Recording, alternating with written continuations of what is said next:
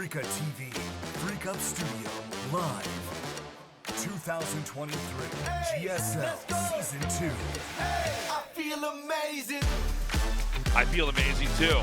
It's day 3 of the GSL. Welcome back, guys, to the round of 16. We're halfway through this phase of the tournament. Today we have one of the few foreigners that's going to be competing in this GSL special, along with an amazing lineup of Korean players. Yeah, Dark, Creator, GuMiho, and Special. We got a little bit of everything in this one. Going to see some mech Terrans. Going to see one of the best Zerg players in the world ever. One of the best Protoss players in Korea. It should be a very fun day. I think the big question a lot of us are asking, though, is how exactly is Creator going to look today? This is a guy who has had a very difficult run in GSL, but he has improved. He's been very hard on himself. He's a very emotional player. And not long ago, we saw him look to be at the point where he was about to win a GSL. He was going to be on top of the world and finally achieve that goal that so many other players in the GSL had managed to achieve. But it seems like he fell off a little bit from there. So I'm most interested in seeing how he's going to play today. I feel like the Protoss meta kind of getting solved a little bit last year really hurt Creator. He was one of those players that was pioneering some of these aggressive styles, especially Blink Stalker play, that carried Protoss to a lot of wins in maps and in sets over the previous year. But as it is right now, Protoss in the meta, it's kind of been struggling. It feels like we need another hero to step up and maybe redefine PvT, PvZ a little bit. Or maybe even just mix in some spice. It's just so hard to see players play the way they are right now with this race and try to find a way to win. I mean, I know it's possible. We see people do it in Europe, and occasionally it happens here in Korea, but it does feel like Protosses need to reinvent themselves a bit. Yeah, by the way, guys, tickets always go on sale for both days on Monday. And come down to the studio, join us.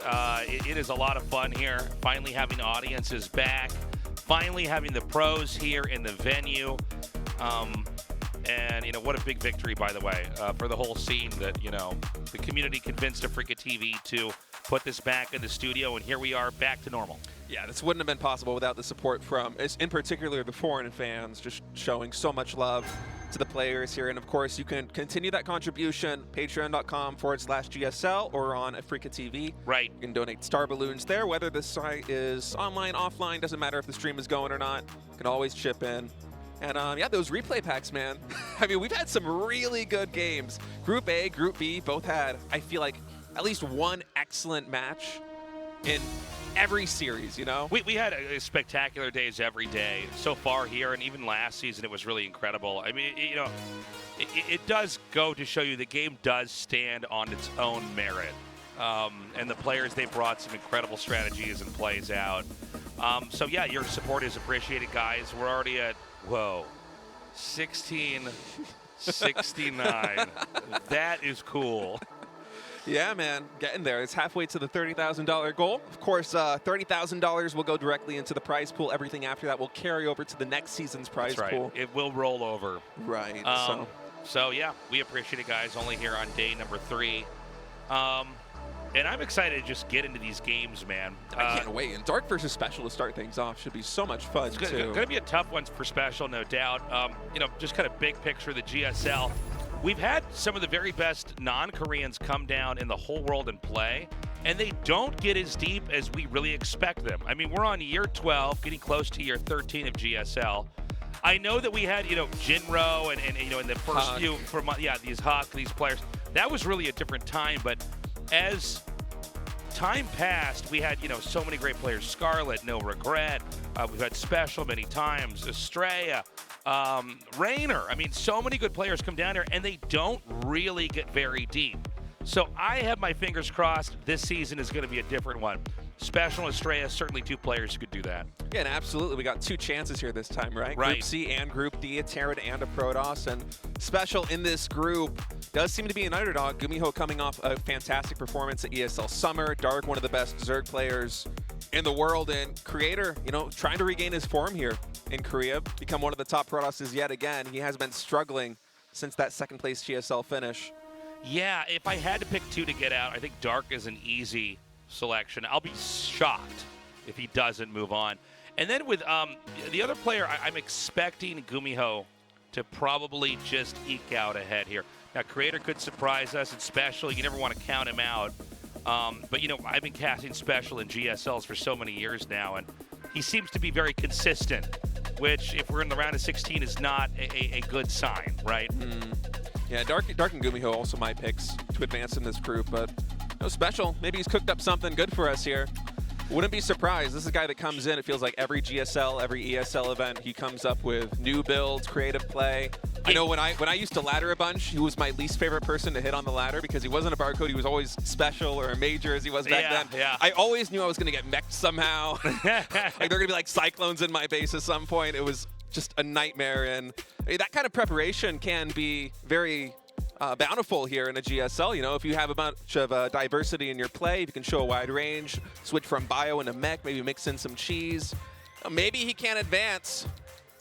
Yeah, he's Special here. Obviously, you know, someone who loves being in Korea and training in Korea with the Korean pros. At this point in time, almost has more of a Korean style than really a European style or a North American style.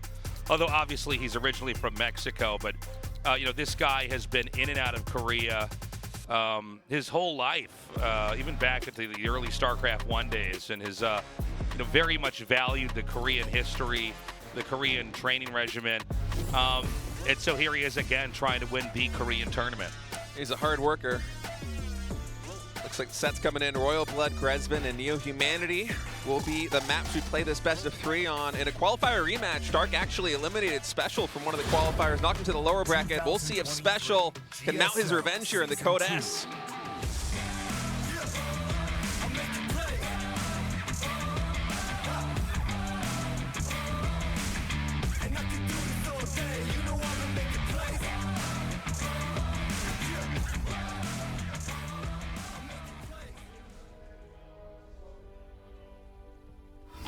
DKZ Gaming, Dark.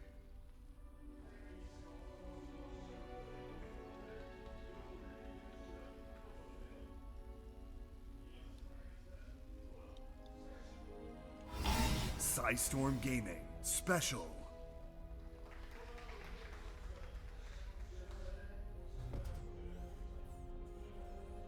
Special looking focused. Oh, look at this. Yeah, Depot and Barracks on low ground.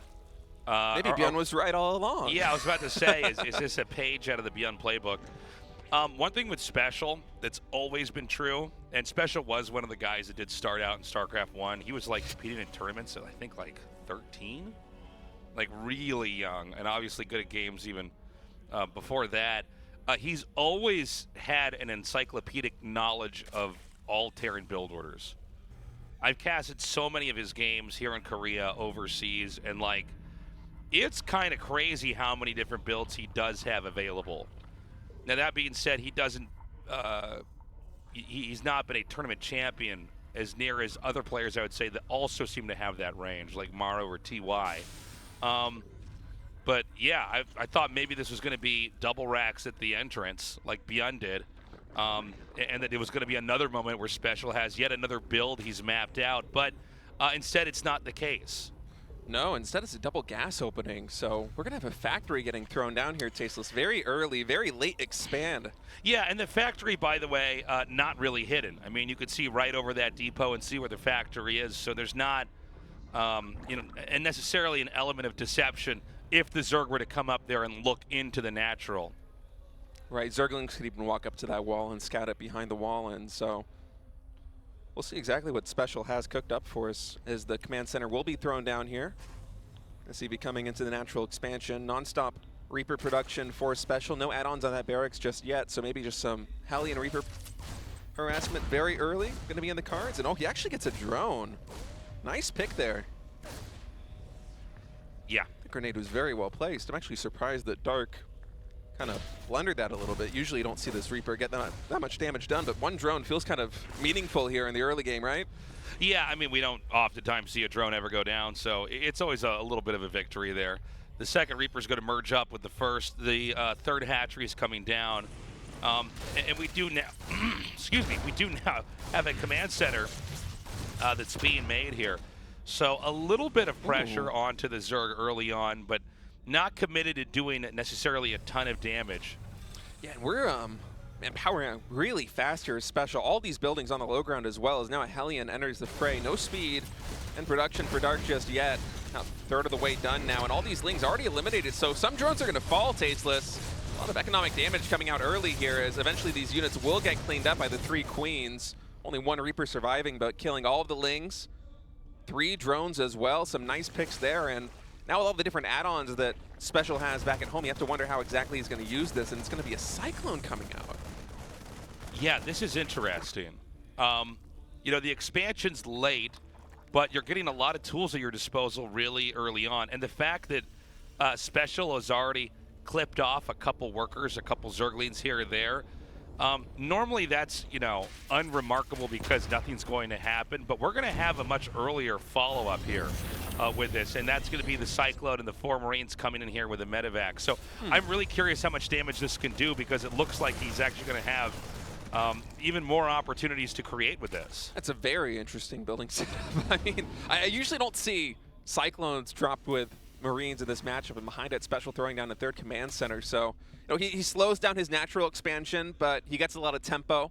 In exchange for that, he trades that tempo for killing drones, for killing Lings, for doing damage to his opponent, and now he has this little hit squad that is going to try and find some damage. With the Cyclone in the mix, he can actually start to pick off some of these Queens.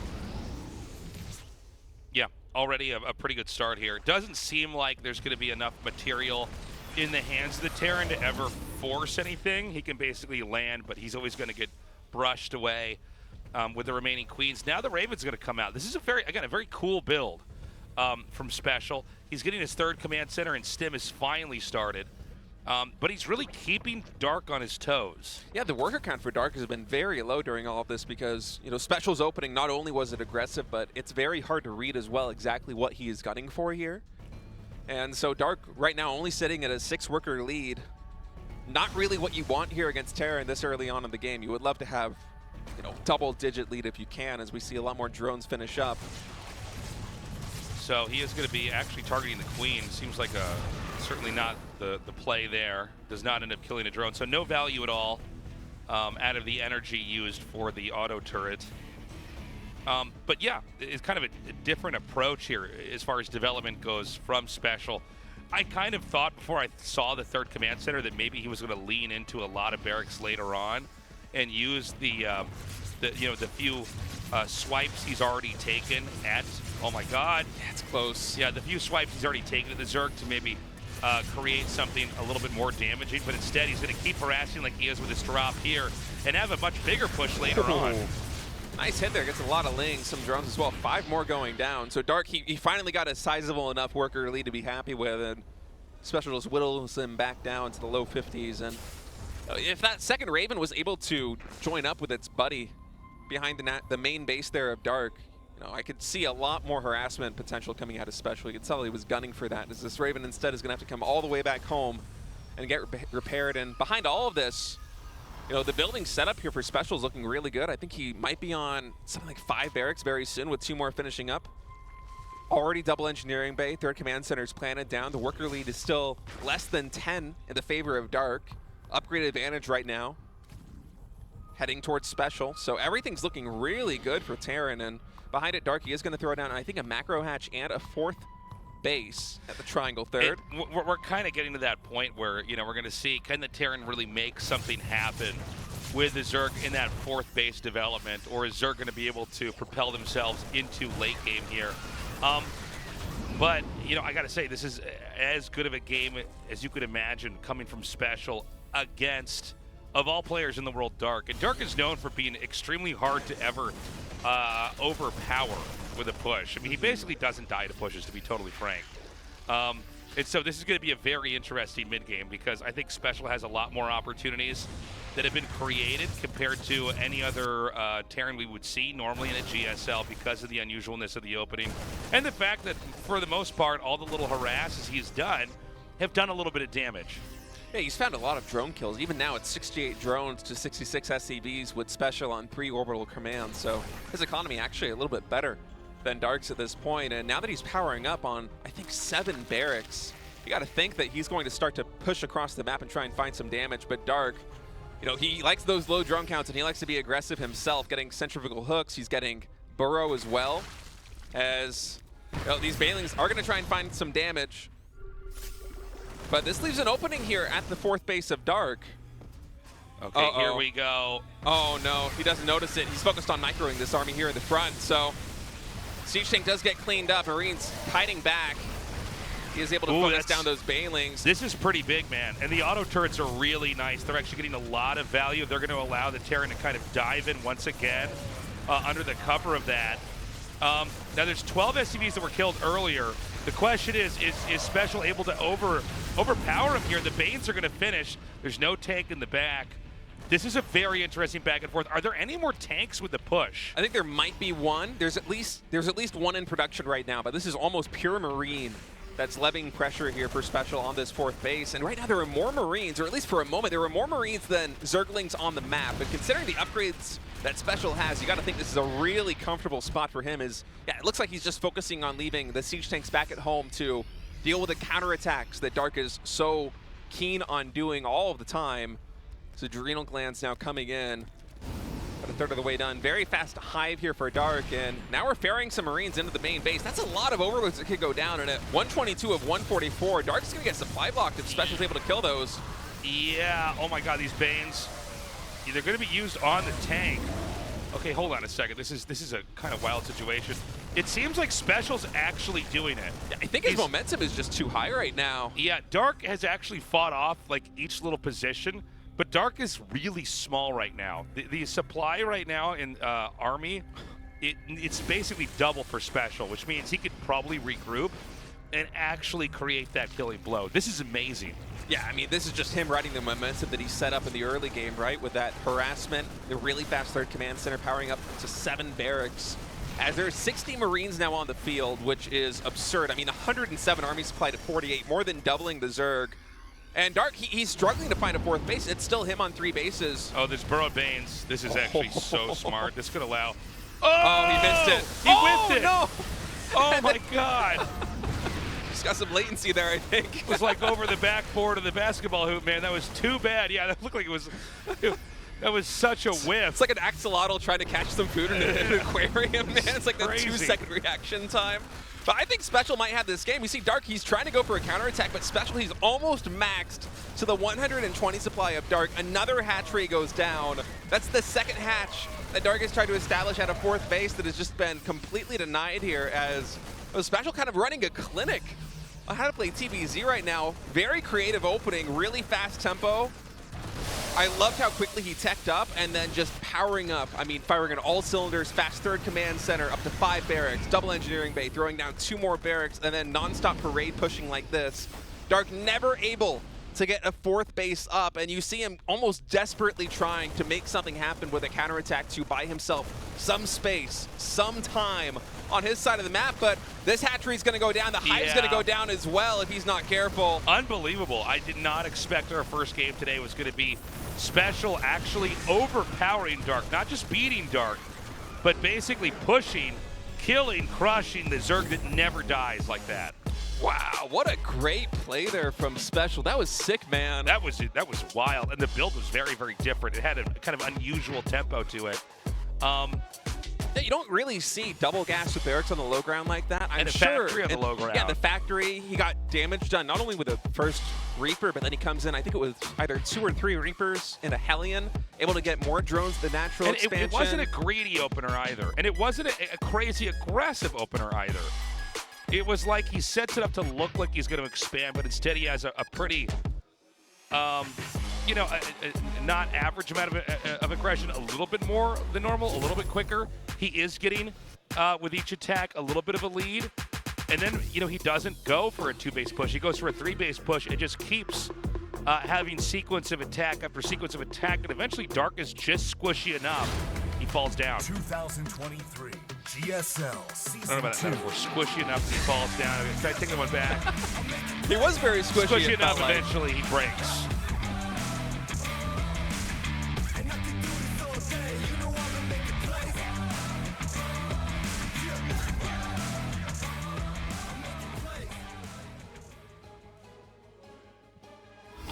DKZ Gaming, Dark.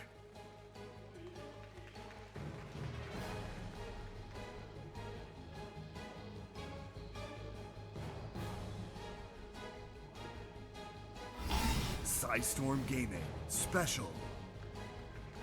I feel like squishy is an apt word to describe how Dark played that last game, though. And maybe the analogy is like well, I think special. His like position became very squishy. I mean, he was able to break in. Pool first. Oh my gosh. Okay, pool first. Hold up. And I think we have, at least it looks like it's going to be the same build. We'll see if we get another barracks or what's going to happen. But Dark likes to go for a cheese a lot of times in a best of 3 or best of 5. Almost always. I've said this in previous casts too. I know people get tired of hearing me say it, but it's still true. It happens. And it's kind of wild to see him do it. Quick pool. I don't know if this is going to be cheesy or not, but he's trying to develop faster than he is to expand. Right away. Yeah, and a different build from Special as well. Just one gas up here, so it's not going to be that super fast tempo of teching that we had in the previous game. It really did feel like Special was, like if Dark was dough, Special just like kept kneading him into like the perfect pizza. It was so flat by the end of it. It was so spread thin. It's one of those nice Italian crust pizzas. You could spread the cheese on him now. Yeah, all these little toppings, got like some Ravens in there, some Hellions, some Reapers. A Cyclone even, and a Medevac. I mean, how often do you see that in a TVZ, right? Yeah, very rarely.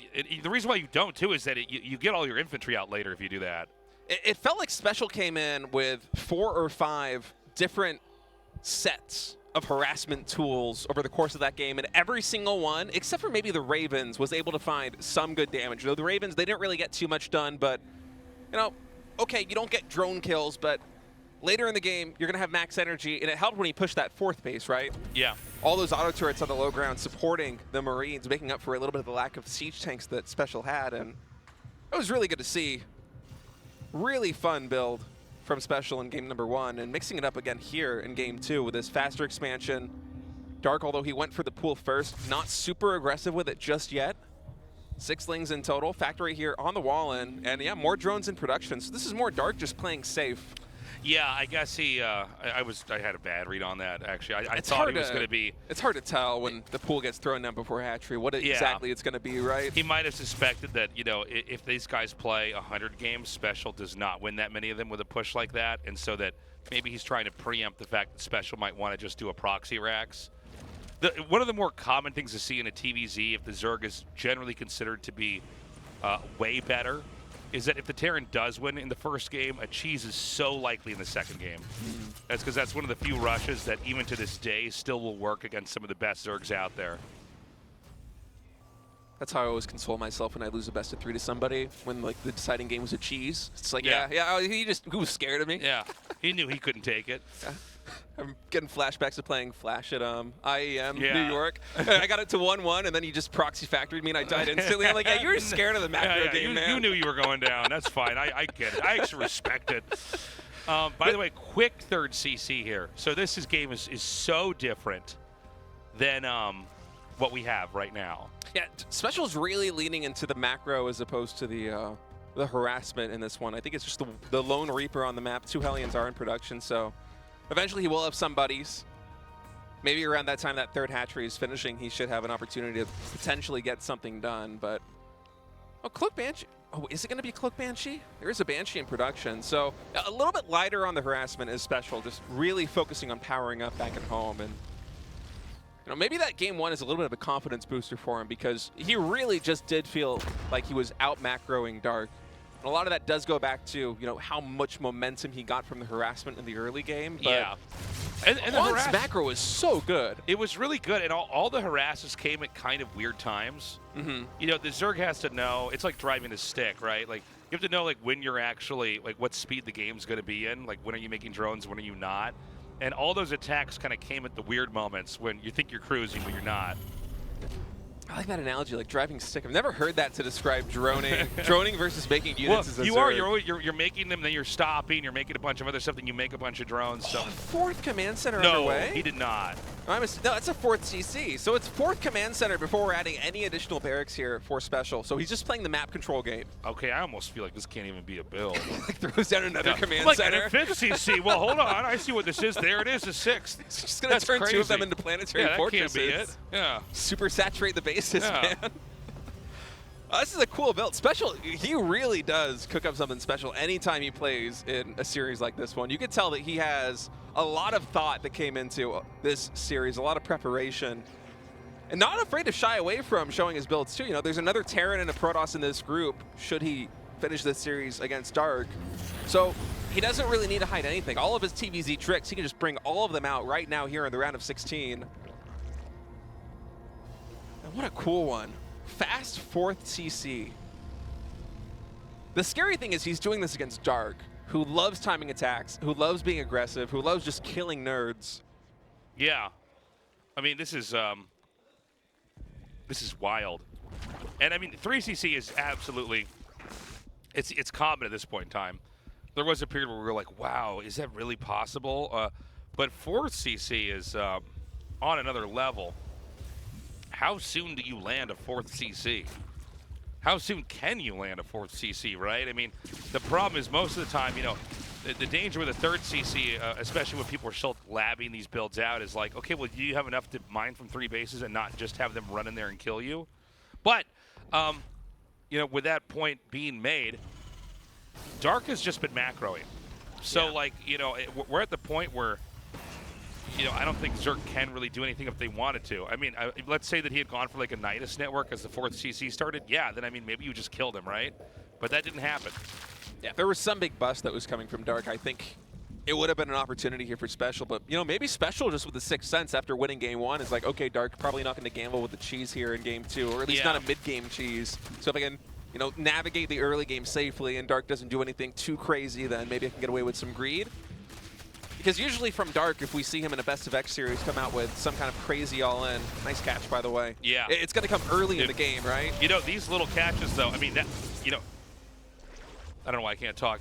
It's crazy to get those, the queen kill and the lane kills and not lose anything. Mm-hmm. That is a little victory that can add up.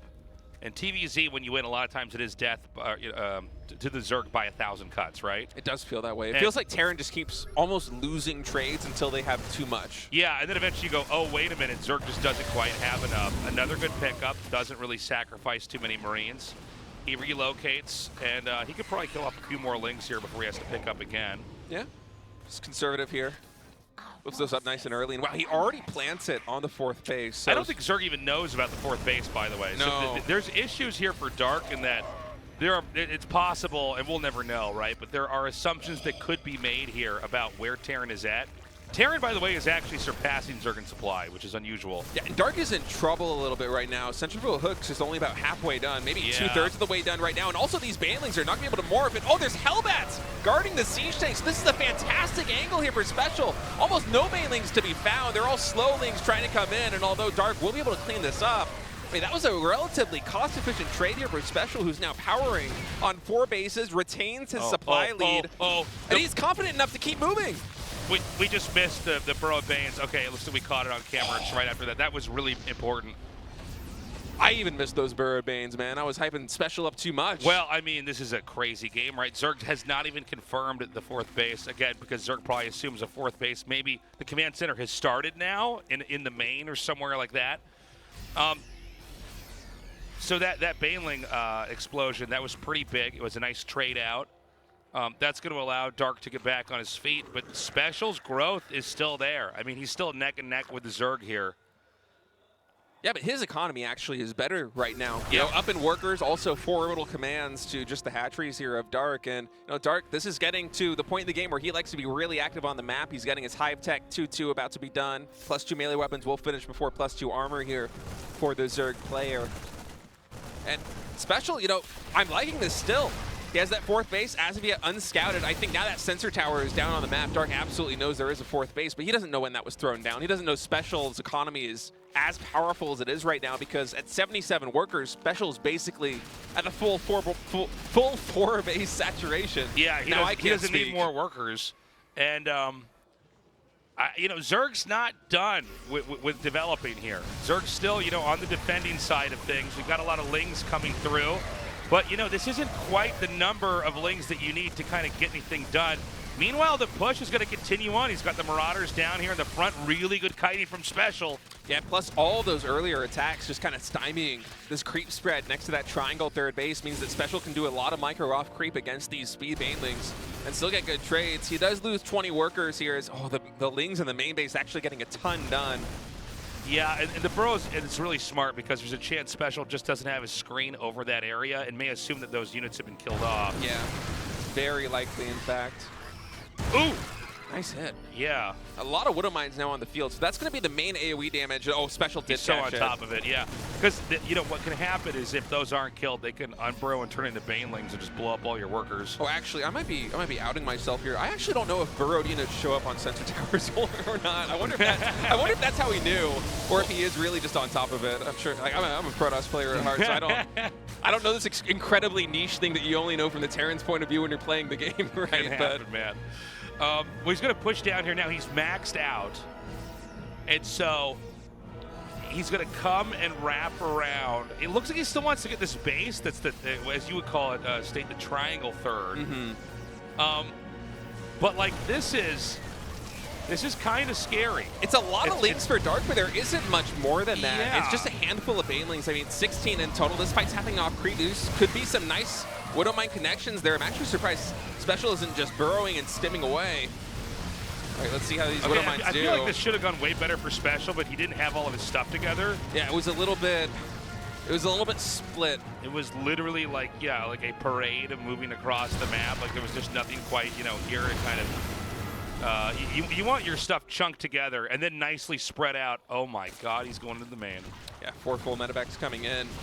Try and find some damage, but you know, 108 Adrenal Lings right now can actually start to trade quite well with small groups of bio like this. It's only really when the bio is a big enough ball that the Lings can't find the surface area, the bio's gonna, you know, be able to handle it effectively. So this is a bit of a difficult situation here for Special. I feel like at this point, any window that he might have had to kill Dark in the short term is closing, if not closed already, and he might need to play more of a Maru-esque late game if he wants to come back in this one because yeah, Special now Dark, excuse me, is on so many bases. He's not maxed just yet, but his economy, it's very good. He will reach max eventually. His ling count extremely high. He's getting, I mean, this must be like 120, 150 lings that are going to be on the map very soon. He's got Vipers out. Fongal is going to be on the field too. +3 melee weapons also soon to be completed here. And so for Special to actually find damage, especially with these small groups of units like this one, I don't really think it's going to be in the cards. So the sooner that Special can identify that he needs to start pivoting towards something more of a ghost composition and just play that late game, I think the better for him. But we'll see. Maybe he can make something happen. I mean, only 3 medevacs as well, and 2 of them are going to go down here. It does feel like these pushes and these drops are going to run out of steam very quickly.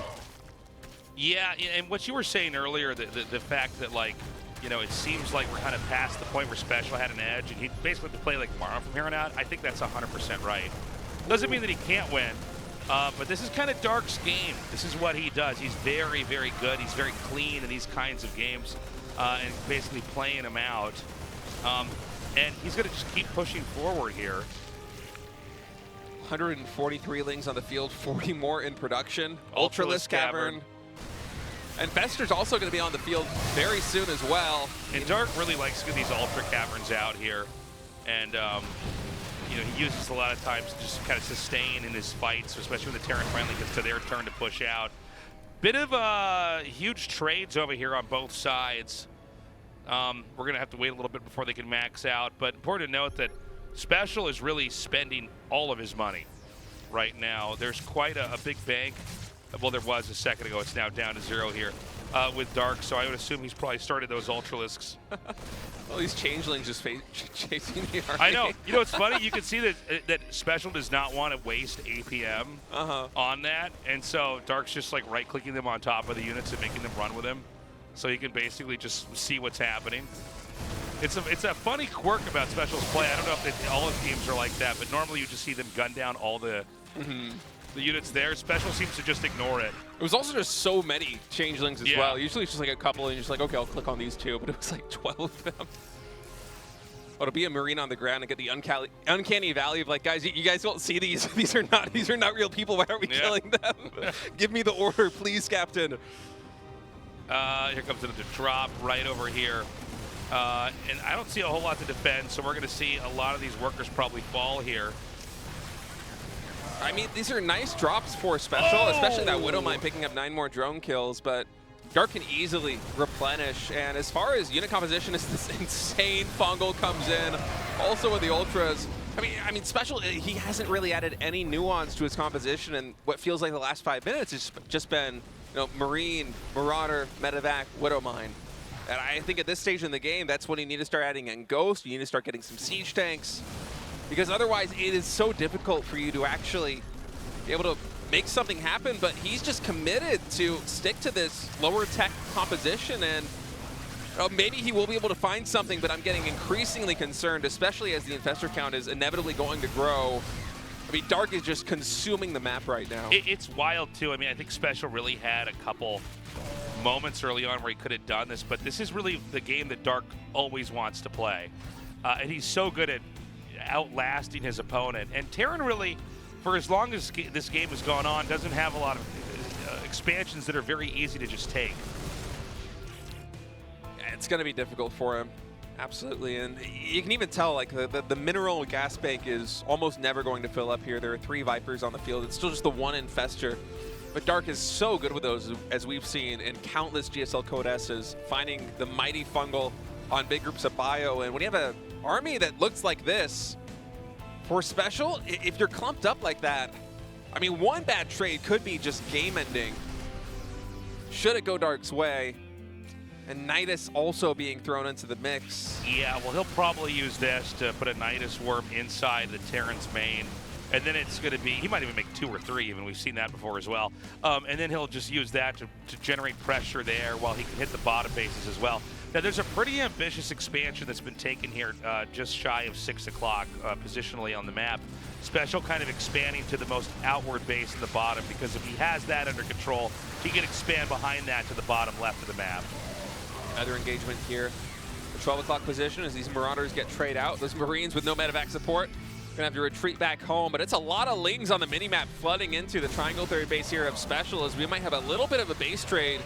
I don't expect this one to go really the distance, but yeah, okay, Special is gonna back off. I thought for a moment he might try to snipe perhaps some tech and, the Hive or maybe some critical tech structures there, but he just decides he needs to come back home and deal with this, because Cracklings absolutely shred buildings. I'm quite sure they even have building armor even too, looking at this. It's just like it doesn't matter that much. Looks like he's going to be able to bust open this position here as well. A lot of workers are going down. That actually could be close to game, by the way, with it between the supply plummet and the worker drop here. I think it has to be. I think the Dark, I thought this was going to be a game that would probably go on for like 25, 30 minutes, but it seems like Dark might just be at the tipping point here. I mean, there really just isn't a lot of, there are a lot of tools that, wow. Oh my God. Dark's got some of the best fungals in the business, I gotta say. His fungals take up more surface area. That's what that looked like. It does feel that way. Yeah. He's like a co-op commander that just gets all these special augments to his Zerg units, man. They're like, bigger and greener. His Zerglings also do more damage somehow. Crackling does like extra 50% instead of whatever it is they do already. I mean, just absurd game here from Dark. I mean, he was really firing in all cylinders. And I love the opening we had there from Special. I mean, the super fast 4th base. I felt like there was a window where he really could get a lot done. But just, it's very difficult to play Marine Marauder, Medevac, Widow Mine, especially Widow Mine instead of Siege Tank, and try to play that extreme map control game against someone as good as Dark. And I mean, Special, you could see in that game, it took Dark forever to really break through, because Special's macro is so good, because he does have great game sense. His multitasking is fantastic. Yeah. But at the end of the day, Dark's tech tree, it was more filled out. He had the more nuanced army, and he was able to ride that to a victory. 2023 GSL Season 2.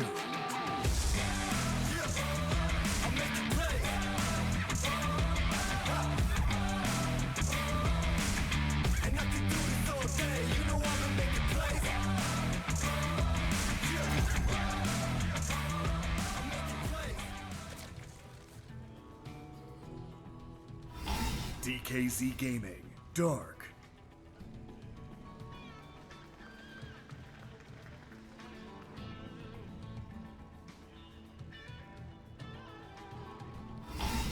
Storm Gaming, Special.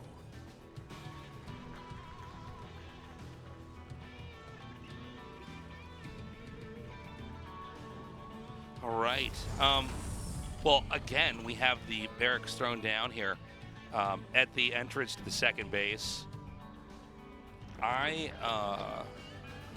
very interested in what kind of game we're going to have, because Special's done two very different builds. And like I said, at the very start of the best of three, he always has a really big range of builds. He really has a very deep toolkit, and can kind of reach into that toolkit and pick out whichever tool he needs, which is going to be the build order against whatever pro he's against. But even I haven't seen him use these two styles. Four command centers, which, by the way, that worked. He actually had a lead. Dark just did a very good job with Baneling mines planted on the map, and some pretty good surprise angles. And I think Special kind of dropped the ball when he had his biggest push coming out. Things weren't together enough. They really were kind of in this long string moving across the map, which didn't let him take the fight that easily. But I want to see what Special does this time here. If this is going to be a build that's a little bit more standard, a little bit more orthodox, or does he have yet another crazy idea at work here? Yeah, it looks like the build from game number one with the double gas, factory on the low ground. Yeah. So going back to what worked for him in the first match of this series, and Dark, I gotta say, he's the one mixing it up this time. Gasless, third hatchery. Yeah. Not really a Dark opening, No. I gotta say.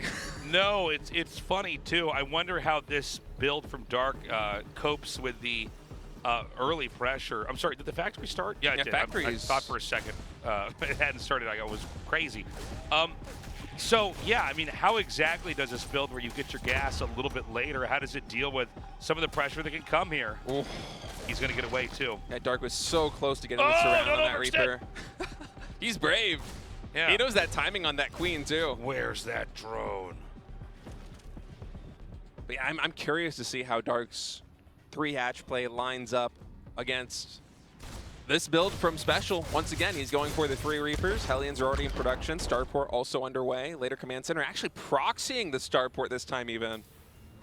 So this is an even more aggressive variant of the high tempo harassment focused play that we saw from Special in game number one. This is like kicking that up a notch.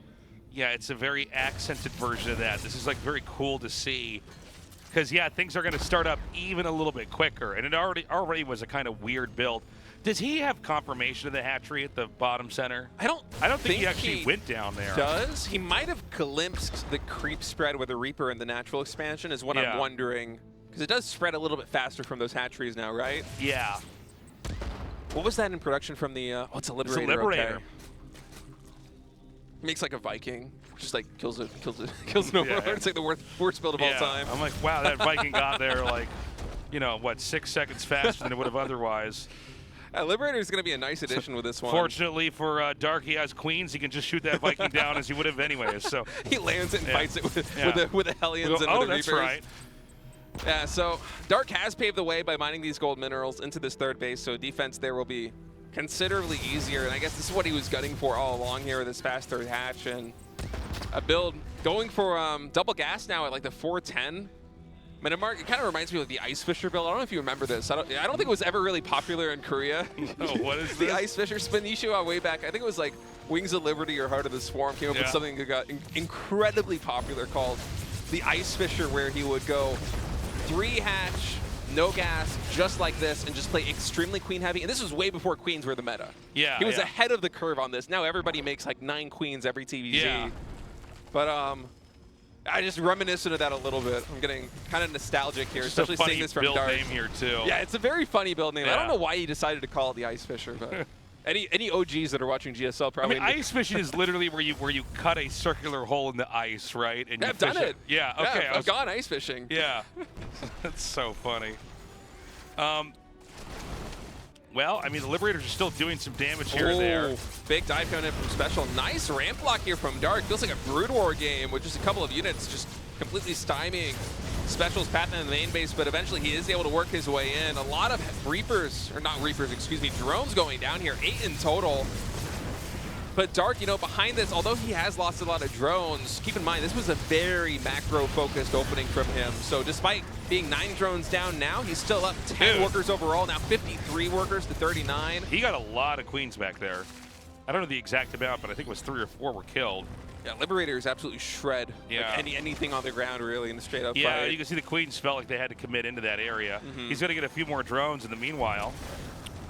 Yeah, but this isn't really the momentum game that it feels like it was in game number 1, just because Dark is playing a much more macro-oriented style here. Well, we're going to get the real test here from Special now because he's getting stim, he's getting those Marines and tanks. Everything before Marines and tanks is intended to, like, trip up the Zerg, kill workers when you can. Look at this. Yeah, these Roaches actually getting some damage done over on this side of the map. An add-on. Liberator sieging up might protect it. You know how painful it is to watch slow Marines try to stutter step into Roaches?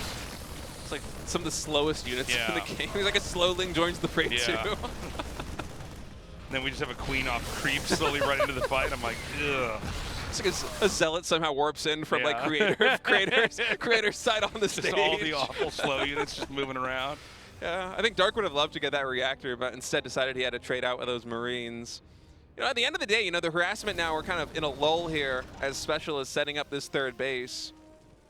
I feel like the harassment, although he did get a lot of drones, you know, it is still not the momentum that he got in game number 1. I think the biggest advantage perhaps here for Special is that the creep spread for Dark in this game is absolutely abysmal. Right. The natural basically just connects to the third because it connects to the third on the map, right? We have the first couple of tumors outside of both the natural expansion and the third base basically getting set up now. And also the queen count, as you commented, a lot of them got taken out, I think 4 in total. Yeah. So that Liberator there in the main base with the Hellions and with the Reapers, so there's not as much queen energy here on the field for Dark, just 6 queens in total, which, you know, is a little bit on the low side for a ZVT. And, you know, maybe Special, if he's able to get something done here in the next couple of minutes, can just push the creep spread back to the point where Dark really is going to be struggling for map control, but going for a Roach Ravager style, it's tough to fight against this without good upgrades. This is really a fighting Zerg style here. He wants to come in and basically go toe-to-toe with whatever the Terran's going to have, and that makes it a lot tougher to kind of set up positions and do that, you know, maneuvering where you're, you know, trying to pull their banelings into your tanks or shave off units by shelling the queens and the lings. Instead, you're just like with Roach Ravager, you're going to look for them to try to be on the move on the map and then take that fight as they stim, as they siege up. And I wonder what the adjustments Special is going to make to his unit compositions will be here, going up against Roach Ravager as opposed to what has been a mostly Lingbane composition from Dark this series. And now with these Stim Marines, I think +1 is done here for Terran, so he's actually able to trade quite well with these Carapace not yet completed. Yeah, not bad.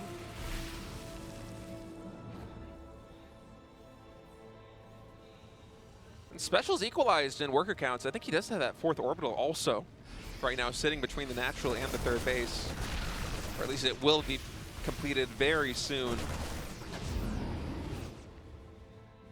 It's kind of funny, you know, this was going to be used to make the Liberators and try to close the game out. Now it's an awkward place to have medevacs come out of because they have to, you know, jettison back over to where the Terran is. So this does actually slow down drops and pushes a little bit. Yeah, this is an ambitious 4th base for Special, by the way.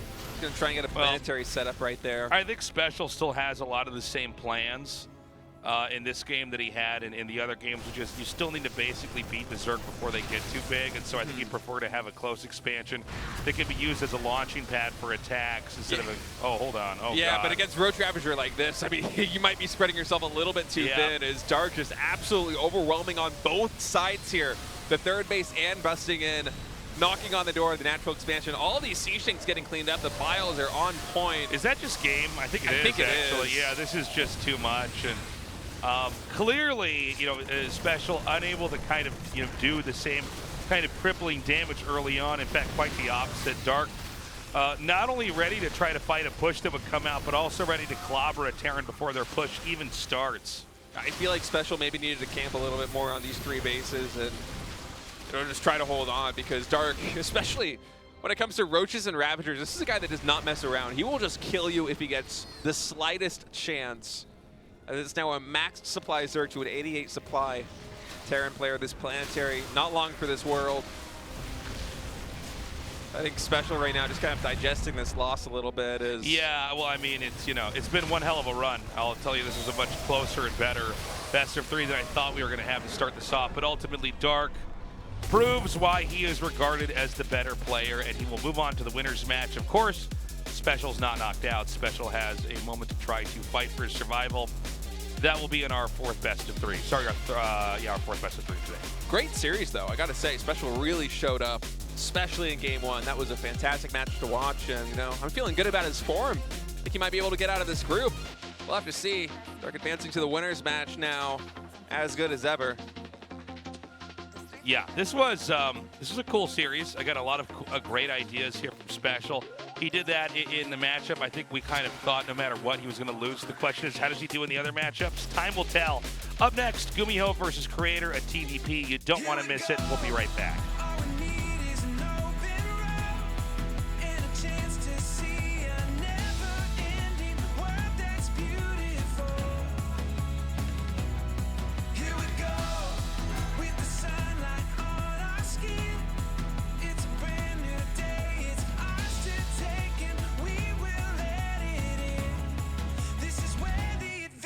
Begins.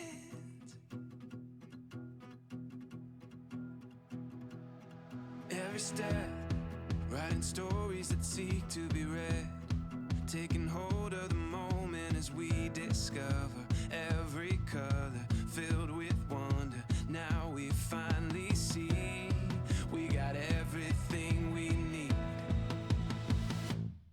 Here we go.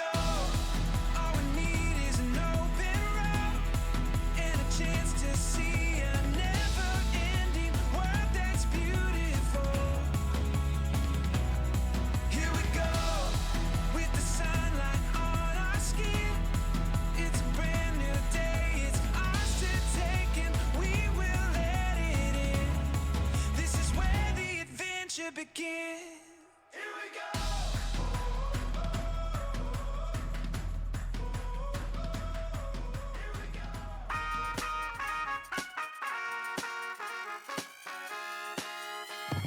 Shine like the sun when the pressure's rising up and you don't know where to go. You might think of giving up. Sometimes life can bring you low, but mama ain't raised no quitter. I ain't come to take it easy, I ain't come here to fail. Father told me keep believing, so I know it is well. Feel good when you slide through, ain't nothing you cannot do. I feel on top of the world, who can stop you? Tell me, are you looking for a breakthrough? Hey, hope you ready to run. Hey, let's go. If you're looking for a breakthrough, come on, gotta shine like the sun. Shine like the sun. Your time's coming. Just wait and see. Keep on running. Hey, 'cause it was meant to be. So you gotta shine like the sun. What's life without any problems? When did it ever seem fair? Gotta make your way through the jungle. Don't feed the lions and bears. Sometimes we get scared, sometimes unprepared. But like unchecked bags, gotta carry on. We can make it, yeah, we can take it. Come on, don't hold on to that fear. I know, we're almost there. I'm looking for a breakthrough. Hey, hope you're ready to run.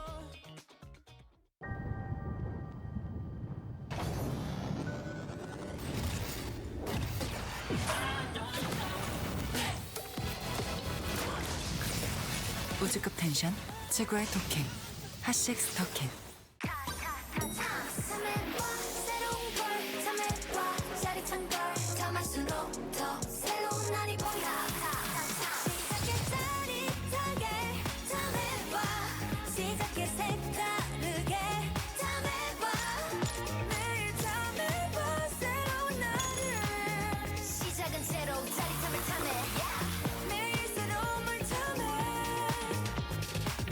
너도 탐세봐, 탐세로. 똑같은 하루에서 답답함을 빼면 더 청량해질 거야. 제로처럼.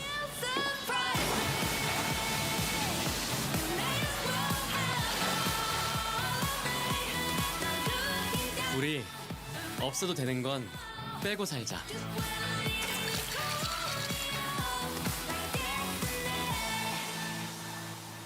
칠성사이다 제로.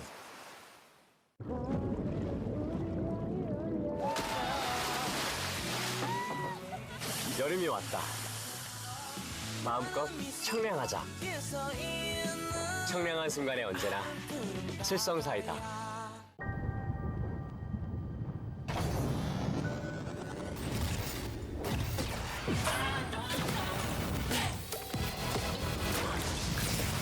우주급 텐션 최고의 토킹 핫식스 토킹.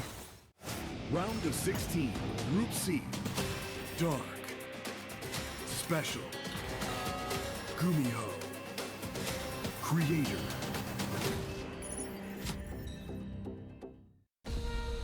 Africa TV. Freak Up Studio. Live. 2023. GSL Season 2. Welcome back, everybody. We just had a great series with Dark versus Special. Special really putting up quite a fight against Dark, even taking Game 1 in the series off Dark before Dark fought back twice as hard and came out with that 2-1 victory. Up next, we're going to have GuMiho versus Creator. Yeah, this should be an interesting series. I don't really know where Creator is at right now in terms of his form. It feels like it's been a hot minute since we saw him do well in a GSL Codest, right? As Protoss, especially in Korea, has been struggling a little bit. Meanwhile, GuMiho just seems like he's on fire right now, man. I mean, he's just been popping off in S-tier tournaments, made another round of 16 here in the GSL Codest, and I mean, you see right here on your screen, second place against Cyril, 2-4, almost a champion from Masters 2023 Summer. Yeah, man, GuMiho has been in incredible form, and he's also just been like a kind of tough guy to pin down on what he's going to do. He's got an abstract approach to the game. He clearly works with his own set of ideas and approaches. And he's going to go up against Creator, and Creator, you know, I got a lot of respect for this guy. He's worked his ass off. He has a lot of love for the game. He's very hungry to become a champion. He also, like Special, has a very wide range of builds. He has a lot of stuff he's working with, but he does seem to blunder moves. He does seem to misstep in game. It does feel that way, and I think some of that comes down to emotions. He's a very emotional player, and if things start to not go his way, or even if he feels like he's underperforming, you know, his own expectations for himself. Maybe like he's winning the match, but he missed micro some oracles or some other units. Forgot an upgrade or something. Exactly. Yeah, we've all been there. You know, you could be your own worst enemy. So we got to see if he can conquer those demons, but at the same time, his opponent is so strong, and especially right now in such good shape, it should be a really interesting match. 2023 GSL Season 2.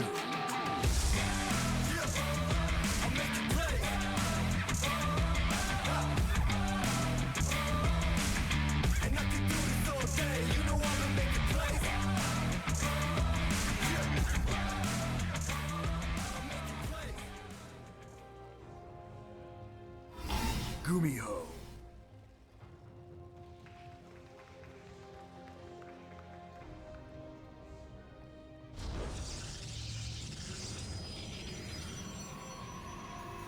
Club NV. Creator.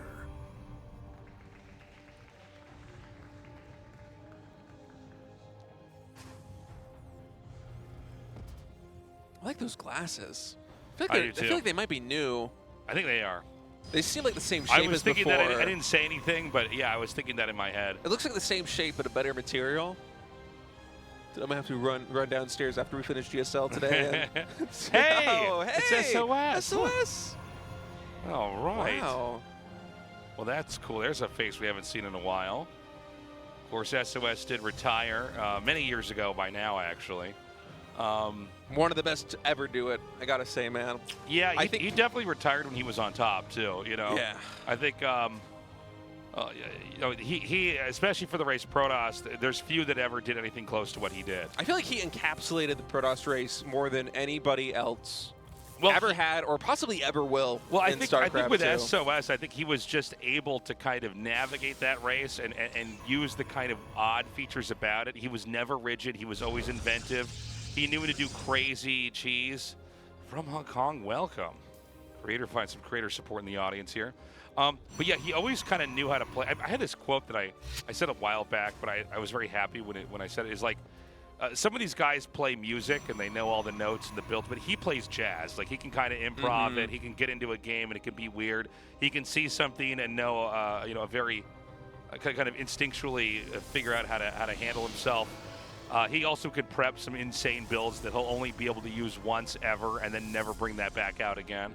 Absolutely. One of the scariest people to ever have to face like a best of 5 or a best of 7 as well. Well, he won several BlizzCons when that was what the de facto world championship. $100,000 man. Yeah, I mean, he just was so good. So that's very cool to see him back here and supporting the GSL and everything. I wonder how much he talks with Creator about his gameplay at all. So I do know that some pro players, they retire, but they still keep up conversations about like the game. And yeah, well, a lot of them sometimes will even queue up and play a couple. They just don't. They want to take down the mantle of like especially when you're as big as him. Any tournament you show up, people are like, "Are you going to win this whole thing?" And he might be like, "Oh, I'm actually." Some people say they're not active when they are. You want to basically publicly say, "No, I'm really not active, and don't expect me to be there." The game's going to have a different kind of place in my life, so to speak. All right, so on Creator side of things, Gateway expand into a Twilight Council here. Presumably will be Blink as he starts that up, whereas GuMiho also playing quite standard. No, a little bit faster with the tech. I think 2 Reapers in total. Widowmine, cheeky Widowmine out here. Might be able to catch some Adepts later. I imagine that's going to be a Widowmine drop coming out of GuMiho. And nothing too crazy here in game number 1 from either of these guys. I mean, GuMiho and Creator, 2 players that are not the type to shy away from experimenting or getting crazy, even in game 1 of a best of 3, a best of 5, a best of 7. But here just playing quite standard overall. 2 more gateways and a Robo, so 3-gate Robo in total, along with Blink. I'm sure a third base will follow this after the Widowmine drop gets repelled, and looking to shape up to a pretty standard macro game. Oh, there we go. Value. Now that's, we talk about this, but that's the kind of moment that could be tilting for Creator. There's also a big drop coming up towards the main.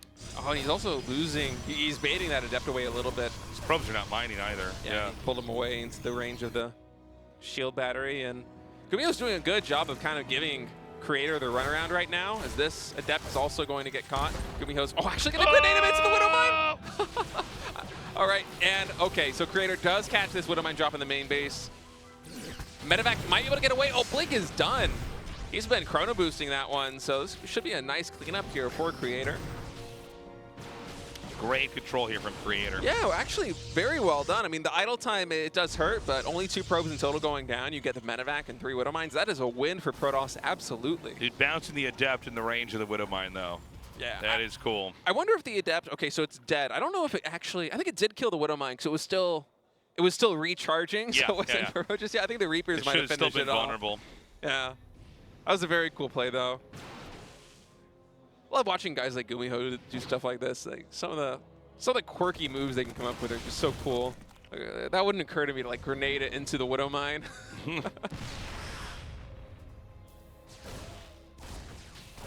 All right, so Creator finally cleaning up everything on his side of the map. Last Reaper does go down, so now it's just Marines, tanks, and a Raven on GuMiho's side of the map, and Creator with Templar Archive coming out behind this too, and also a Stalker drop.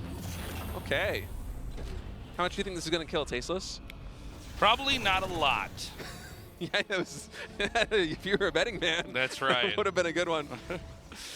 No, I mean, this is, so far, though, honestly, from Creator, but a pretty decent game. He had some shaky moments at the start, but he's got that Templar Archives up now. He's getting all his gates out. And the Storm upgrade started. So this is just a very trendy build in the meta now this year. We see a lot of Protoss players try to dish out this style of play. And the idea is that if you just get a couple good Storms, you're going to make the attacking armies so brittle that the Stalkers and everything else can pretty much clean it up. It feels a little bit like an older style of PBT. Yeah, it does, right? I feel like actually a really old style for how long, you know, Legacy of the Void 3-base play has been out. And even getting Storm, even before that, there were some moments where Protoss would try to tech rush into that. That's kind of like the old StarCraft 1 idea, was in certain matchups, like you just need to rush into Storm because it's so good. And it went away, idea-wise, in StarCraft 2. It seems like in competition for a little while, but it seems to be very much back in style. Yeah, I like that Protoss players are trying to mix it up a little bit and try to, you know, find a solution to the meta problem that is PBT right now for them. And a lot of Protoss players think that Storm might just be the way. Personally, I wouldn't mind at all if the meta decided to trend this way. I think Storm PBT is one of the most enjoyable matchups to watch by a lot. I mean, it feels like so much is hanging on every thread. Sure. That's a lot of damage on these Stalkers, by the way. They're almost all bruised. Yeah, Creator's trying to buy a little bit more time. He wants to get more energy. He wants time for Immortals to pop out on this side of the map because this is a very dangerous push coming across by GuMiho. Behind this, there is a third command center that is nearly done. And first Storm comes in. Not the best one. A little bit of damage is done. But now with charge completed, you got to think that Creator might be feeling like it's time to go. A little bit disjointed here, in fact. Yeah, this is a fight that seems like Terran is narrowly hanging on. Here comes the Storms now. The Immortal Being here can basically push this all the way back, and it definitely a fight where both sides suffered losses, but I feel like Terran no longer has the ability to try to gain any ground, and the counter push, I think he can actually just seesaw all the way to the other side of the map. I think that he can deny the third CC. Yeah, there might be an opportunity for that. I think Creator has 2 or 3 Storms in total in the bag across these 2 Templar because he warped them in very early. The question is, does he want to push? More Immortals in production, more being rallied across the map as he's going to start gunning for a 4th base soon, you would think. And now just kind of pivoting over towards the natural expansion and the 3rd base here of GuMiho. And I feel like there is a window here. You know, only 13 Marines, 13 Marauders, a handful of Widow Mines. Well, you know, I don't know that he can come in from this side. I think he might have had a chance and he just pushed directly, but I feel like now it's going to be a little bit tough to get in. He's going to warp in these Zealots. Yeah, there's an Archon, which basically is the unit that says the Protoss wants to go, but this is also scary because the disables here on the Warp Prism. The Templar on the Warp Prism has 2 Storms in total in terms of energy, but now it's, you know, disabled. GuMiho is strengthening his position here in the center. He's backing up. I think the Medivacs actually had almost no energy, by the way. So I don't think they could have done much other than stim, and they would have to like win the fight immediately, or they would just all get wiped out. I mean, so much of winning with, you know, Marine, Marauder, Medivac is having the sustain, the heal that kind of couples with that lets you actually slowly snowball the fight. Colossus production now underway here for Creator. Second Robo as well. So as soon as GuMiho finds the answer to the Templar with, oh, he's gonna get a Raven, isn't he? Nice. Nice catch. That was a high energy Raven too. It's half the Ravens with that group.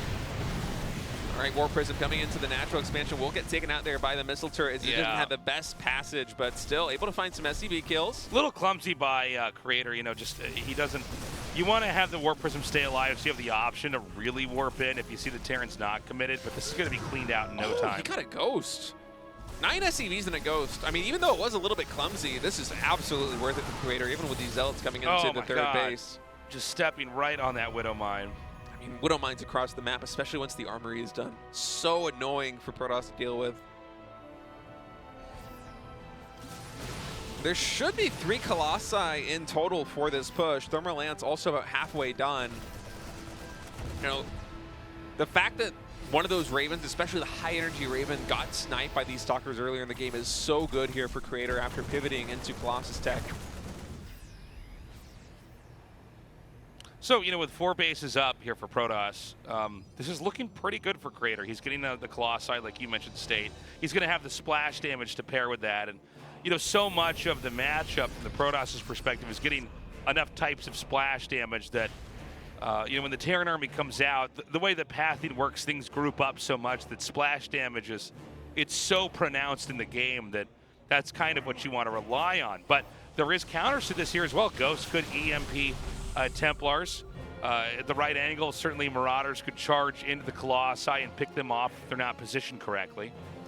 Yeah, and right now Creator has been trading a lot of Zealots, a lot of Stalkers out, just to find damage, you know, sniping Ravens, going for drops like that. So there isn't too much meat to this Protoss army. It's a lot of very high-tech units. There's 2 Archons, I think 4 Immortals in total, 4 Colossi, but only about 17 Gateway units right now on the ground, 10 Stalkers and 7 Zealots. So as far as compositions go, this has a lot of power, but also feels very fragile. So the way the Creator navigates the map and how he sets up for whatever the next engagement is going to be has a lot of say on how it's going to go, especially with this Raven and all these Ghosts on such high energy now. I mean, GuMiho has really been biding his time, just allowing his upgrades to come in, not afraid of scaling alongside the Protoss player here.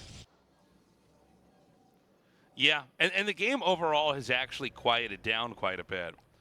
You know, a lot of times PvT, it doesn't last that long very often. It seems like it's, you know, a matchup where either side can get the kill either way, but we're getting to the point where both sides are going to be maxed out, which means eventually, you know, a fight has to happen, right? You can't just stay back and turtle forever. It does look like it's GuMiho who's itching more to have that, but where exactly is he going to go? I feel like GuMiho is almost posturing just to keep the expansion rate of Creator down more than anything else. I mean, his army is effectively split in 2 here with these groups, and they're just roaming around these sections of the map where Creator might want to drop a Nexus, so he's going to walk in here, see there's none, maybe pop back out. We'll see. I do see him on the minimap actually deciding he might go for a snipe here. Let's see what damage he's able to find. He's hitting 2 areas pretty hard. I don't know exactly what the spread is like. It actually looks pretty good, excuse me, for Creator. You know, but with Colossi, as a unit, especially in really long games, one thing to remember is, like, they're not that fast. They're not that quick. It's kind of funny because the way they were designed, like if you go all the way back and look at the tapes of like Blizzard showing this unit, which was one of the units they debuted for StarCraft 2, it's like, look, and it would like walk up high ground, and you could hear gasps in the Korean audience, like, oh my god.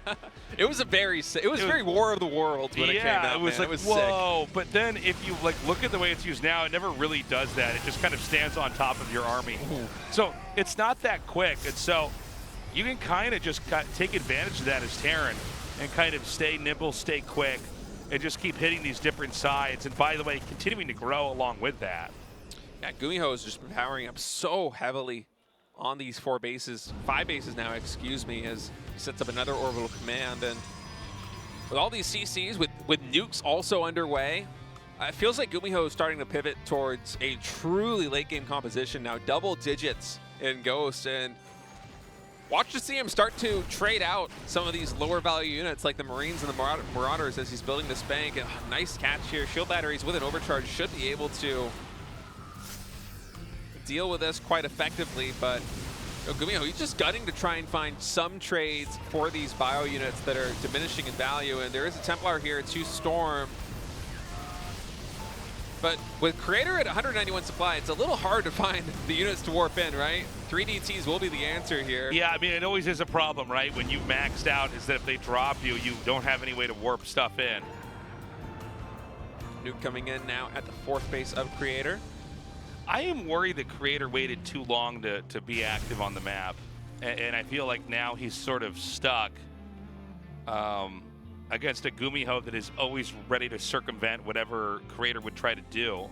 Yeah, GuMiho's absolutely playing for the supreme late game here. I mean, with nukes, with all these orbital commands, and with how rapidly he's teched up, his army, you know, goes toe-to-toe with Creators, basically. Even if they were to fight right now in the middle of the field, I feel like GuMiho could easily take him on. So there is a little bit of a fear here for Creator that perhaps he did lose that momentum.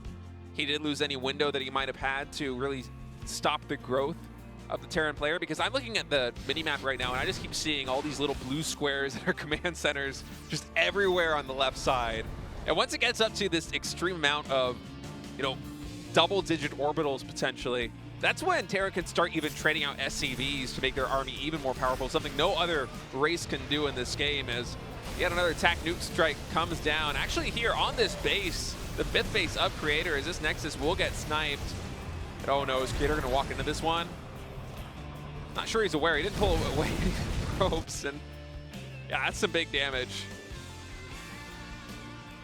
Yeah, I mean, the nukes, it's funny, you know, it's not every day you get a matchup like this one where you're thinking of, you know, well, Terran now is the phase where they're going to nuke. That was a sick EMP. My God. But here we are. It's become a very passive, by far the slowest PvT we've had here for this season of GSL, honestly, for the whole year of GSL. Yeah, it's been a slow one. And Creator, he's trying to play the late game right now. You see him making a carrier transition. Yep. But this has been scouted, I think, here by GuMiho with his scan. He should be able to see at least one Stargate, if I'm not mistaken. He's going to deny armor, too. Oh, yeah, +3 ground weapons +3, and yeah, +3 armor both getting denied here as the first carrier is revealed. And man, that sets Creator back a lot. It takes a long time to finish that upgrade. Now he has to wait for the forges to complete and then restart the production. It's going to be minutes before those upgrades are done. And now GuMiho taking into BCs, getting a lot of capital ships on the field. And looking at the banks right now and the mini-map with how massively GuMiho is just consuming his side of Grezven, I'm feeling really good about GuMiho's odds of taking this game. I'm trying to imagine, you know, what Creator can do from this position to really start to even things up, and I'm not thinking of a lot of solutions, and that's a dangerous situation here for the Protoss player because, you know, we can see everything. Sure, we have the God's view, right? We can see everything on the map, and even now, the problem to solve for Creator, it feels very difficult. Yeah, well, I mean, it's going to be a lot of time before he can really get, like, you know, a carrier fleet out that's going to be viable. He's not really interfering with the Terran almost at all. I mean, I guess these Immortals are going to be up here, but this is really him just wanting to get rid of these Immortals to free up supply. So, you know, I get it in some matchups where you're like, I'm just going to hang on. I'm going to outlast you. And it's like, okay, but Terran's also trying to do that. So one of you is wrong. Yeah. You know? And I might catch some flack for this, but I've always felt like if Terran truly can get to, you know, mass BC type late game, there really isn't much of an answer for Protoss. I mean, you really only have Tempest that can handle them. Yeah, I mean, there's a point, and I mean, we'll see what happens because we might end up in exactly that game. But I'm curious with Creator. You know, a lot of times you try to get up a couple more bases, and then you want to try to control the Terran's growth. You're kind of almost playing that Zerg's role for a little bit, but then you do need to end the game here. And instead, we saw a really passive game. And I mean, you know, again, Terrans are never supposed to be able to just easily get the half the map, the same way that Zergs can. Protoss are also not supposed to easily get half the map. Doesn't mean it doesn't happen, because it's happening in this game for both races right now. But if you're going to have a game like this where development-wise, the Terran just goes unimpeded, I do wonder how exactly that pans out for a Protoss. And by the way, this is a matchup we don't really have long games in. It's actually one of the shorter matchups in StarCraft 2. Yeah, it's quite rare that we have games go this long. And you know, Creator, I understand him trading out these Immortals to try and build this super fleet of carriers, which, oh my goodness, he's 11 of them now. I'm really worried about his bank, Tasteless. I mean, less than 1,000 minerals still, and he's going to be making more carriers, so that's certainly going to go down because he is not yet maxed. Whereas GuMiho right now is sitting on 6,000 plus total resources with a massively efficient army composition. Even looking at the bottom right there for a moment, we had it on screen. I think it was minus 19,000 resources lost for Creator, 11,000 for GuMiho. So he has just been so efficient. And should this really go to a truly split map scenario where we're starting to mine out all of these bases, you know, say Creator is able to bounce back and despite not having this bank that he needs, is able to fully take his side of the map, well, then cost efficiency, it comes into play, right? And suddenly, you being minus 8,000 res in terms of cost efficiency really hurts. Yeah. Because that's all the extra resources that Terran can just invest in their army that you've already spent on units that have died. Yeah. I mean, well, here come the BCs. 13 carriers, by the way. I don't even think I've seen this many carriers from a Protoss player. Maybe I'm dead wrong and these can actually just destroy BCs, but... Well, let's see. I mean, I don't really cast games that look like this, right? A lot of times the PvTs are a little bit more action-packed early on, where this one was very slow at the start. And, you know, here we are. Now he's getting Tempest, so he's going to try to complete his army. There is something to what Creator's doing, though, right? There's a point where maybe, in theory, you can bank up so much money, slowly trade out your Immortals. I don't know what the the next thing in the decision tree is for what to trade out. I guess maybe Stalkers or something. Yeah, Stalkers for sure. But Oh boy. eventually you just get enough of an army that, like, it's like, well, how does Terran deal with it, even if they can refresh and remake stuff? By the way, the maxed out Protoss now has a dilemma where he can't get warp-ins easily here, so the carriers are going to come through to try to take care of that. +2 air weapons and armor both get denied, by the way. Yeah. Which is just absurd, because that is his entire army right now is the Sky Fleet, and it only has +1 air weapons.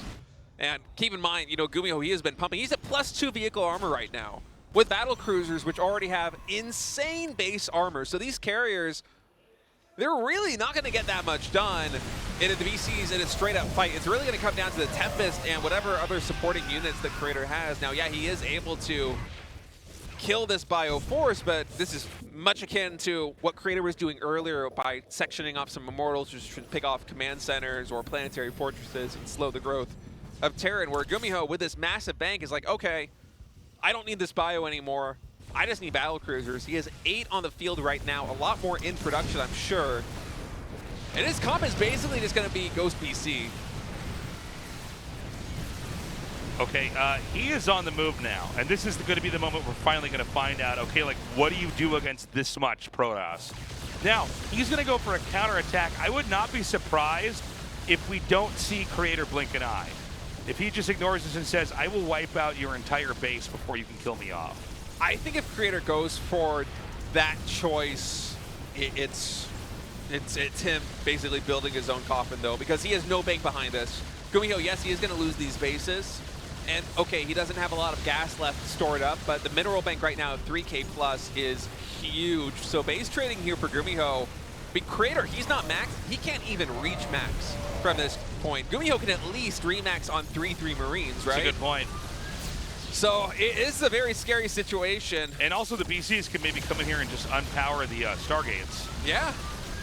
I mean, there's just so much damage that can be done here by GuMiho. Wouldn't be surprised to see some of these battle cruisers, as they get lower and lower in HP, just start to teleport away. I don't know exactly what the cooldown is on them right now. Keep in mind, GuMiho did just kill the fleet beacon, so there isn't really going to be any air reinforcement coming out of Creator. And now Creator is going home, and he has no economy waiting for him back. He's still waiting for +2 air weapons. There's no fleet beacon, so he can't remax on the composition that he is gunning for, as GuMiho just continues to pester him with these nukes.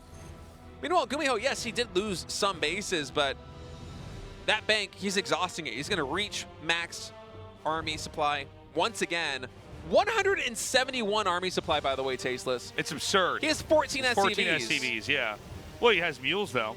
I mean, this is what you can do in the extreme late game as Terran. This is why I feel like oftentimes in PvT, the Protoss really is on a timer. There is a momentum where Terran's good in the early game. We get to the mid game where Protoss, once they get all their pieces together, very powerful. But then if you get to this stage of the game where Terran literally doesn't need SCVs and their army can be 18 battle cruisers, plus whatever other support, it's a scary situation for a Protoss player. And here we go. BC's warping in on top of the whole fleet. Oh my God, there's so much damage coming out here now. Are the carries at Tempest going to be high enough, or is it going to be possible here for GuMiho to overpower him? It looks like it is. Wow, GG. GuMiho clearly with a better and deeper understanding of the late game. And I like what you were saying, State, because I think it's so true. The reality is that not all matchups function differently. I think some people wish they all function the same, like every race has the same opportunity at different moments in a game. But the truth is sometimes one side has to beat the other before things get out of hand. And I think Creator unintentionally painted himself into a corner with this carrier tech, and GuMiho let him do it. Exactly. GuMiho, when he realized he's not going to get attacked, he just went, oh, okay. Well, I'll go back here and make my stuff. And you could see what happened. Creator finally got what he asked for. Mass carriers, mass Tempest, and GuMiho said, yeah, bring it on. And won, no problem. 170 army supply of mostly battle cruisers can beat pretty much anything. As, GuMiho's going to take game one in pretty convincing fashion there. Although I got to say, Creator, he looked very solid in the early and mid game. I think if he turns it up a notch and goes for a little bit more of an aggressive style here in game number 2, does not let GuMiho reach that supreme late game, these guys can go toe-to-toe. 2023 GSL Season 2.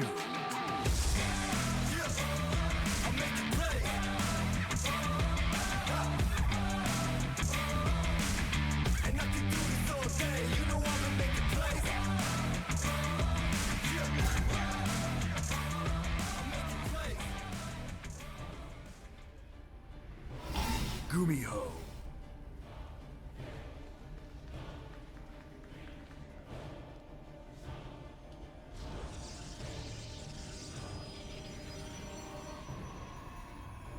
Club NV, Creator.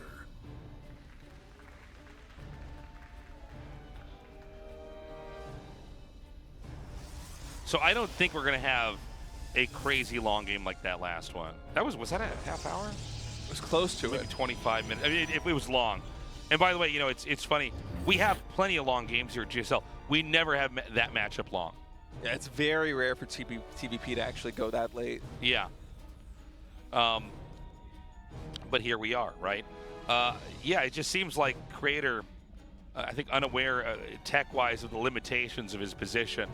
And the fact that GuMiho, as aggressive as he's known to be, once he realizes, oh, you're like not going to come get me? Okay, well, I'm not doing that anymore then. And, you know, knows how to basically abuse battle cruisers, do hit and run, and then use that recall or the warp ability or whatever it's called to kind of position himself so that he can always take a fight. More Creator fans in the audience here. Yeah, he's been working for so long to try to come out with a GSL win. I wonder, you know, in our lifetimes if we're going to see him do that.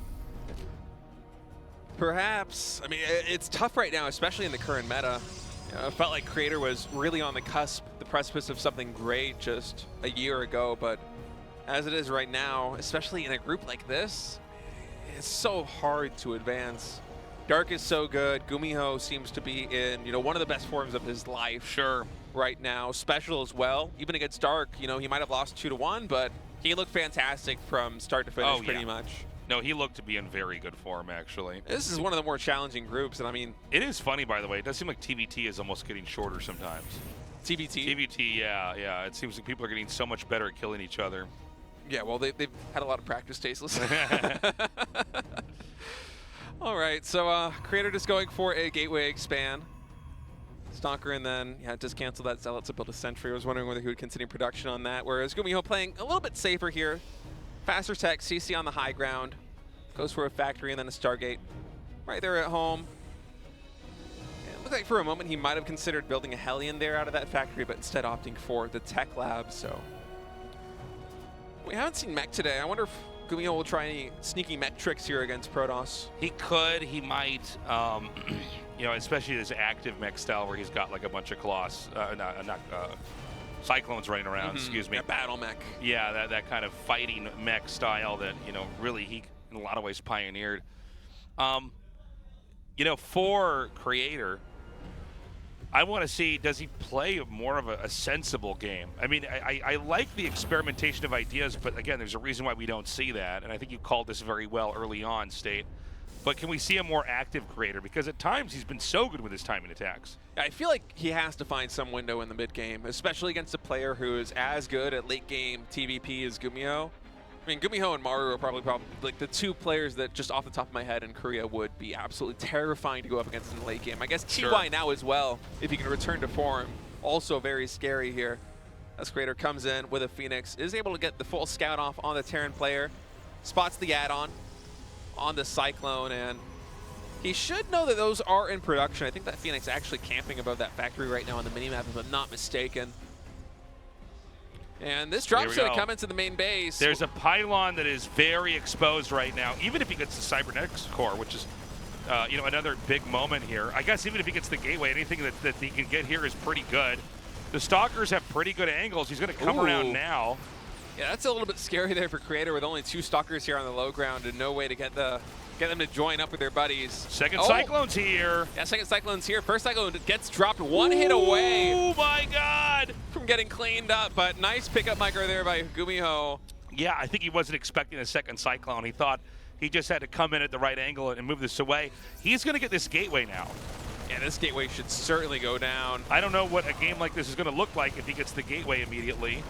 It is, you know, certainly not a structure you can really afford to have disappear this early on. And now his Sentry's going to go down. Wow. Yeah, only 2 warp gates now on the field here for Creator. And you can even see his minerals kind of ballooning up right now a little bit as he's not able to macro as well as he wants to. Now Blink is done, so there is some micro potential here for these Stalkers, especially against these upgraded Marines. as Creator takes down both the Cyclone and a handful of bio units. But Cloak Banshees are underway. Robotics facility only just now begun. So if I'm not mistaken, there should be a pretty long window here where GuMiho is going to be able to come into that main base with that Banshee. And unless there's a battery, rain hell on that mineral line.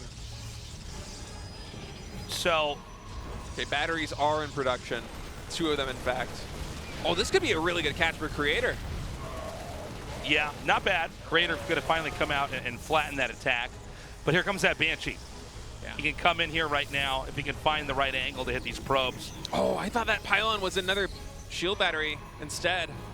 There is an angle on the left side, and also here in the natural expansion, just so much idle time going to be forced here. And I don't know if GuMiho caught a glimpse of the robotics facility just now finishing, but he should know that he has a pretty good window. The question is, how much damage can Creator get done on GuMiho's side of the map? Because there are 2 siege tanks, so the kill potential isn't there, but this natural expansion very exposed. Yeah, you know, he really neglected getting the bunker earlier here. So at an unusual moment, the Stalkers can come in here and really try to take a fight.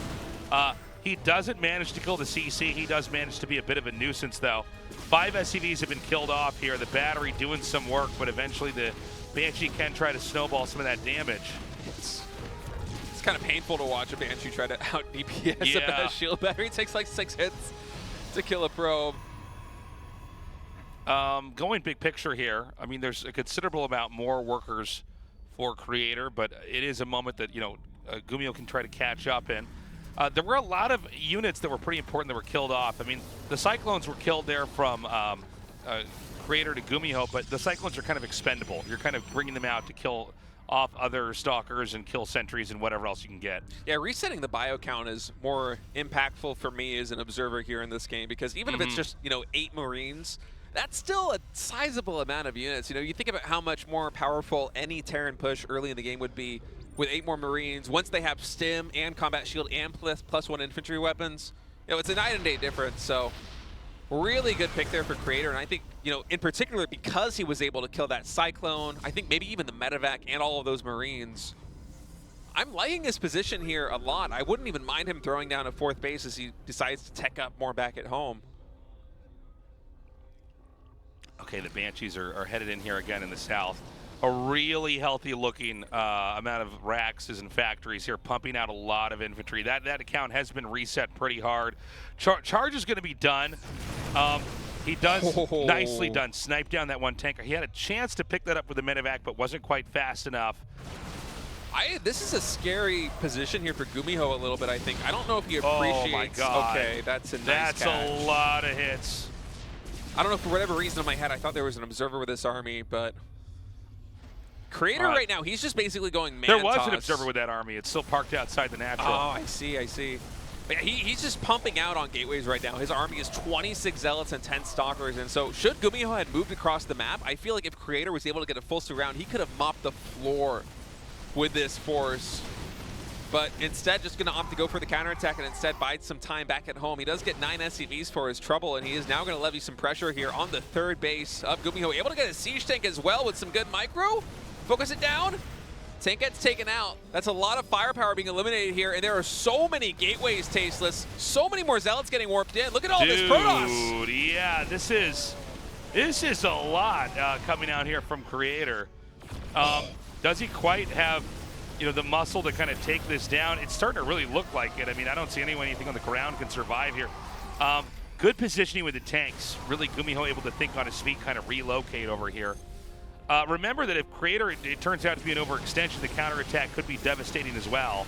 Yeah, well, he has to make something happen right now. He doesn't have any forges or any follow-up tech behind this just yet. Just 3 base powering on gateways is, I mean, these Banshees continuing able to find DPS, and now with the stutter step, GuMiho finding good control here with his bio, able to whittle down the Zealot count here at Protoss. The question is, will these Warpins ever be able to actually break through? I feel like there might just be enough here for GuMiho, and although the damage that Creator has done is substantial. Oh, I can't believe this orbital is actually still here. I thought he would have brought it to the main. So low on HP, does get taken out. That does change the dynamic a bit. Yeah, well, you know, again, it was a moment Creator wanted to get the killing blow off, but instead he got a crippling blow. And he's going to stay outside here. He's not going to let him take another base, and I think a really good play by Creator right now. He's going to take a 4. Now, these games get pretty interesting because upgrades were neglected for Protoss, right? You don't just choose to have a whole lot of stuff and also have all the abilities and all the future tech and everything. So he will try to play catch-up from there, but it's also a real dilemma here for GuMiho. How is he going to be able to get out on the map? Is Creator going to blink up into the main base? Yes, he does. Only a small group of bio units. Should be a good trade, and that fourth Nexus now completing. A lot of gas in the bank here for Creator. What the Templar Archive's done, you got to think that Storm is going to be here in the cards. And I'm liking Creator's position quite a bit. The only issue is that without splash damage, GuMiho absolutely can steamroll him. And oh no, we're going to make Archons. Uh-oh, tasteless. Yeah. I feel, I mean, I understand there isn't a lot of time. Oh, the boys have been pulled. Oh, the boys are getting pulled. Okay, those Archons suddenly look a little bit better, but still, this is a very scary push that's going to be coming out from GuMiho. This is about as bad of a boy pull as you can have.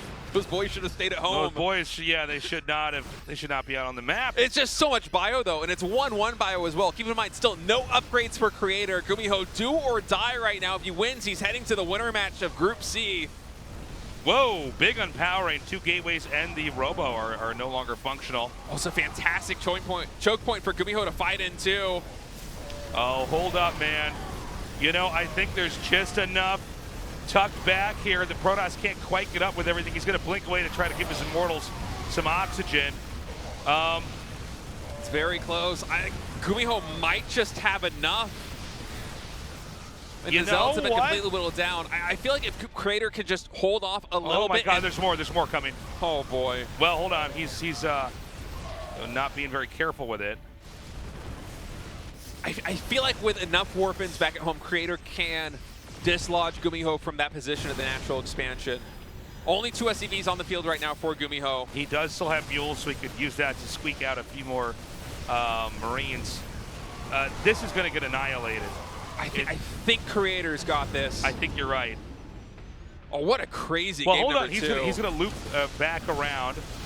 Where is the big mining base? That's I guess it's at 6 o'clock, isn't it? Yeah, it's the third base here for Creator. Is the one right now with I think most of the probes mining from, and for Creator, it's just all about intercepting reinforcements and not letting this ball of units get any bigger. But even a stalker here or there, taking some damage, the army getting separated. He's going to try to push in. The 6 o'clock base is the most important base. If you can kite like crazy. I think Creator's got it. You're right. The surround comes in, and Creator going to tie things up 1-1 here in game 2. What a crazy match, man. Yeah, he's trying, but I don't think there's any way he can string this together. GG, Creator takes game 2 and what has been an amazing night of matches so far. We're still just getting started here in GSL Group C. Kind of a crazy pendulum shift from game number 1, about as slow a PvT as we're going to get in GSL Code S, to a very hot and heavy boy pull there in game number 2. I feel like GuMiho, if he was able to hold on to that orbital command, he landed it even though it was so low on HP and maybe thought he could stabilize, perhaps didn't realize how committed Creator was to actually breaching that position. But if he had had that orbital, I feel like as GuMiho, maybe you have one more minute where you just power up with units and then you go for that push before Storm is out, before 1-1 is done for Creator. Maybe you're actually able to break through. But instead, Creator just did a fantastic job of not only intercepting reinforcements, but he caught the SCVs that were coming out of the main base. A lot of the tanking for GuMiho was just completely written out of the equation, and Creator able to tie it up. All right, game 3, let's go. 2023 GSL Season 2.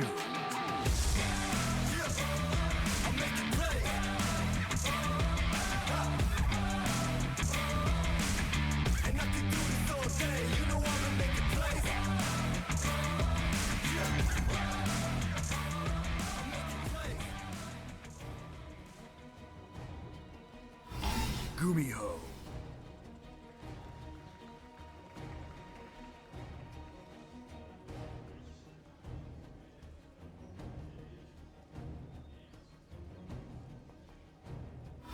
Club NV, Creator.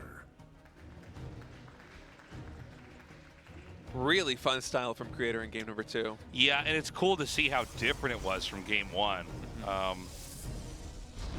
He really does have, he's studied so many different ideas in the game. And I appreciate that, you know. He's not just like somebody who's looking at the players who have been more successful and trying to do what they do or tweak that. He really has a very wide range of play styles, as Special has early on. I mean, it's true for both the players that we've had here today. So yeah, let's see if it gets a little bit crazier, a little bit more aggressive here in Game 3. Welcome, guys. Good to see you guys in the studio. I'm curious here. It does feel like today has been a day where not a single game has been normal. It does feel that way, yeah. I guess it is that way if you look at all of our games. I'm trying to think back.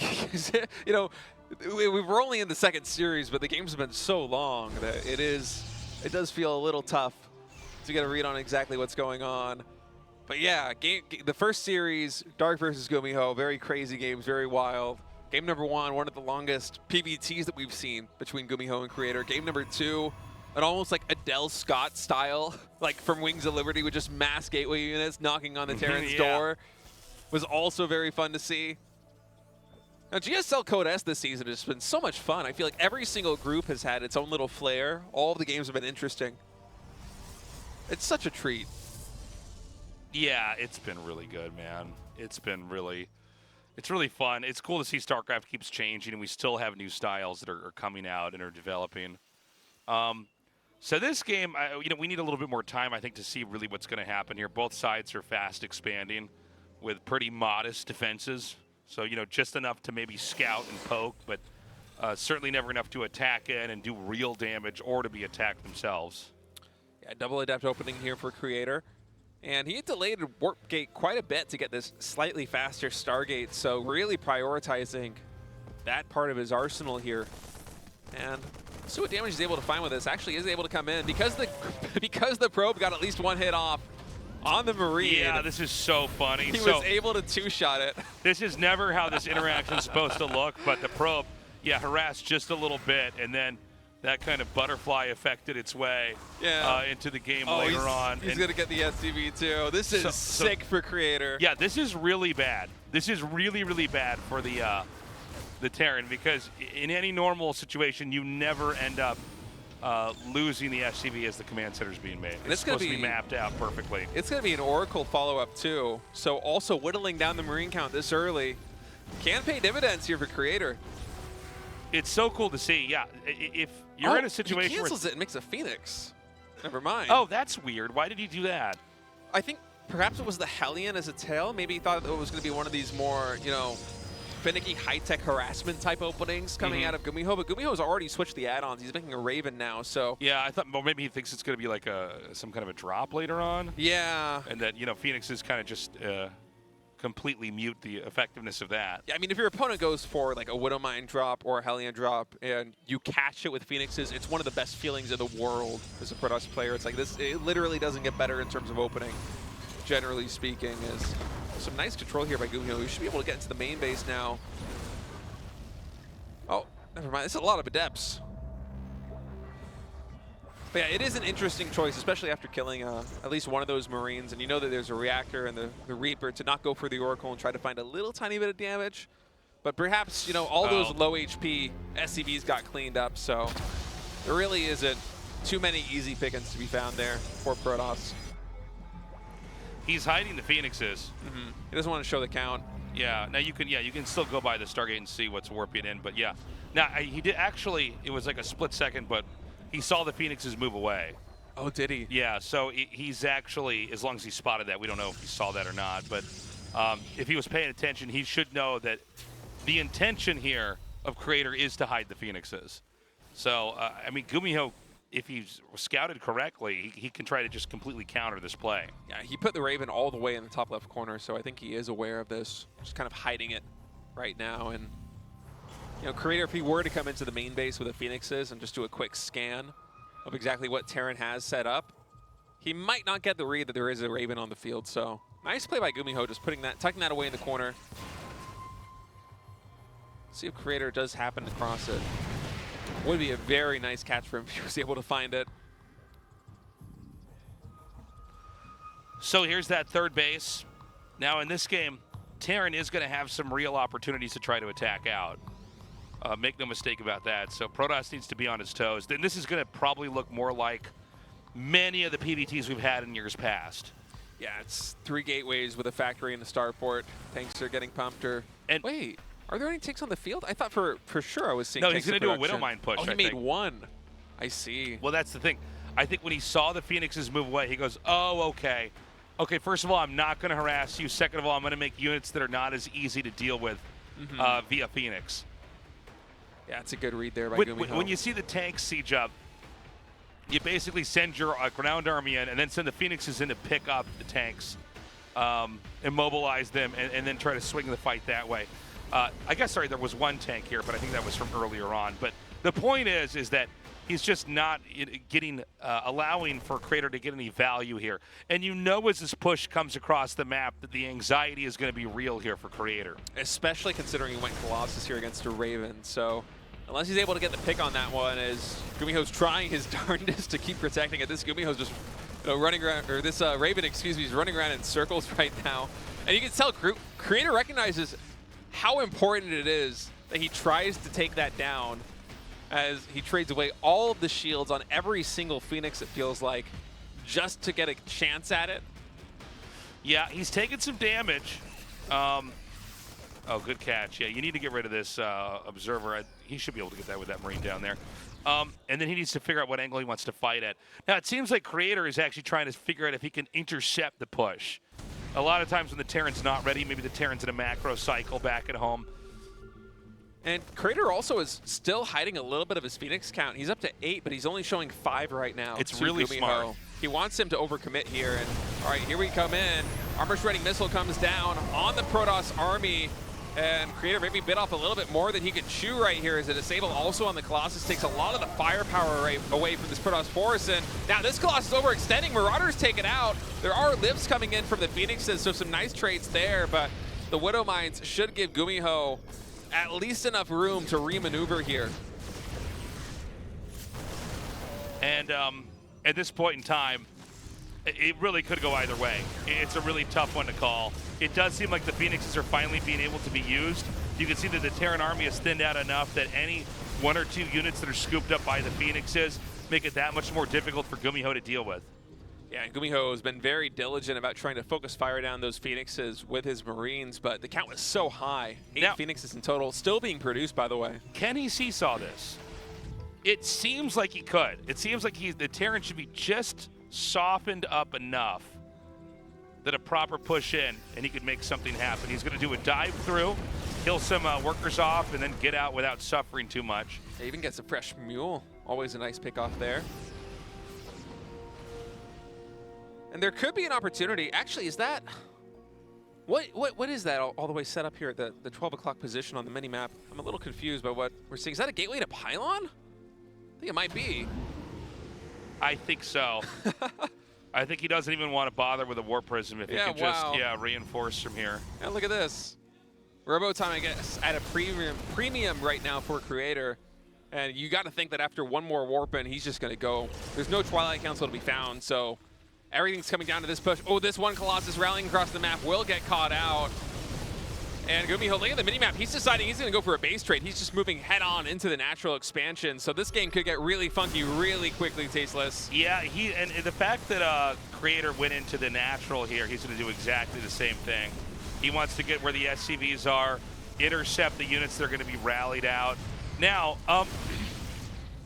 it would also seem like he could kill off all the workers in here and then just recall and kind of win in that sequence. Is that correct? Yeah, maybe.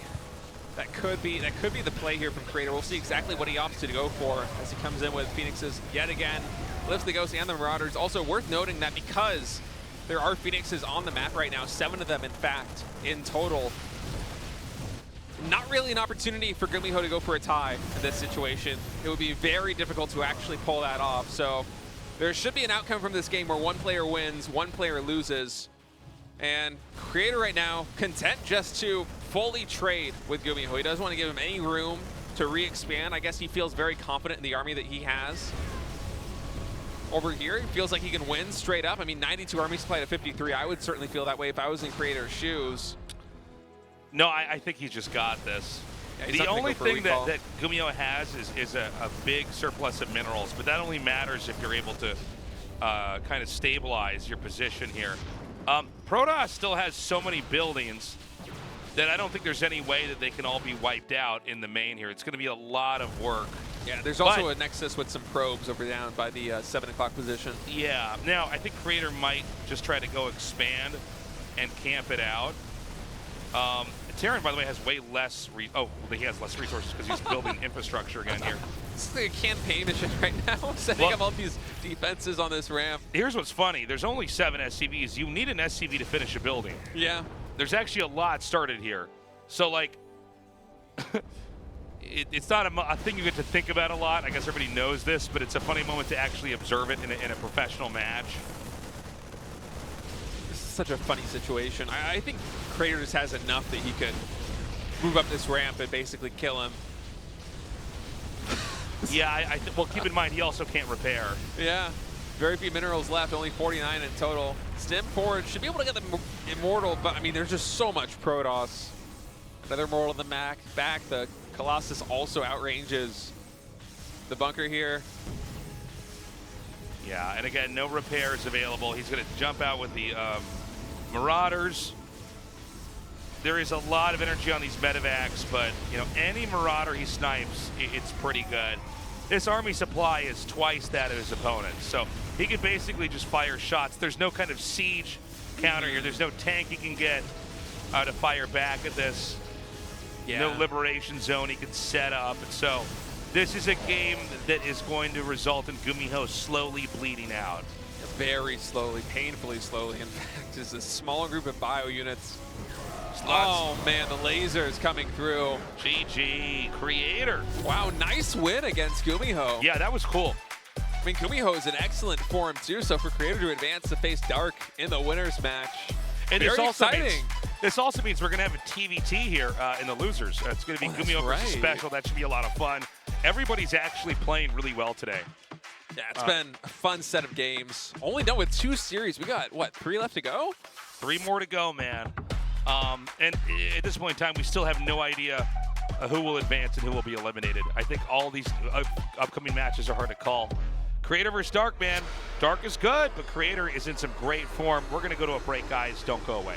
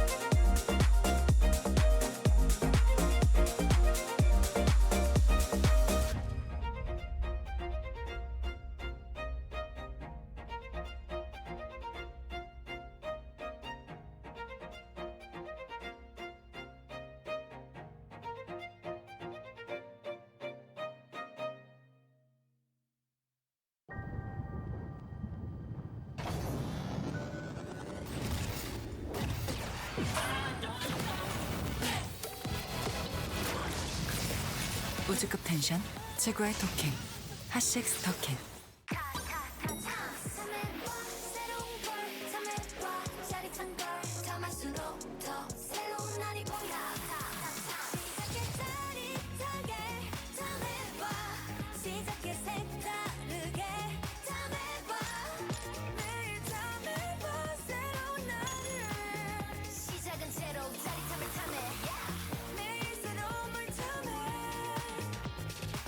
너도 탐세봐 탐세로.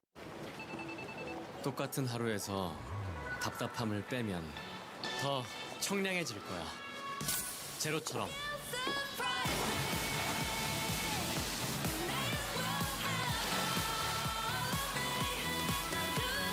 우리 없어도 되는 건 빼고 살자.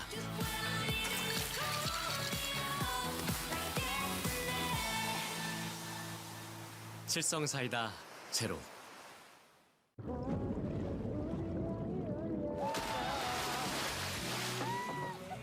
여름이 왔다.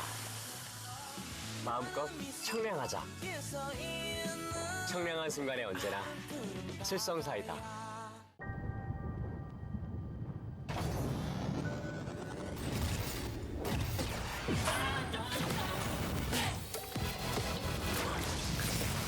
우주급 텐션, 최고의 토킹, 핫식스 터킨. 세 번째 판부터 원래 그런 성격이 아니었는데 긴장이 되더라고요. 이길 것 같다 보니까 긴장이 되기도 하고 좀 저 같지 않은 플레이를 좀 많이 하다 보니까 역습이 나온 것 같아요. 그래도 나름 좋은 성적을 거뒀다고 생각하긴 하지만 얼마 만에 찾아온 우승 기세인데 놓쳐서 너무 아쉽습니다. 조성주 선수를 이긴 거 이게 좀 기적적으로 저도 좀 생각되긴 하는데 운영해서 지긴 싫다. 그냥 타이트하게 한번 가보자 해가지고 제가 성공을 거둔 그런 거란 말이에요. 그게 좀 결승전에도 영향이 있었어요. 세라랑 할 때도 타이트하게 하자 차라리 그냥 운영해서 지는 것보다. 근데 또 끝나고 나니까 아 그래 그냥 유령 쓸 걸 이런 생각이 하긴 뭐 이게 뭐 유령 썼다고 무조건 이긴다는 보장은 없지만 그런 아쉬움이 드는 건 사실이죠. 사실상 병재형 우승이었어요. 근데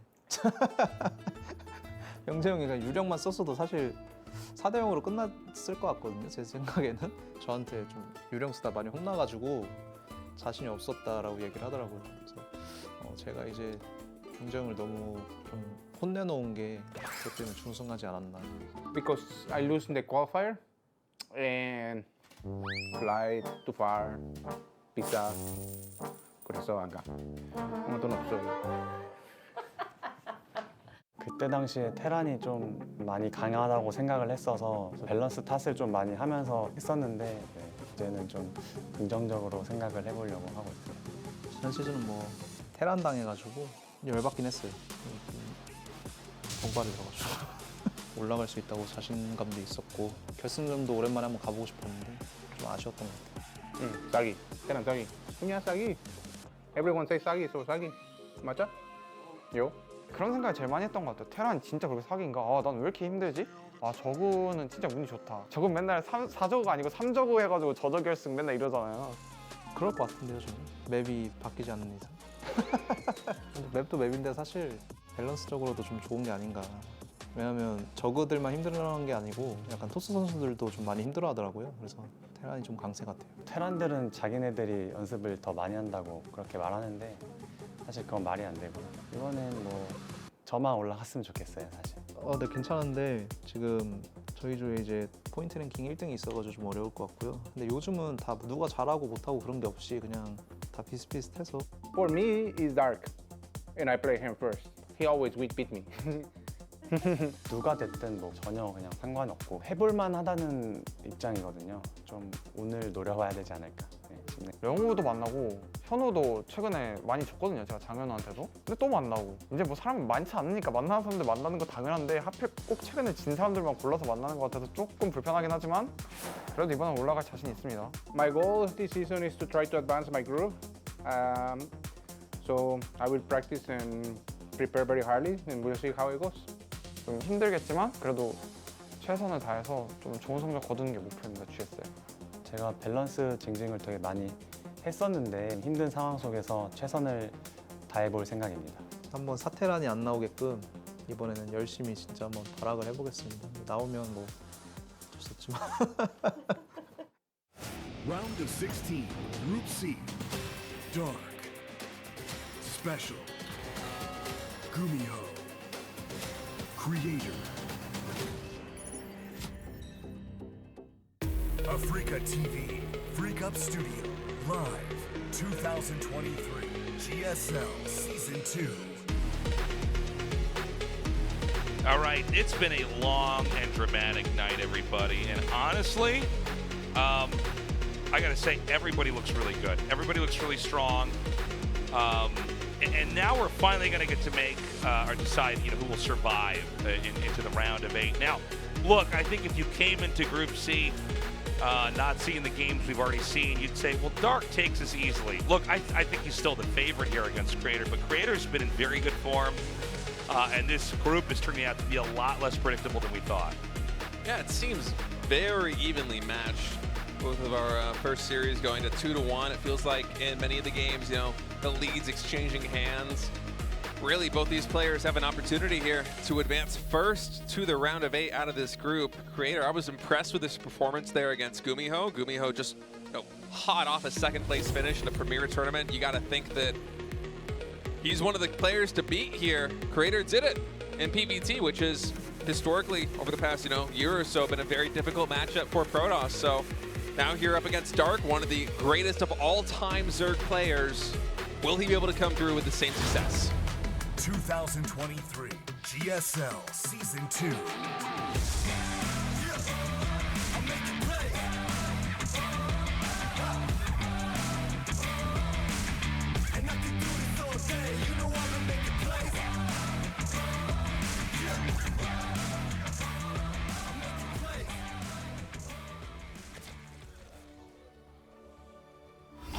DKZ Gaming, Dark.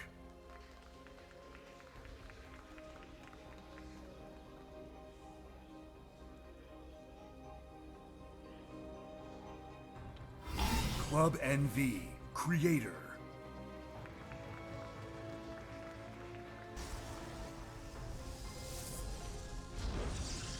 So, Dark, obviously a powerhouse player, but even today, Special proved he could take Dark on in a very conventional fashion. I mean, he won with a classic Terran push. Creator has already had a lot of ideas here for the PVT matchup. He only has one Zerg he has to prep for. Let's see what he's got this time around. Yeah, I'm hoping it's something special. It did feel like against GuMiho, he kind of came through with some unexpected builds that, caught him off guard. But Dark is, I feel like, at least in ZVP, a little bit of a tougher nut to crack. This guy is usually on point. As you said in his first series against Special, he's not really a Zerg that often dies in the mid game. He's very resilient, he's comfortable playing, and he will even often opt to play on low drone counts just to be extra safe, even to be aggressive against his opponent. And I think against a player like Creator, who tends to rely a little bit more on his attacking and his micro as opposed to his macro, I would say he's maybe 60% of attacking and 40% more macro play if I were to try to divvy up his play style a little. I think that's a good matchup for Dark, and with Creator already coming out here looking to set up what I think should be a proxy Stargate. Yeah. We'll have to see how Dark weathers the storm. Anything kind of deviating from that, that's also always welcome, but I think, probably a proxy Stargate. Really fast proxy Stargate, by the way, if it is. Yeah, Warp Gate gets start there. Adept gets chrono boosted out as well. We have a game like last season where somebody made a proxy gateway. No, okay, so it is a Stargate. But I think we had one in one of the earlier groups. I don't know if it was PVZ. I don't recall exactly. It's a proxy gates at PvP. PVT. Yeah. There was that PvP game where they built like every building in the middle of the map. That was Group B, I think. But yeah. So with this Stargate over here, he's going to rush out, probably an Oracle over here to start trying to come through. The Adept can come in here and basically take out the Zerglings and anything else that might try to scout that side of the map. And the Overlord is going to try to dive in onto the side and count how many gases are taken. I think Dark should have a good idea that this is a proxy Stargate, because Creator started Warp Gate in the Cybernetics core. He chrono boosted out the Adept, and that's supposed to be a little bit scary for the Zerg, as in, like, I'm chrono boosting out something. It might be a Stalker. You might lose your Overlord. Get out of here. And he was hoping that Dark would turn back so that he could cancel the Warp Gate in the blind, but instead he had to cancel it right in front of the Overlord and then restart it about 15 seconds later, and usually that gap is the tell for a Zerg player, a very good Zerg player such as Dark, that a Stargate is out somewhere on the field. It might be in the main base, it might be proxied. With Dark now sending the Overlord here into the main base of Creator, I think I wouldn't be surprised if once speed was done, he started scouting around for a proxy, although with the Oracle already coming into the main base, he's just going to know. So here comes that Oracle now. How many drones is he actually going to get? He gets up to 3 so far. Yeah, nice trade. Yeah, losing about half the health here on the Oracle. Well, gets a 5th. Yeah, 5 is a really good number, honestly. Yeah, oftentimes we see the Oracle coming in and it will trade out a good chunk of its HP just for 3 drones, and you know, that's reasonable. Because the Oracle, its role is not just to harass, it also sets up for the Protoss taking their 3rd base because there's not really anything that can kill it. Right, and he's maybe going to get a couple more here. He gets at least up to 3, so that's 8 total. I mean, that's a lot. He does lose the pylon that powers the Stargate, and with that, he loses the ability to make any more Oracles, but I think the harass was already kind of done, right? Yeah, very effective here for Creator. Well, you were mentioning earlier that, you know, the Oracles are there to try to cover the 3rd, but I wonder if he's just going to do a 2-base timing. It kind of feels like that, right? It does, with 4 more gateways getting thrown down, yeah. It seems like you basically kill those 8 drones, and then you're like, okay. Oh, it's charge. Can you make it? Whoa, I was not expecting that. Okay, charge. So this is going to activate very, very quickly. It's going to be Zealot Archon. Yeah. This is a cool build. Yeah. I feel like Dark might suspect this. Maybe. I think he needs an Overseer Scout to come through and actually really catch wind of this. He has to sell what looks like a 3rd base with the Adepts here. Well, he does have 3 Adepts. The 2 Oracles and the Probe moving to the 3rd base should all be tells here for Dark that this is underway, and that Zergling should be keened in on this. Now finally does get cleaned up. More Prisms on the field, and Roach Warren is completing now for Dark. So question is exactly how he's going to split up his production, because if he opts to go more Ling heavy and maybe get some upgrades and lighter on the Roaches, that could be very dangerous for him against a comp like this. But instead, just powering up on Roaches seems like that's going to be his tech of choice. Probably gives him the best chance of surviving the storm that is what I imagine to be an inevitable push from Creator. So he's going to come in now with those Archons. Now this is to set up and try to just get as much damage as possible. I mean, the Archon drop is pretty old here. The charge upgrade is done, by the way. But here's the setup. Here's the moment where you need to see, okay, what can this actually get done? Ooh, Spire gets started here for Dark behind this. All right, only 10 Roaches on the field, but this is a small gateway force. Splash damage for the Archons, not the best just yet. Weren't really able to connect. Well, the Archon was attacking the Queen at the top, and so it's kind of not. Oh, I feel like this was much more exciting until it actually came out and happened here. Yeah, I was expecting something a little bit more impactful, but behind it, I mean, Creator, he has been macroing back at home. He didn't really cut probes necessarily. It wasn't a 2-base kind of all-in like we thought it might be, but I guess he would have had to have more gateways if he was going to do that. Mm-hmm. All right, so Spire now about halfway done. Leo Reconstitution as well, Roach Speed also in production here, and Dark is making a lot of gas, not morphing any Ravagers, and I don't know if Creator has any idea that this is coming underway, and this is a moment where not having Blink can really come back to haunt you as a Protoss, is if Dark just pumps out 11 or 12 meters right now and then guns it for the main base in the natural expansion. I feel like he could have run circles around the Protoss. You know, when you do an attack like that with the Archons, you're never afraid to mutas because the Archons are going to be right there to defend. But when it comes to the Zerg having mutas out on the map, I mean, they can go anywhere and kill any of your workers. So, like, it's a lot harder to deal with. And I don't know if Creator forgot Blink or if he's just opting to go for an extremely anti-ground focused army with Archons, Immortals, Charge Zealots, you know, +1 ground weapons, and, you know, 2 Robo Colossi. But that's kind of the worst case scenario here against these Mutalisks, is that you have a second robotics facility and no Blink and maybe 1 Stalker back at home.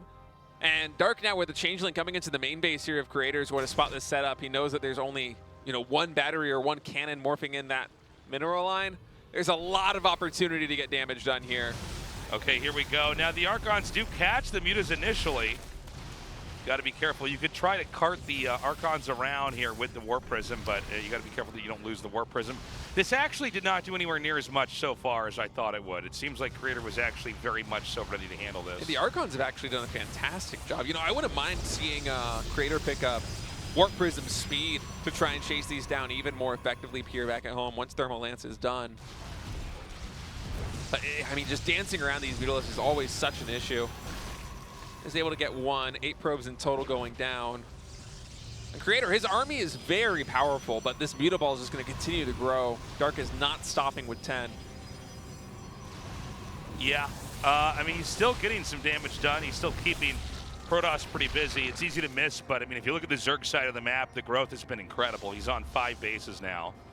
And the push from Creator kind of can't happen until he has enough that he can defend this all 3 of these bases that are probe rich without an army, like with cannons basically and batteries. Yeah, some Phoenixes are now entering the field here for Creator, so he's going to try and stop the Mutas that way a little bit, but the Mutaball just keeps getting bigger. 7 more Mutalisks in production now, +1 air weapons soon to be completed. Wow, we're going to go up to like maybe 30 Mutas in a moment here, and that's getting to the point where they can start killing Archons. They can start killing groups of Stalkers. Yeah. It's going to be very scary here for Dark, or for Creator, excuse me, because Dark, as you said, he's completely consuming his side of the map. His macro is out of control. Creator, although he does have that 4th base, he doesn't even have 66 probes, which is 3 base saturation, because he keeps losing so many here to the Mutas, and right now he's mineral starved, trying to get units to stop them. Yeah, and he's got enough. He just actually fights the Archons head on. And when 2 Archons come, he just kind of slides away. He's just one-shotting anything he sees. Yeah. Okay. I thought this might be closer here, but I think we're almost to the end, to be honest. He even just gets the Warp Prism. He's going to get these Archons. This is going to be a rage-inducing moment here for Creator, no doubt. Oh, yeah. Losing a game like this to Mulus always hurts really bad. I'm angry, and I'm not even the Protoss playing right now, and I know how frustrating this is. Yeah, I mean, Mutalisks, even when they get to a ball like this size, Phoenixes don't even really start to touch them. You have to truly match Phoenix to Muta count to handle it. But Creator, I mean, he's keeping his composure. I think he recognizes that's just him getting blindsided by a tech switch by the Zerg. You could tell he was gunning for what could have been a very powerful ground push. He was going up to 2 Roos. He had Forge upgrades underway, Charge Zealots, a lot of Archons, a lot of Immortals. Very focused on crushing Dark on the ground, but Dark takes to the skies. He flaps his little Muta wings all the way to victory. His big Muta wings. His big Muta wings. Dude, I mean, he's made that look so easy, by the way. It's funny, I think Creator had a lot of complicated ideas. I didn't like that he didn't kind of force more of a timing push when he gets 8 drones. That's such an extraordinary number. I feel like even if you were going to take a 3rd, you look at that and you go, ooh, actually, maybe we can do this. Anyways, Dark up 1-0. Let's hope for a better game as we go on from Gresman here for game number 2. Dark vs. Creator continuing on. 2023 GSL Season 2.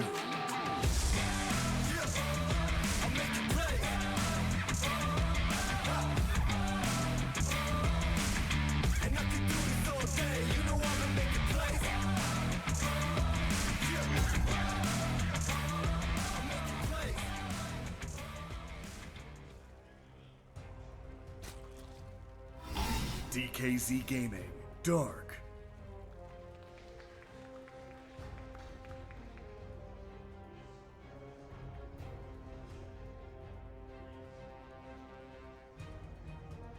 Club NV, Creator.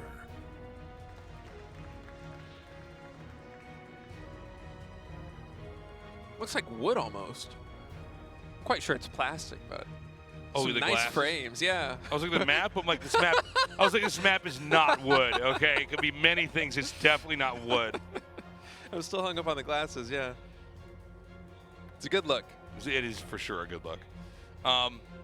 So, I mean, this game, what is Creator going to do? Dark is usually on the reactive end. We'll see if he does any kind of rush this time around. Oh, how funny is this? Now, when you see there's no hatch there, you go, what?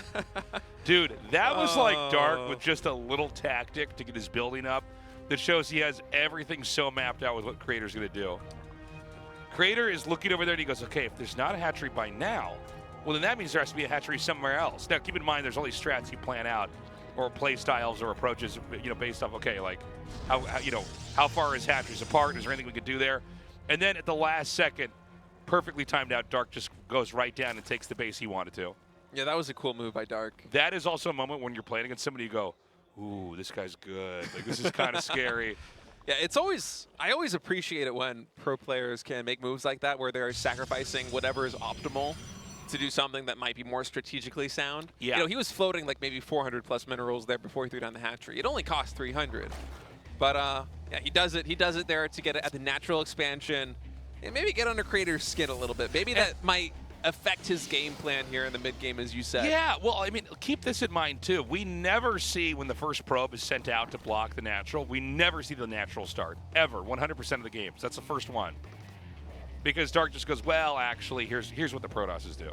Okay, they stay there, and then when they don't see anything, they go, oh, okay, well, maybe I missed it. I'll check up here. And then if it's not that, then maybe I'm getting all in or something weird's happening.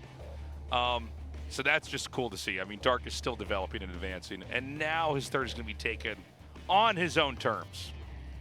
Yeah, very cool play from Dark. Creator, meanwhile, going for the Stargate back at home. Stalker follow-up should be able to shoo away this Overlord. And we'll see if he can get as much damage as he did done in the previous game. I mean, 8 drone kills is hard to beat. You got to think that it will be Oracle's coming out here. And yep, Oracle does get started up. And I wouldn't mind to see Creator a little bit more active if he is actually able to find that damage. I was right in the same boat with you where, 8 drone kills, that's momentum. That actually changed the dynamic of the game a little bit. This isn't just a couple pickings. It slows the Zerg down slightly, which, maybe a couple minutes from now they have 1 or 2 less roaches. That was a sizable chunk of workers getting taken out and really kind of a lighter push behind it. A very, very squishy push. By the way, in the defense of Creator, it does seem like timing attacks work less and less versus Zerg. It seemed like for a while everybody was doing it and they were always working, and it's like, how are these Zergs going to stop this? These Zergs are like Home Alone burglars, like trying to just get what they want done, and there's always just something to trip them up. But instead, it seemed like they got so good at it that maybe he's saying, look, that's just not the route. Ooh, banging them until 2, by the way. Did not catch that. Is he going to wait until he has 3? The second Oracle's popped out now. They're still by the Stargate. Is he trying to catch Dark being crazy greedy with this and skimping on Spore Crawlers? Well, you can go through the blind spot there on the left of the Overlord's vision. He's taking a third base, by the way. Oh, I'm sorry. He's coming now. He's going up.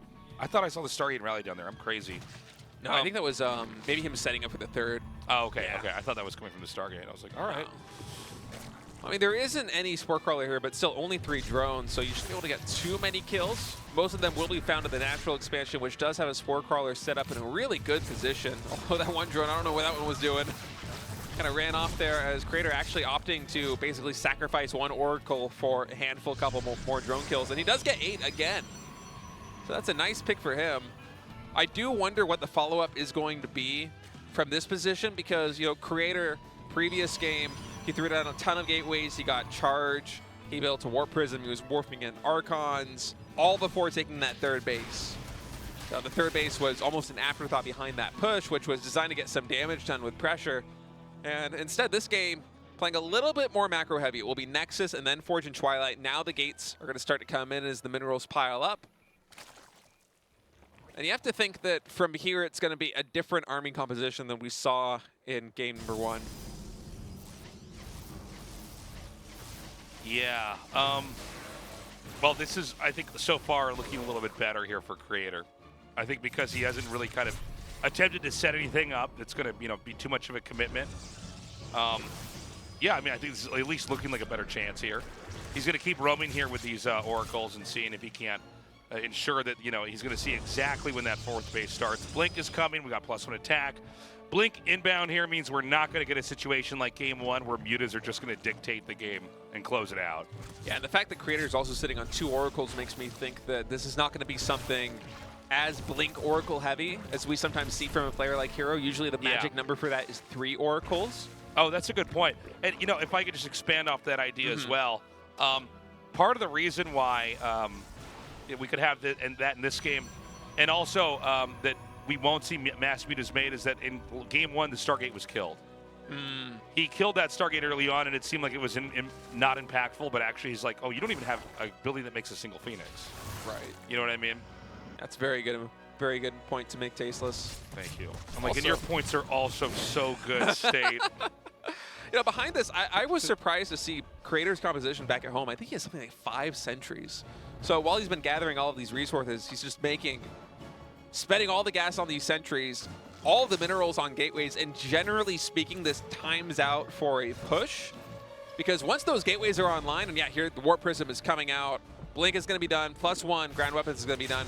Pretty much all of those sentries, excuse me, usually we don't talk about sentries that much in this matchup anymore, are going to be very close to max energy with only 5 Ravagers on the field morphing in. There is some big potential here for Creator to find damage. Blink and +1 Ground Weapons about to finish off. Some units do get sectioned off. Bile did save some of those Zerglings, though. Right now, a decent force field there. He blinks forward. I mean, he's advancing on this position very nicely. I really don't feel like Dark has enough to actually hold this. This looks like an untouchable army. In fact, he's just going to ditch it. Yeah, about 3 force fields, I think, left here for Creator, so running quite low on that, although the sentries are still building energy, all 5 of them still alive. And really the reinforcements right now, the Stalkers with +1 Ground Weapons, they should have a better time taking care of these Zerglings than otherwise. And now for Dark, he's scrambling a little bit, and I think Creator for a moment might have been considering blinking up into the main base, but instead just going to pivot right back here between the natural and the third. Would love to see a Revelation drop down and maybe try and clear up some of this creep, but instead just focusing all that energy on battling. Okay, I mean, he's trying to come in here and break him. This is a much tougher spot to break through. But, you know, when you see the drones pulled like that, it's usually a very bad sign. Wow. He blinks on top. Push comes to shove here. He wants to try to close this out. Wasn't an overextension. It looked for a second like perhaps he had enough. Again, the worker count, by the way, he sacked drones, but he still has about the same amount. So, like, you know, Dark being the god at holding stuff might just barely hang on here. He could blink into the main as well. That's an alternative approach to how to deal with this. A couple of Stalkers are blinking up. Sentry's actually coming in, so... Ooh, and the Adepts. Creator's so good. Yeah, getting some more drone picks there. That third base can do a lot to change the momentum of this fight, but now with Dark mostly building Zerglings and +2 melee attack completed, those units can be very effective against these Stalkers should they be able to get a surround. Still only 16 Lings on the field, so Dark needs a little bit more time to build that count up. 10 more in production, more Roaches and Ravagers also underway. Dark now down, more than 10 workers behind Creator. Those Adepts did a lot of work. It's a funny moment. It looked like it was an all-in, and then it turned into a pressure build, and then a little bit of harass while the pressure's happening to destabilize the Zerg so he could go right back in and trying to close this out. No care of his upgrades. Those Zealots are going to shred through any Lings that come to reinforce, take some of the pressure off these Stalkers here on the front line. Very close game. I think Dark might just have enough, but it's so close. And yeah, Creator, I think he's getting the exact same idea. He's like, I'm not going to break him. This has been a ton of damage. I have +2 ground weapons finishing up back at home. I'm retaining my Stalker Ball. This is a good position to play from. He takes a 4th base, throws down a 2nd Robo, and I believe a Robo Bay. Yeah, Colossus now in production. Yeah, you know, he's been very smart. You know, I got to say, there's been so many games of Creator. No disrespect for this statement, by the way, but seems like he's almost got it, and he kind of overdoes it, or he fumbles the ball. That was a sign of a very good player to know when to back off. By the way, he's still developing behind this. It's not like he had to end the game. It's not like what we saw with Creator versus GuMiho, where he's like, I need to kill him right now. And so that's what I'm going to do. Oh, did not get the kill there. Yeah, just the good cancel. Big cancel there from Dark. Dark is staying toe-to-toe here, continuing to mass up Lings. Probably going to use these Lings for a counterattack for the time being. Yeah, but this counterattack, it isn't really buying time for Dark. I think he doesn't know exactly how committed Creator was, and he didn't have his eye on this transition because behind all of this, Dark has not been droning. He's just been pumping out more units because he's terrified that if Creator comes up with a follow-up push, he might die. And now it's been too long on this low drone count. I don't think he can afford to drone anymore. Instead, he's going for Adrenal glands, more roaches, and now adding in Vipers. This is going to be an all-in play from Dark. This is cool. 3 or 4 hatcheries. Just go for it. Dude, I mean, he's got such a deep understanding of the race. And I think it's smart. He's like, well, we're kind of in this weird point where I was, forced to take this game into a direction. Most players would then try to dial it back and go into a normal game. And instead he goes, we're just going to keep going. Yeah, +3, almost called it infantry weapons. We have so many Terran players. +3 melee weapons is now done for the Zerglings as well as Adrenals. So a very effective DPS on the front line. But with the Colossus, I'm not sure they'll be able to have the staying power to actually do the damage. I mean, 4 Colossus in total. I don't know how much Viper energy is on the field. I would love for Creator to hallucinate some Colossi should he see those Vipers come on. Very scary moment right now for both these players. Creator fighting for his life in this series, and Dux comes in. First Colossus does get taken out, second one as well. Just one more to go right now. The Stalkers force Blink in. Oh my God, the Biles are connecting in kind of an extraordinary way because of the Blink forward here. And those Biles were absolutely massive because of that Blink forward, and I feel like the momentum is shifting a little bit right now with the Roaches and Ravagers actually pushing the Stalkers and Colossi back. More Biles coming in. Nice micro on the Warp Prison by Creator, shuffling those Colossi away, and Dark finally does tap out. He recognizes he just barely doesn't have enough, but man, considering he was on 52 drones for such a long time, he almost still won that fight. He almost had a chance to walk away with that game. Creator It was crazy. Just barely having enough army. I am so impressed. Okay, we're tied up 1-1. It's anybody's game right now. Creator is recovered, is looking strong. One of these two is going to move on to the round of 8. I got to say, Creator's looking calm, cool, and collected on stage today, too. Nothing is really getting on his nerves. Very good to see him kind of in his element right now. Some fantastic series he's played so far. 2-1 against GuMiho, now 1-1 against Dark. 1 map win away from being our second Protoss to advance to the round of 8. Yeah, I mean, this is cool. Creator, by the way, I mean, beating Dark would be huge because Dark is, again, one of the favorites of the whole thing. We're ready to go to game 3, guys. Buckle up. 2023 GSL Season 2.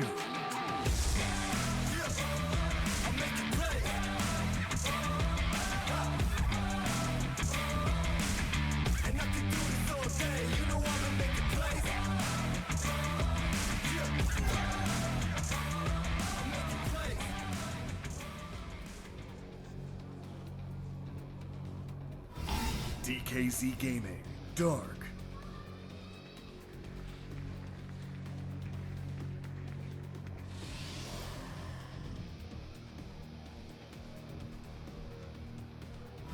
Club NV, Creator. Oh, was that a reaction? I don't know, Mess up? actually. Did he like Chrono Boost his Nexus like a fraction of a second too early? I'm trying to think of what. You know, it's funny because like some of these pros, they really do have a poker face. Like you would not know if they're anxious, if they're relaxed, or what. Dark was at 295 minerals, by the way. Yeah. But one thing with Creator's face is like, you can watch it and you could tell immediately how he's feeling. Yeah, he has a very expressive face. He does not hide it well. Well, not only that, he's talking to himself half the time. Yeah. In the games, he mutters. Do you do this when you play? Yeah. Yeah. I also stream, so. Oh, that's, well, I mean, of course, in that case. So but I would do it a little bit, but then when I had that match against Scarlet for Chase's LAN party, I'm like, okay, well, and I was actually nervous. I'm like, I really want to win this so badly. So I was like, I'm just going to talk to myself. So I was like, okay, well, like, let's just make this. And then I, like, realized she's in the booth with me. She just starts laughing. I can hear her laughing. And I'm like, oh, no. Yeah. That was so funny in the moment, too. Like, after she beat you and you came out and you told us that story, I could not stop cracking up. It's like, well, this is one way to lose, is you could just tell them in the game what you're thinking. Like, it's like, all right, now we throw down the Dark Shrine. I'm like, when I play poker, I'm like, okay, so ace is good if there's an ace on the table. Oh, no. All right, so I don't know what to expect here from Dark or Creator. Dark, actually, the entire day today has basically just been reacting to stuff, which isn't bad. I mean, that's how most good Zergs play, but it's not. It hasn't really been a dark day in terms of just play style. You know, he hasn't been as aggressive as he usually is. We haven't seen any really cheeky cheeses come out from him too much. I mean, maybe the closest thing to that was Game 3 against Special, but that's just a massive Roach Ravager push, right? It's very different from some of the early aggression that we often see him bust out in groups like this. You almost feel like Dark's games are some of the fastest Zerg games that you get in any GSL. Yeah. In any season, really, but so far here in Group C, he has dialed it back a little bit, as you said, playing a lot more reactive. I mean, I guess the thing with Dark is it's not even like he wins fast. It's that some players, they get weird or they get experimental. They know they're going to just kind of advance. You know, they'll have like a strat like, well, I think I'm going to win, so let me try this, and it doesn't work. Doesn't seem like that's ever the case for Dark. Like, he's completely set up to try to just crush through every opponent. Creator going back to his bread and butter from Game 1 and Game 2 as well. 2 Adepts into an Oracle here. We'll see exactly how he decides to play this off after the Oracle harassment starts, whether it will be a fast third base and tech up as we saw in the previous game, or something a little bit more aggressive. Really nice Adept shading in, by the way. 5 drone kills is not what you expect to get this early on. This is crazy, actually. That's a lot more damage than is normal. Void Ray follow-up, too. Ray, He's going to be hunting Overlords, I guess. Yeah, which can telegraph that he has some kind of weird push he wants to do. Yeah, I just, wow. I mean, five drones going down is insane. Also, the Spore Crawler is not done. I mean, Dark's going to lose a ton of drones. That's 4 more. We've had back-to-back games where he loses 8 drones to Oracles, and now here in Game 3, he's lost 5 to 2 Adepts and 4 to another Oracle. He's just getting really slowed down every single match. And think about how wild that is. We almost don't even remark on Oracle drone kills in games because it's like, okay, he got 2, you know, anyways. But this time it's a very different story. So we're seeing the Void Ray kill the Overlords. Let's see. Now, we have had games where the Void Ray comes out and then they just expand and it's nothing. But again, when you're killing Overlords, you're also creating ambiguity as far as what they see on the map. Third Nexus goes down here for Creator. His Dark supply block had actually built 3 Overlords to overcome that. So he had a big wave of drones finish right before that Overlord went down, and only just now equalizing in the worker count. So, you know, Creator, I gotta say, he's in a pretty comfortable position so far. One that he's been playing from both in Game 1 and Game 2. I mean, he's gotta be feeling good here. It looks like he is gonna mix it up a little bit again, this time Robo and Gateway, following the third Nexus. No Twilight or Forge just yet. He should be able to find a couple more picks with only 1 Queen in the Spore. Wow.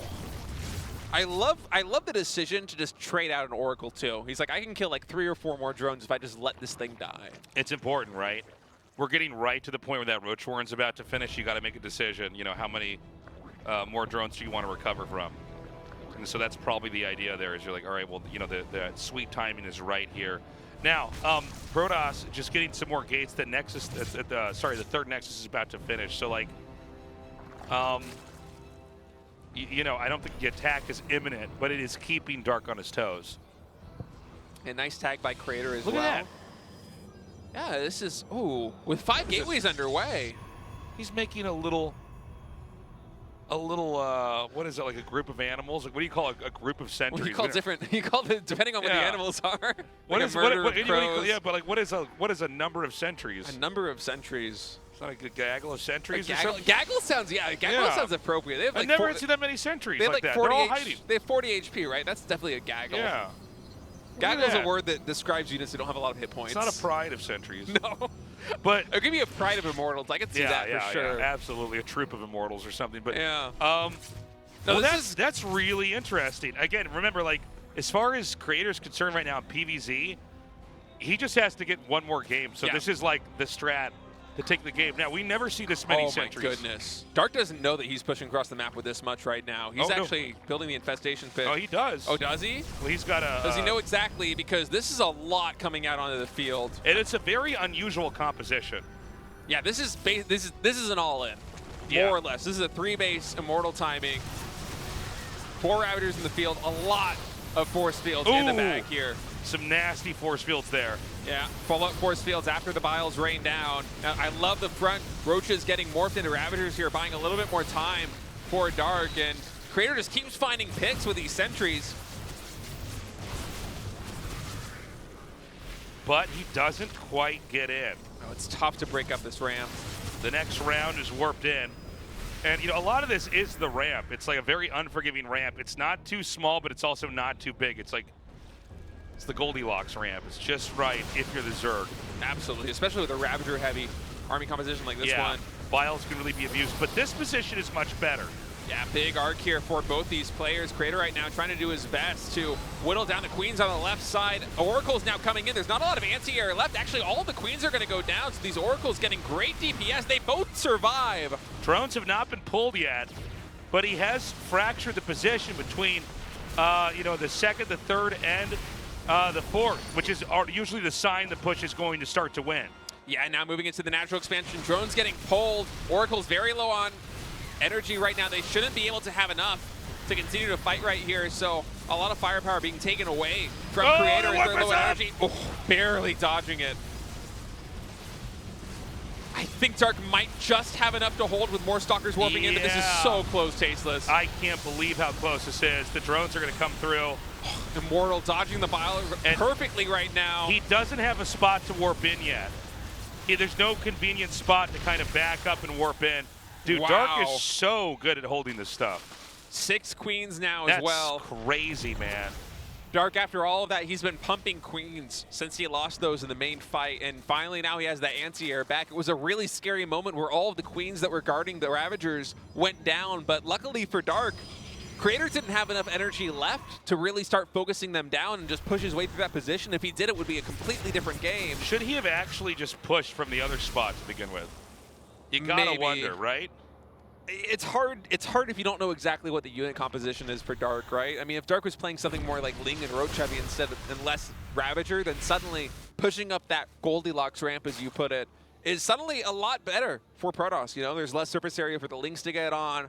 You can section units off better with the Roaches, but Ravagers plus Bile on a ramp like that is so hard to push through. Yeah, well, there's not enough area to try to move away from them. Oh, there's no Spore Crawler here. Oh, there's not even a Queen to defend, at least not for the start. Yeah, the Spore Crawler got moved down to try and shoo away the Oracles and the Warp Prism, so nice foresight by Creator, recognizing that he can come back to that third base and get more damage done. Is back at home. He's macroing up and 10 Swarm Hosts underway? Yeah. Well, I think I think he can do is just set up some kind of an outpost here with the Swarm Hosts, where he just, you know, he can come maybe from the side of the main or you know, from where the third base is, and kind of just do damage over time. When you commit to attacks like that, you don't. You have units that can fight head to head, but they will just be chewed up over time by things like Swarm Hosts. Hive is also underway here for Dark, as well as a Hydralisk Den. Big with a nice shutdown. catch. Yeah, that's big here for Creator. He's in the scariest part of the game right now for him. But I don't know if he's going to be able to survive. I think, honestly, these Roaches and Ravagers with 10 Swarm Hosts of Locust shelling down that fourth mace, I don't know if this Nexus is going to survive. I mean, there's no batteries here. There's only one pylon now morphing in. The army for Creator is very undignified. It's mostly just gateway units. Yeah, he's just gonna sack the base. Yeah, he just gives it up. You notice the Swarm Hosts don't even waste their time. They're already relocating. He's gonna go to another place over here. And this is the thing, you could just send these Swarm Hosts out and it's like free damage. And then the moment that they start to disappear, you just back right back out. And just as you called it, Roaches and Ravagers retreat now. I thought for a second he wasn't going to pull back. I'm like, you're going to lose all those units, man. You got to back up. Yeah, the Stalker count is really high. Creator's just leaning into that is his edge here.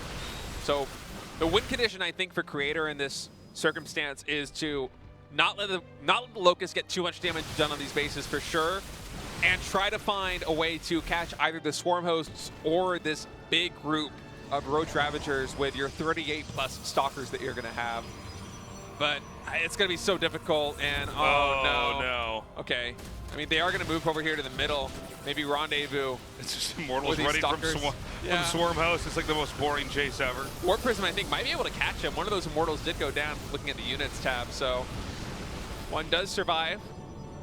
And Creator, I feel like he has to get something done with these Stalkers. I mean, +1, there really isn't a lot of tech underway.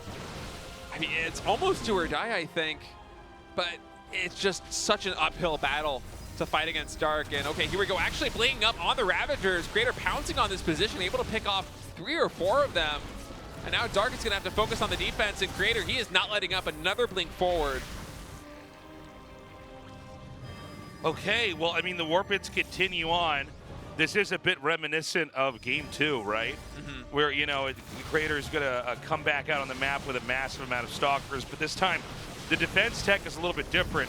I don't like how staggered the Swarm hosts are coming out there. You really want them to all kind of come out at once. Oracles. Well, there's Lurkers here now, and so the Lurkers kind of make the Stalker blink a meaningless ability. Yeah, they do nullify it quite a bit. The only detection here right now is the Oracle.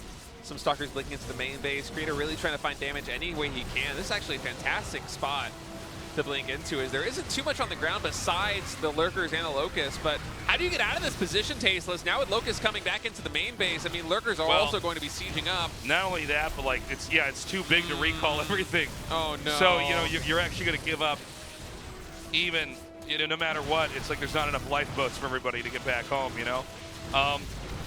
That, I think, is going to make the rest of this game, you know, irrelevant as far as analysis. I mean, that's kind of the entire buildup was to that moment. Yeah, I don't like this position for Creator anymore. I mean, it was a nice idea to blink up there. I loved how he was able to hit the mineral line for a good bit, but staying the distance and then having those Locusts come in and using recall as your way out with a group of Stalkers that high, I don't really see a way back for Creator in this game. And, you know, what is happening? Oh, okay, some of these are Lurkers. For some reason, I thought those were all Swarm hosts for a second. I was like, oh my god, what is he doing? But yeah, I mean, basically, Zerg can go right back to what they were trying to do anyways, and this time do it unencumbered. There's a small counterattack of Stalkers coming up here, but it really doesn't matter compared to the damage that we're going to see here inflicted on all these extremely important bases, which, by the way, Creator is just operating on less of. Zerg is still maxed out after losing that base. And so I don't think there's anything to stop this march forward here from the Zerg, slowly wiping out everything Creator has. This means that Dark is going to be moving on into the round of 8, and Creator will go down to the final match here in this best of 5. Yeah, first Zerg in the round of 8. Dark with back-to-back round of 8s. And a thrilling win for him. Yeah, I mean, way to go. Yeah, I'm glad that the round of 8 is going to have some more Protoss and Zerg representation as well, too. After the first 3 players to qualify were all Terrans. No, I mean, it's you know, what better Zerg than Dark, right? So that's cool. And of course, we're not done, guys. We have 2 more matches here for the evening. But Dark wins. I will point out, Dark had to do a lot more work in a round of 16 than we're used to. Yeah, that was a battle. Normally, Dark is the shortest part of any round of 16. You know, where it's easy to even forget he moved on because most of the rest of the show is him trying to advance. We are going to go on to an interview now with Dark, and Andy's back. Andy, take it away. Congratulations, Dark. Now you move on to round of 8. It was a fierce battle. How do you feel right now? Well, I feel happy that I moved to the round of 8, but today my performance wasn't really satisfactory, so I'm kind of disappointed with my performance.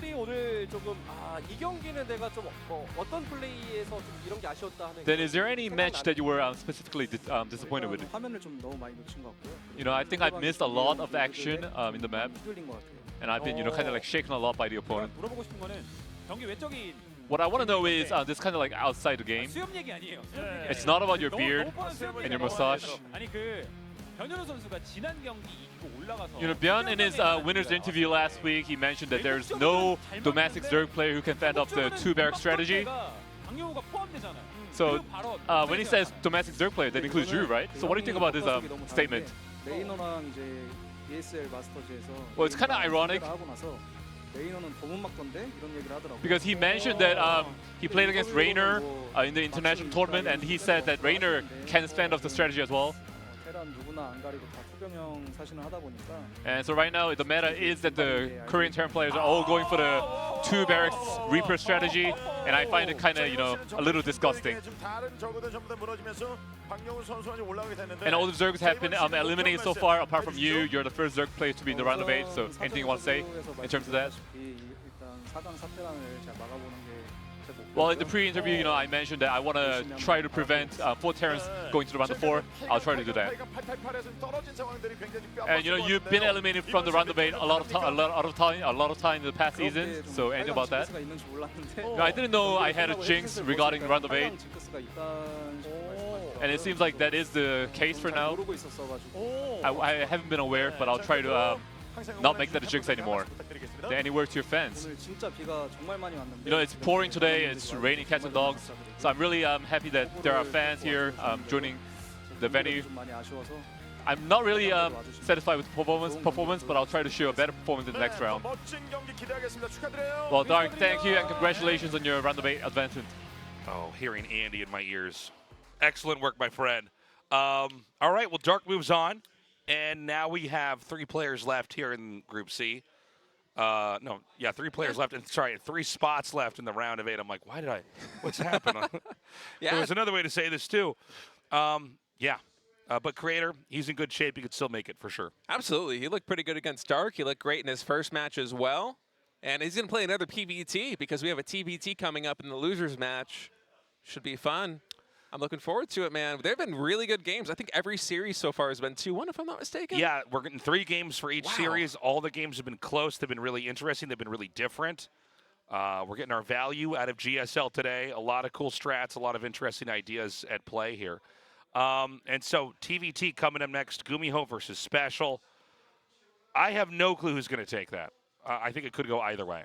Yeah, both kind of quirky players that often kind of play by the beat of their own drum. And yeah, we're going to see who takes that when we get back from this short break, guys. Don't go anywhere.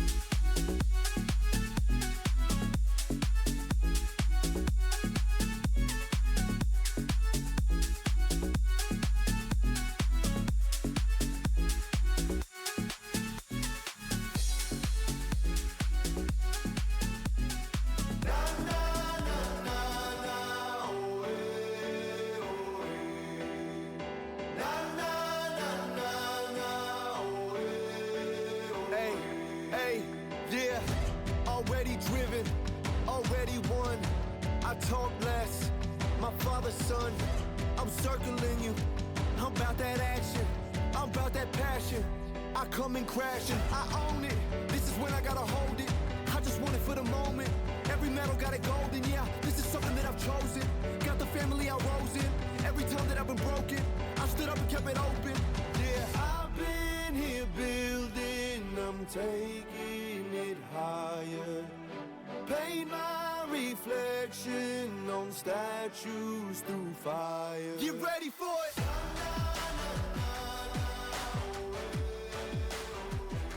Get ready for it.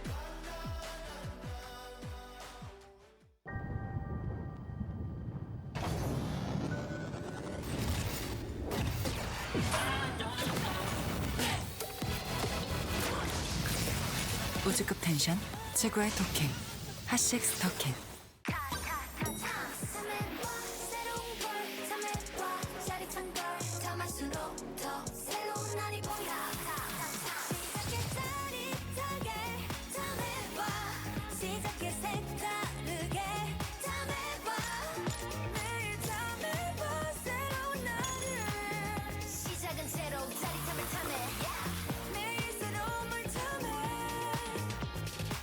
너도 탐세봐 탐세로. 똑같은 하루에서 답답함을 빼면 더 청량해질 거야. 제로처럼.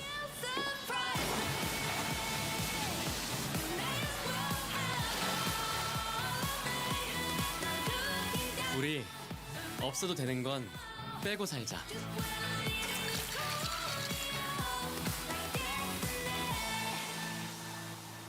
칠성 사이다 제로.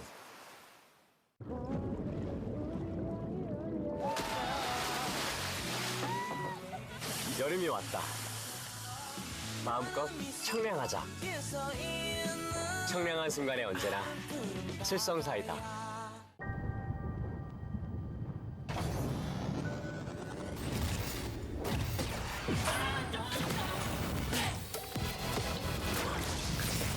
우주급 텐션 최고의 토킹 핫식스 터킨. Round of 16, Group C. Dark. Special. GuMiho. Creator. Africa TV. Freak Up Studio. Live. 2023. GSL Season 2. Pull up to the Pentagon swinging. Pull up to the Pentagon swinging. That's the lyric. That caught me off guard. Yeah, Man. Pentagon, 5 sides, 5 best of 3s in the group. Whoa! GuMiho versus Special is going to be our next match. This is going to be a fun one. I think that with the remaining 3 players that we have, it's really hard to say who's going to advance. I really don't know. And look, Dark, I think everybody thinks ahead of time, yeah, he's going to move on. He did, but barely. It was a battle. Both his first and his second best of 3 went down to the wire, 2-1, and a couple of things don't go his way. Maybe he's playing in the final match of this group instead of advancing in first. And I mean, he acknowledged that in his interview too. He said it wasn't really the performance that he expected for himself, and he's gonna have to train harder for the round of 8. As everyone here looks to be in really good form right now, including this guy. I mean, Special, fantastic showing in his first match against Dark. He was able to win his first game of Legacy of the Void, I believe, against Dark, which, I mean, that's a long time coming, you know? Yeah. All right, a TVT with, 2 players that have about as big of a range as you could ever ask for. In a matchup that is proven to have so many different build orders and styles, this is going to be a fun one. 2023 GSL Season 2.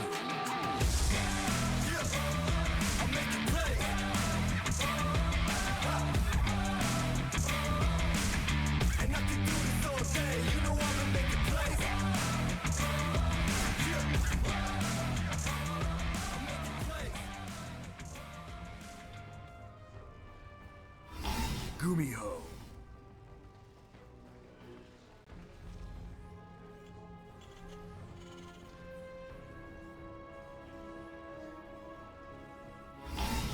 Storm Gaming Special.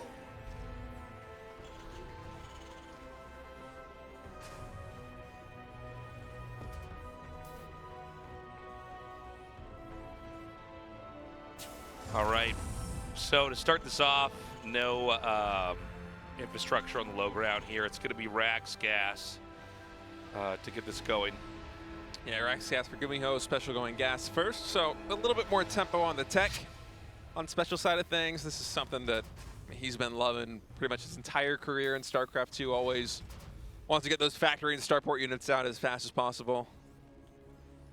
And, you know, it worked to good effect against Dark. Remember that game 1 where he had the crazy sets of different harassing units, like 2 Reapers and a Hellion, and then after that, it came out with, what, a Cyclone with 4 Marines and a Medevac, which is not drop that you usually see in TVZ. Then he followed that up with, what, 2 Ravens? Then after that, there was, like, something else. Just crazy stuff that we've seen from Special so far today in terms of his teching, and I wonder where he's going to take us here in this TBT. Is you pointed out, there's a lot of different ways you can play this matchup. We've seen, you know, some all-ins. We've seen some crazy macro games. Yeah, I mean, there's so many different ways you could approach this. This does appear to be, for both sides, very middle of the road. Excuse me. Yeah. We should be seeing the factory come down here in a second for GuMiho, unless there is a different branch here. But I mean, builds like this, you really just don't even know what kind of game you're going to get until a little bit later on. But, you know, with Special, I got to say, you know, I've always had a lot of respect for Special. He's a pro that's worked very hard. He's always practicing. He's always training, whether he's on stream or not on stream. And, you know, he's been a player who and don't, this might sound weird, because, you know, Creator a lot of times was the guy who would always, he wanted it the most, but he wasn't able to get it. And we've seen him really improve. And who knows, maybe Creator moves on. But especially for Special in the GSL, it's been a tournament he's played in, I want to say at this point in time, more times than any other foreigner. And I could be wrong about that. That sounds right to me. Does that sound right? He's qualified for Kodas a bunch, I think. Well, he's been in Korea about as long as you've been here, or maybe even longer off and on, right? Which means he's, you know, and again, he doesn't always qualify for every season, even if he's here, but he certainly has been in so many GSLs. But I do feel like he would have been deeper in more GSLs, considering how that was insane. That was a nice nade. Whoa. Yeah. Wow. All right, continue your thought. He, like, shot the unit into doing, like, a Tony Hawk trick back into him and then killed it. Yeah. Yeah, that was a sick grenade. I mean, being able to catch another Reaper like that and push it into your Marines, very cool. But I was just going to say, like, I do feel like we would have seen Special win more by now. You know what I mean? Or get deeper, you know? And he's been very deep before. I mean, I remember being backstage with him at one of the BlizzCons. He was in the Final Four. You know, he was almost in the World Finals back in the day. And, you know, I think he's improved since then, too. Oh! It's hard to prepare specifically for the GSL for the same reason that Raynor came in and didn't have too much success when he played, although he's clearly a world-class player, right? It's just the format of preparation and groups and the GSL and how slowly it continues over the course of many weeks, as opposed to a weekend tournament like the World Championship, where I feel most foreigners are comfortable in that kind of situation because it's what they practice for. But when you come into the Korean community and you try to play the GSL meta and plan for all these best of threes and prepare for all these different series and know and anticipate what your opponents are going to do and try to adapt to that, it's very difficult in an environment that this has been the way to play and compete for more than a decade now. Yeah, I mean, you know, this is all based off of, you know, the OSL and the MSL, and there were even some other smaller star leagues in between there, but I mean, that was kind of how this was sold into cable TV back before there was even streaming. Is like, all right, we need to have it like a show, right? Mm-hmm. And so you give the players this much time to set something like this up. And so, yeah, there is a different type of prep that is a little bit different from a tournament where, you know, the whole thing's going to be solved that weekend, and you have no, I mean, who are you going to play? Well, if you're going to win, probably everybody. So be ready. The counterattack here from GuMiho is doing great. Yeah, a lot of damage. He's going to get the mule as well. So 6 workers in total going down. Behind this, Special, I believe, is playing mech, going for Banshees right now. Cloak is about to finish on those. Building a lot of Cyclones, getting their attack upgrade as well. Throwing down what I think is the second factory. So, yeah, we do have a meching Terran against the Bio Terran here in a TVT. As GuMiho, if I'm not mistaken, does have a handful of barracks right now. And yeah, it's Stim also, about a third of the way done. 2 engineering bays too. It's a bit of a clash of styles here. You know, GuMiho and Special historically, both 2 of the Terrans that when I think of mech, in my mind, I think of both of these guys. Even though they play quite differently. And they don't always go mech. Two players that love to mix it into their play any chance they can. Well, you know, it's been a tit for tat in this game here. We have the Banshee already doing some decent damage here, as well as some pressure over at the front. This push is going to isolate the third base, so no SCV is going to be mining from there for a little bit. The angle, not bad here, but at the end of the day, it looks like the Cyclone fight is going to be won here. For GuMiho, he's just kind of controlling better enough that he wins the fight massively. I mean, it's close, it's neck and neck. There's damage on both sides, but if you're always getting the kill and your unit's going to be in the red, it's really good. And this may very organically set up an earlier push here for GuMiho. Yeah, I think you're right. Where you're just like, well, wait a minute, how much have I killed? Let's pack it up, boys. We're moving out. Yeah, this is an interesting position for Special to be in. By the way, I just want to comment really quick. That was such a cute move by GuMiho, where the Banshee had like 1 HP and he wanted to kill it with a Cyclone, so he came in with a Cyclone and he tried to disable the Banshee before he get one shot off and just barely missed it, so it killed the Cyclone. Cyclones are funny units, man. They have some really, really enjoyable and entertaining unit interactions. I do think that Special, although he did not control that as well as he could have, and I think he could have gotten more out of the forces than he actually ended up doing, he's still pretty stable back at home. He's got, 4 Cyclones. They have attack upgrades. The Bio Ball for GuMiho was very small. Right now, he's got Speed Banshees with Cloak, so there is potential to try and keep GuMiho, back at his base. We don't have a lot of turrets on the field for GuMiho yet either, because he's been so mineral starved over the past couple of minutes. So I think that Special should be able to navigate whatever window GuMiho has without too much trouble, unless I'm mistaken. Right, the siege tank count is a little bit concerning, but I think he can weather this storm. I think he can buy enough time. Well, we'll see. Yeah, it's been kind of an interesting early game here, where we're just having a lot of back and forths with these small numbers of units. GuMiho is pretty steadily ahead when it comes to just having more workers.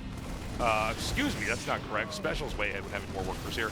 But GuMiho's going to be out on the map here, trying to look for some kind of a position, some kind of a fight. Oh, the Banshee's going to get shut down. Yeah, not the best pick there. Actually, the Cyclone's able to get one of the siege tanks, so good consolation prize here for Special. Excuse me, I just see Mech Terran and I want to say GuMiho.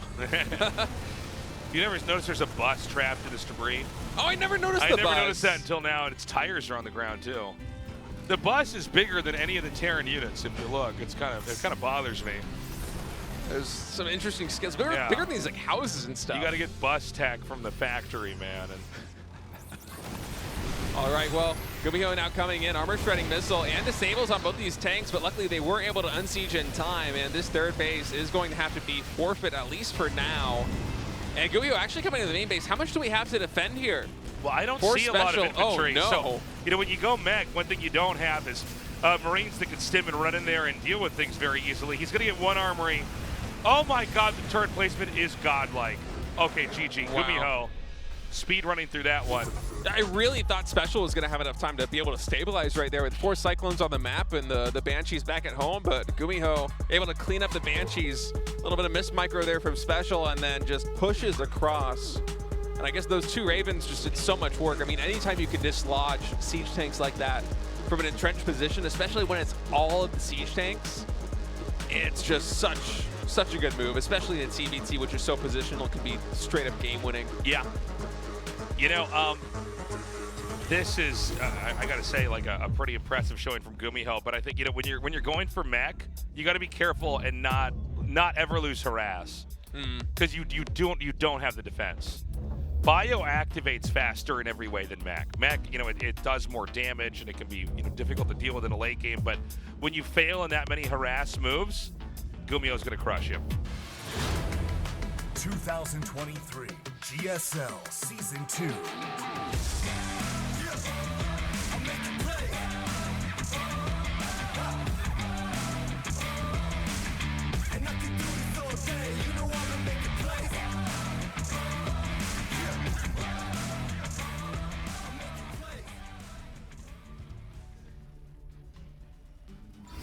GuMiho.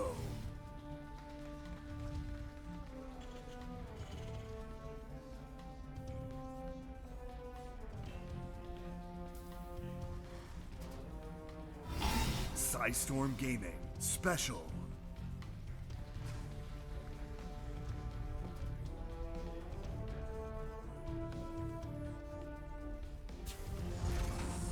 All right, so we're going to go into game 2 now.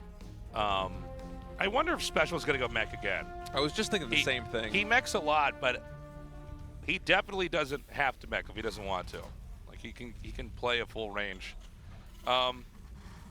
You know, he's a player that I feel like that last game wasn't a good representation of you know what the whole game's supposed to look like. But GuMiho had these like exceptional parries and victories with every move that Special did, and sometimes that's all it takes. You know, if you're coming out with a couple, you know, Cyclones or Ravens, and you're trying to poke and jab, and they all get shut down, and your tech, like the add-ons on the factories were finishing for some of those. Yeah, it was a slow ramp up. You're literally not even at the point where your stuff is making where you can get things done, right? I think in total on the field we only had what 2 siege tanks as well for Special, which is you know, even in a typical game you would expect to have more than that. So he was really kind of relying on being able to keep GuMiho on his side of the map for a little bit more. You know, maybe for one round of production once those add-ons were done on the factories, but you just had the rug basically pulled out from under him. But I do think that he can make mech work if he goes for it again. I'm just curious about whether that's going to be the game plan, because it is match point now. You know, Special loses this one, he is out of the GSL Code S for this season, so. Yeah, it's true, and I mean, you know, what do you say? Well, don't harass if you're going to go. I mean, you kind of have to put the pressure on, you know. So I guess I'll have to just kind of be a little bit better with his control early on, but another moment, you know, we almost saw the Reaper go down. Yeah, Command Center's going up for both these players. Very mirror builds up to this point. Special is throwing down his starport a little bit faster than GuMiho is. He did get his reactor over here to get extra Reapers. I think just to make sure that no matter what, he's going to win the fight. Because, you know, 2 Reapers in this moment, it's like, well, if he techs a little bit more greedily, we can just punish him. But, yeah, as those 2 Reapers come out, there's not going to be any way he can get anything done. I wonder whether he can move across the map and get any damage done himself. The unit count for Special going to be a little bit lower. And it seems like GuMiho, well, he's thinking about trying it, but playing it safe right now, just camping back at home, and Special is going to opt to make a Liberator at this point. Huh.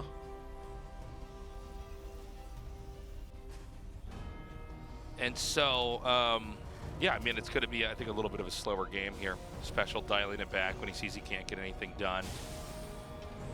You know, TBT, it's funny, I actually like it so much more than StarCraft 1 TVT, in that there's like there's so many more different styles, and in that you can still mech. I mean, it was joked about a lot, but I kind of get where Artosis was coming from, that like mech is a really interesting style. The fact that you have this whole bio composition you can build into, or you can have like a totally different set where it's like just robots. Yeah, it's almost like 2 races in one, you know? Yeah, it's cool. Yeah, it's really fun and interesting. And it's not surprising that Special does that, because he did originally come from StarCraft 1. Oh my God!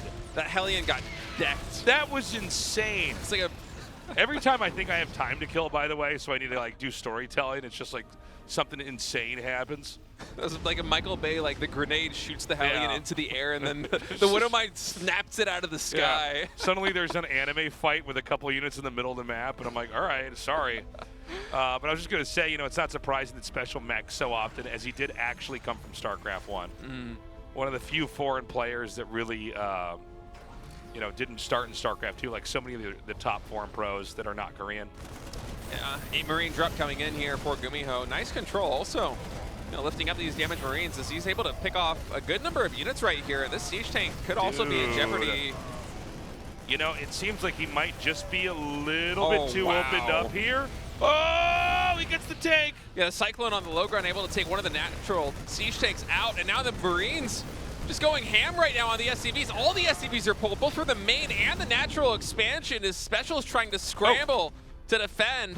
Meanwhile, GuMiho with a lot of idle time back at home, but no workers lost, at least not enough to track on the left side, as Special now down 7 workers in total. Yeah, I don't think any workers were killed at all there. Maybe one. I think one doesn't show on the sidebar, but 2 does. So really dismal harassment there for Special. Gets deflected by GuMiho, and what a fantastic attack with the 8 Marines in the medevac, and then the Cyclone on the low ground also picking off a siege tank. It does kind of feel like the wheels are coming off the bus here from Special. Yeah. He might end up like that bus that was part of that destructible debris from the earlier map. No, I mean, it just, you know, it didn't even seem like he was that quick to send the rest of his workers back to the mineral patches at the other base. Like, he just seems like he's kind of playing slower. TBT, it's funny. It was right at the start of StarCraft 2 by far the longest matchup, and it's gotten shorter. It just seems like really good players can kill each other really fast. I think that's in part because, like, the units are still brittle. Everything's like glass cannony, right? So it's like high damage, but it also is killed immediately. So you know, you get to a kind of opportune position and you could just really punish. Don't see Vikings taking down a Cyclone very often, but they do. And now Special is gearing up for a big 2-base push. GuMiho with the 3rd command center still on the high ground, also powering up with double engineering bay, and also has more Vikings than his opponent. And oftentimes we see these pushes come down to really air superiority in terms of Vikings or Ravens. In this case, GuMiho not only has the defender's advantage of the shorter rally point, but he's matching Special's Viking count, or at least keeping up. So it's a bit of a scary position here for Special, because I'm not sure he can truly deny GuMiho from taking that 3rd base if he wants to.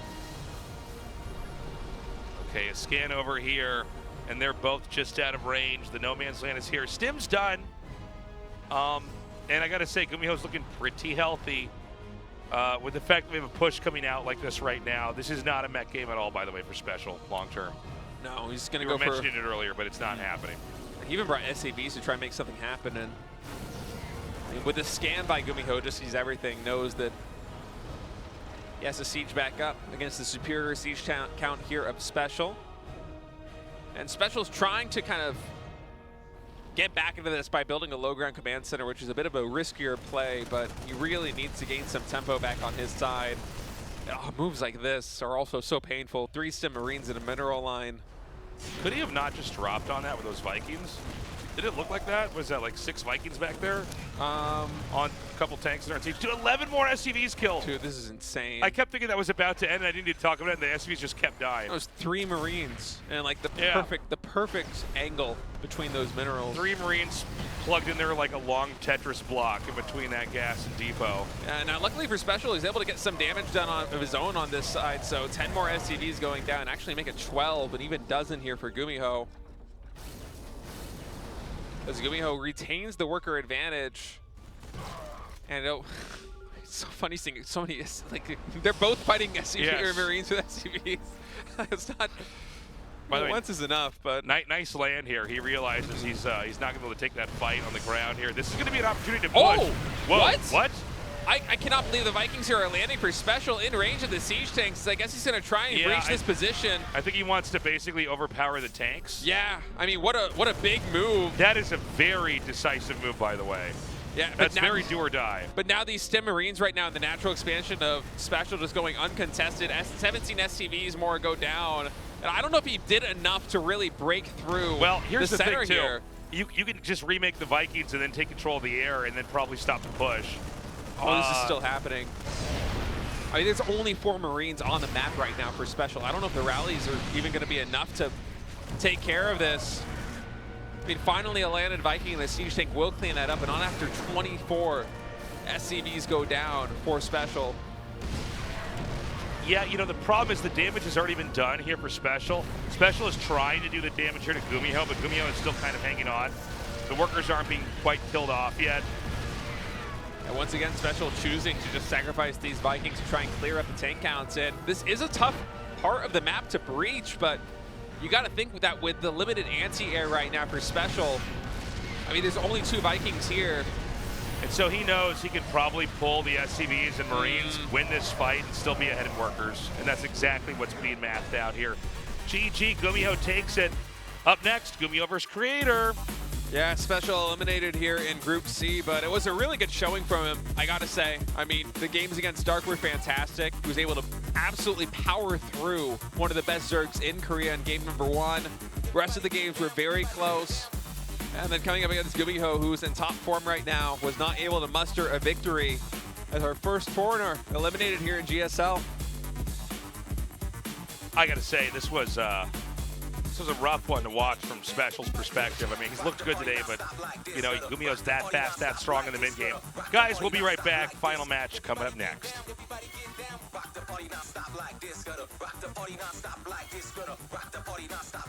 We are a hurricane.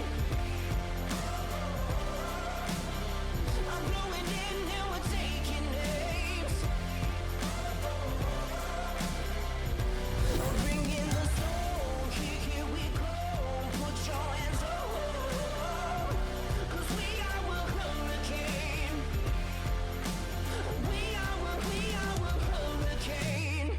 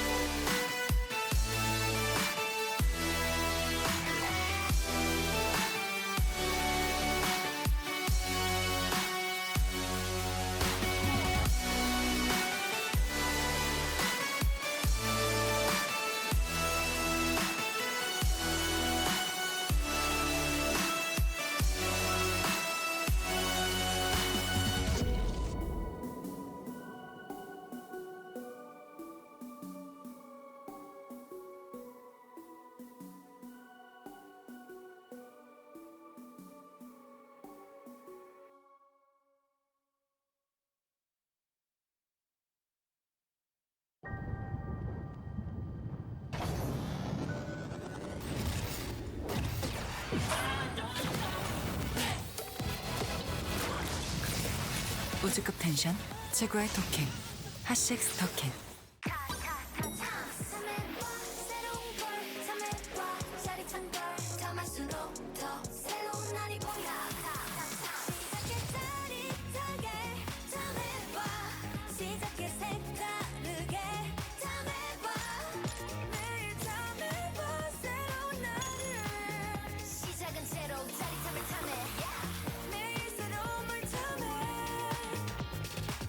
너도 탐세봐 탐세로. 똑같은 하루에서 답답함을 빼면 더 청량해질 거야. 제로처럼.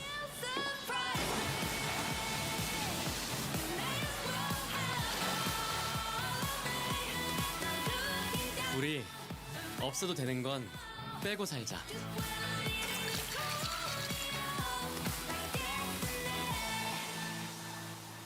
실성 사이다 제로.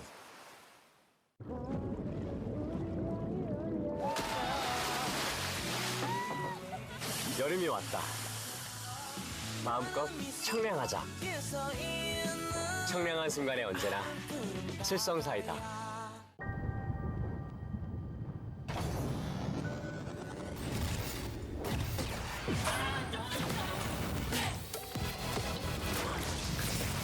우주급 텐션, 최고의 토킹, 핫식스 터킨. Round of 16, Group C. Dark. Special. GuMiho. Creator. Africa TV. Freak Up Studio. Live. 2023. GSL Season 2. And we're back. GuMiho versus Creator is coming up. Now, this is a rematch from a very close series that we already had here with these two players. Dark has survived and Special has been knocked out. And that means after we're done with this best of 3, we just have one more group left here, Group D, for the round of 16 before we move to the next step of our tournament. Yeah, one more Terran or one more Protoss will be joining the rest of our gamers in the top 8. GuMiho looking to be in really good form. I gotta say, as the day has gone on here in Group C, it feels like he's playing better and better every single match. I mean, Special, he took a game off of Dark. He looked fantastic earlier on, but GuMiho just seemingly on another level. I wonder if that's going to carry over now into TVP here against Creator. It's a good question. You know, Creator as well. That was a series that really could have gone either way. And we did have that weird battle carrier tech game that ended with battle cruisers winning. I don't know. Yeah, that's we're gonna not have anything like that again ever. I hope not. I hope not. It kind of feels like something where that you just know the outcome going into it. You do it, you go, that's the answer. Got it. 2023 GSL Season 2.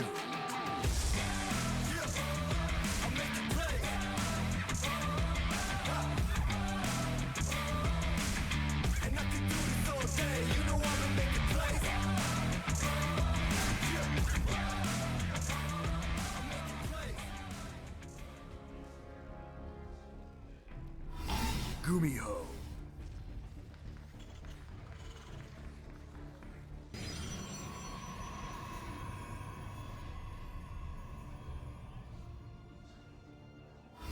Club NV.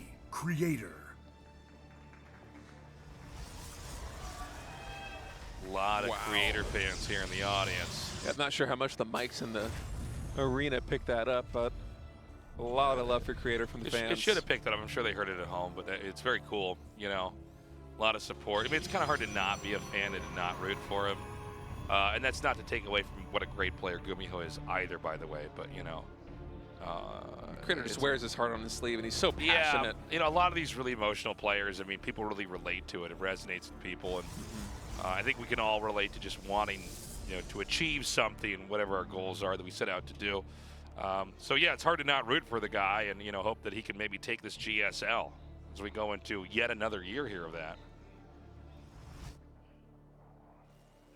Well, opening's looking fairly standard here. Creator with this probe just going to be coming into the main base. I was wondering for a moment whether he would opt to try and go for maybe a proxy gateway or something about that speed, but instead just going to see the SCV here at the natural expansion for GuMiho and do his best to delay the production of that. Little does you know, GuMiho actually just dropped the command center in the main. That's nice. I mean, GuMiho would have liked to have that probably on the low ground with this SCV going down. And you think about the time the command center's lifting and then flying over. It's basically like an SCV kill, right? Yeah, it is. It's lost production time. It's one of these little victories that could slow them down in a game that's so much about just building up momentum. So, I mean, we got to get a very good idea of how these guys approach PvT. And I don't think we're anywhere near close to being done with seeing the rest of the ideas that they have here. Yeah, I like the way the meta is developing, especially with the earlier storm openings. And wow, Marauder coming out from GuMiho. That factory also out of vision for Creator, so he doesn't know what the tech follow-up should be. And, you know, with the scout that we had there from Creator, it doesn't tell him anything, right? Yeah, he sees the tech lab, and he might be scratching his head about that a little bit. Like, Nice you're not going to be save. getting combat shield or stim this early, right? So are you making a Marauder? Yeah, what exactly is going on here? So that Marauder's going to come out. He's getting a second one here. And, yeah, I mean, I'm curious. How many more is he going to get, and where's he going to go with them? And a Widow Mine as well. I was wondering if we're going to see, like, Marauder Hellbat or something to that effect here, which I'm glad we aren't. I think it's going to be some kind of a drop. I think so, too. And this is, again, one of these kind of, you know, obtuse GuMiho builds. Yeah, this is very cool. I like this. What Creator's doing is kind of pushing up to, you know, the standard tech that we've seen so many times before. He's getting 3 gateways. He's getting Stalker Blink. Koreans tend to believe that you need to expand after this. There are some ideas in the European and NASC scene that, like, it's still okay to do the 4-gate pressure build. Right. Yeah, the 4-gate build, especially in the West, has become a lot less all-in. This Reaper's going down, I think. Shade should be able to get it. Yeah, Koreans, you almost never see them go for 4-gate blink pressure, which surprises me because you'll often see these European Protosses go for that build and find good damage with it. Yeah. Relatively consistently, too. And they're able to macro out of it as well. It does seem like the Korean mindset is to try to get up as close to doing that kind of damage and then know exactly how to, like, dial it back and go macro up and get further ahead like that. But, you know, I mean, we're really at the point where, you know, so many of these European players can hang with the very best Koreans, you know. The divide is not so drastic anymore. The Creator now seeing these 2 Marauders and probably scratching his head a little bit, wondering exactly what that is about. Of course, no concussive on those Marauders either yet. So that is able to get away. Not too much trouble, and, you know, we were anticipating a drop or maybe, you know, Marauders walking into the natural expansion while Widow Mine's head into the main base, but GuMiho just content to macro with this in kind of a funky way back at home. I mean, he's getting his engineering base set up right now. He hasn't really moved out across the map except to kind of feign a Widow Mine drop a little bit. Interesting opening. Yeah, it's funny, you know, when you see the different set of units coming out, you at least in my mind, I don't know about you, State, but I always think, like, okay, well, there's going to be some kind of an attack then, right? If you're getting a different composition. And maybe we're going to see that attack now. It's just later than we thought. But here we go. Led with the Cyclone. And by the way, we got Marauders, but we don't have Concussive Shell yet. Yeah, which is important to note. It should be queued up after Stimpack. I would be surprised if GuMiho decided to continue to delay that. Now, he's going to come in here with these Stalkers. There's really not a whole lot that GuMiho can do with this. So SCVs are going to be killed, but he's going to have to also recall back home. Dude, this pylon, this is a real Achilles heel. Yeah, this pylon's powering both the robotics facility and both gateways here in the natural expansion. So a lot of production now offline here for Creator. Question is, does he have enough on the ground to actually deal with this as Dim's coming in? I mean, Blink is done. Warp Prism also trying to do some control tricks here, and eventually, I mean, this bio will get cleaned up, but at the cost of basically an entire mineral line and a ton of production time on all these units. 13 probes in total going down.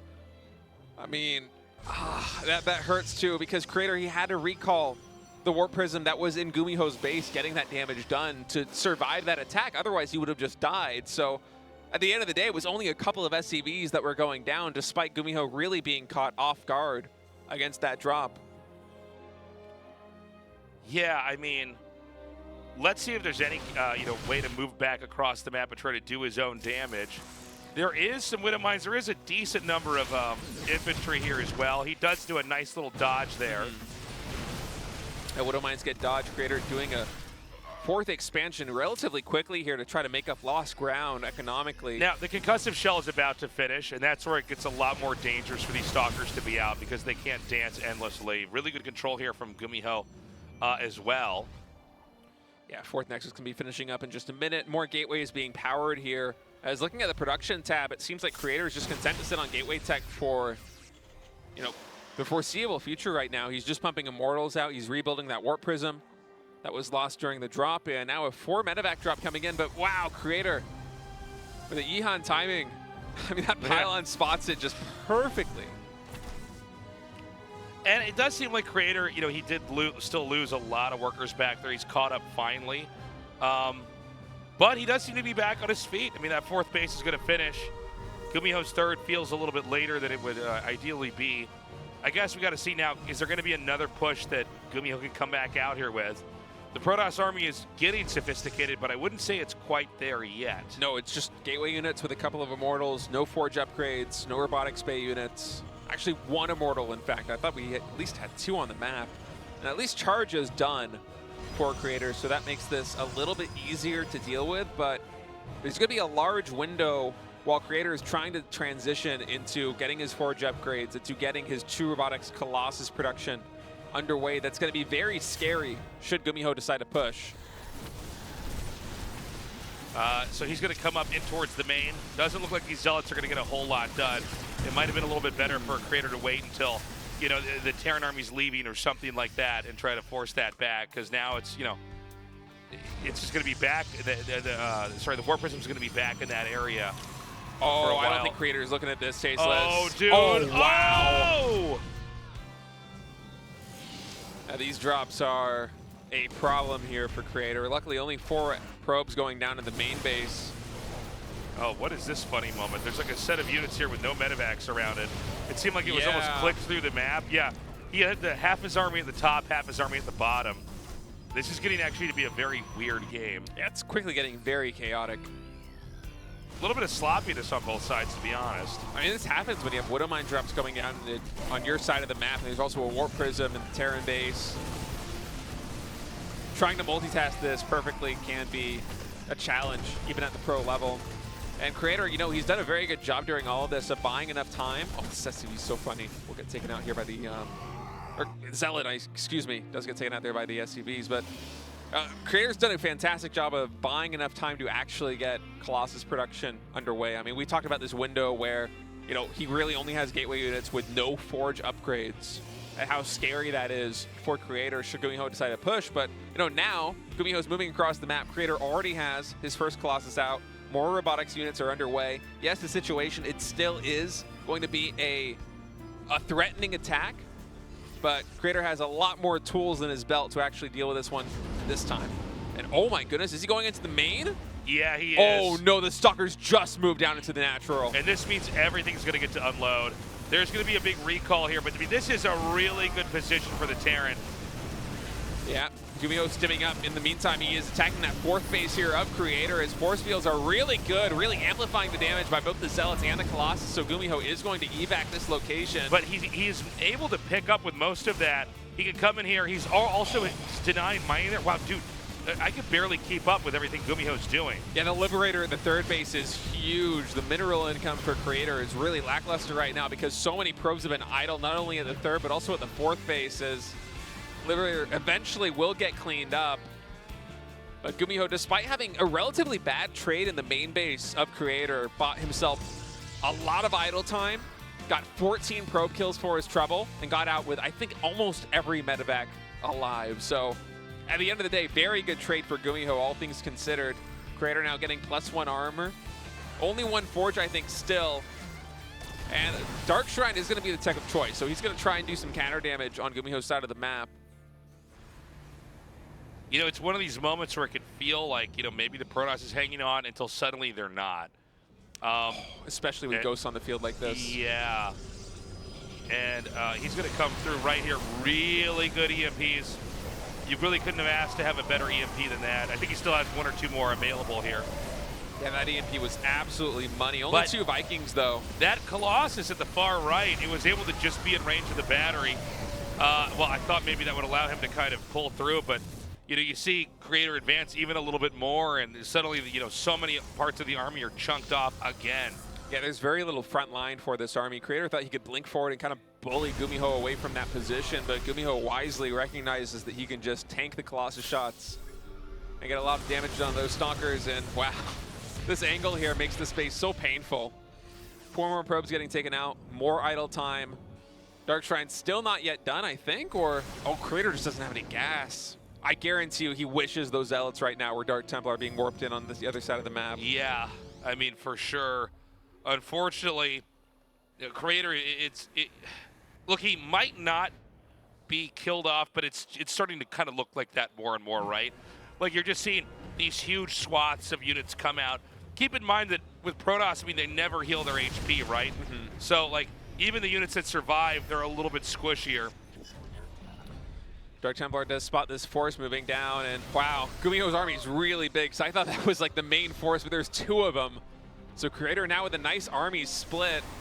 GuMiho, though, no stranger to situations like this. These 2 Colossi dangerously alone, only 1 Stalker and a handful of Zealots supporting them. As GuMiho just continues to maneuver across the map, he knows that Creator's on these 4 bases, and it's kind of a hard position to break into without a sizable Viking count, still only 2. He's playing it very timidly, but I think he can afford to do this because GuMiho, he is scaling so well right now, and his economy also is very powerful. 20 supply ahead of Creator, staying even on workers, despite losing those SCVs to Dark Templar. Orbital commands as well. He's getting ready to finish +3 infantry weapons. Yeah, well, he's beginning to catch back up. These ETs, this could start to really stack over time. You get a couple worker kills, you force the SCVs to run away. Yeah, it's giving Creator a lot of breathing room here. Yeah, it's probably the best thing that he can ask for at this point in time. And you can see he always leads with the Stalkers. He wants to basically see that they're coming, blink away, and try to be ready. Protoss does not have the luxury to easily spot stuff on the map unless they use techniques like this. He would love to pick off some of these medevacs or Vikings. His starport units is really the only thing that GuMiho is wanting for right now, with a low medevac count and a relatively low Viking count. The bioforce on the ground is absolutely huge, by the way. 30 Marauders, 32 Marines. With an army composition this Marauder heavy, suddenly the Colossus is a lot less scary because, of course, it doesn't have that bonus damage against these units the same way it does against Marines. And I wouldn't be surprised if GuMiho just started to posture himself to try and sandwich the army of Creator. Well, it seems like that's what he's been trying to set up for this whole time. I think Creator's shown so much patience in that he's not overextending. He has a very good split. Some worse players, they'll have, like, all the Colossus on one side or something like that. He really has a pretty good setup. It's one thing Creator's always been very good at, is spreading his army out in a very well-balanced way. And oh, the shield battery! Oh my God! The overcharged shield battery saves the Nexus! I saw those 2 Marauders stimming up. I thought for sure it was going down, but the battery able to recharge it almost completely in shields. Now GuMiho is going to focus instead at this 4th base, trying to get some damage done there. That will buy him the time to come back in on that Nexus again. Is he still not going to get it? Oh, he's sacrificing a lot of bio to do it, though. Not the best trades here for GuMiho. Perhaps tunnel visioning a little bit on that Nexus, and Creator might actually be able to clean up this army. Yeah, he is going to be remaking this. The Viking in that one shot, he does pick up the beautifully done. Now, that exchange went so well for Creator. Well, it's so funny. It's like you have these moments where you're like, no, I know this exactly. Like, something in the back of my army is going to shoot the Nexus while everything else is doing damage in the front. And then he goes back and you just see the shields go right back up, and it's like, oh my God. The question is, can Creator really make something happen after that big win? And he does still have this Colossus count. There are no Vikings on the field at all for GuMiho. So although the army supplies are very even, and usually that's quite good for Terran, should they have a very, well upgraded army. In this case, I'm liking it for Protoss a lot. I mean, these 3 Colossus are going to be so hard to contest, and You know, Creator just camping this production right now. It almost feels a little bit like a PBZ trying to intercept the reinforcements. And the SCVs are getting pull tasteless. Yeah, this is kind of do or die right now. Did Creator overextend? Did he throw his advantage away? It feels like he did. GG, GuMiho takes that game. And, man.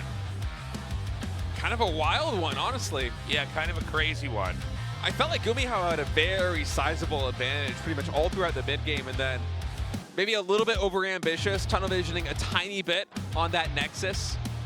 Well, you know, it did seem like GuMiho was continuing to advance and kind of set up this pin.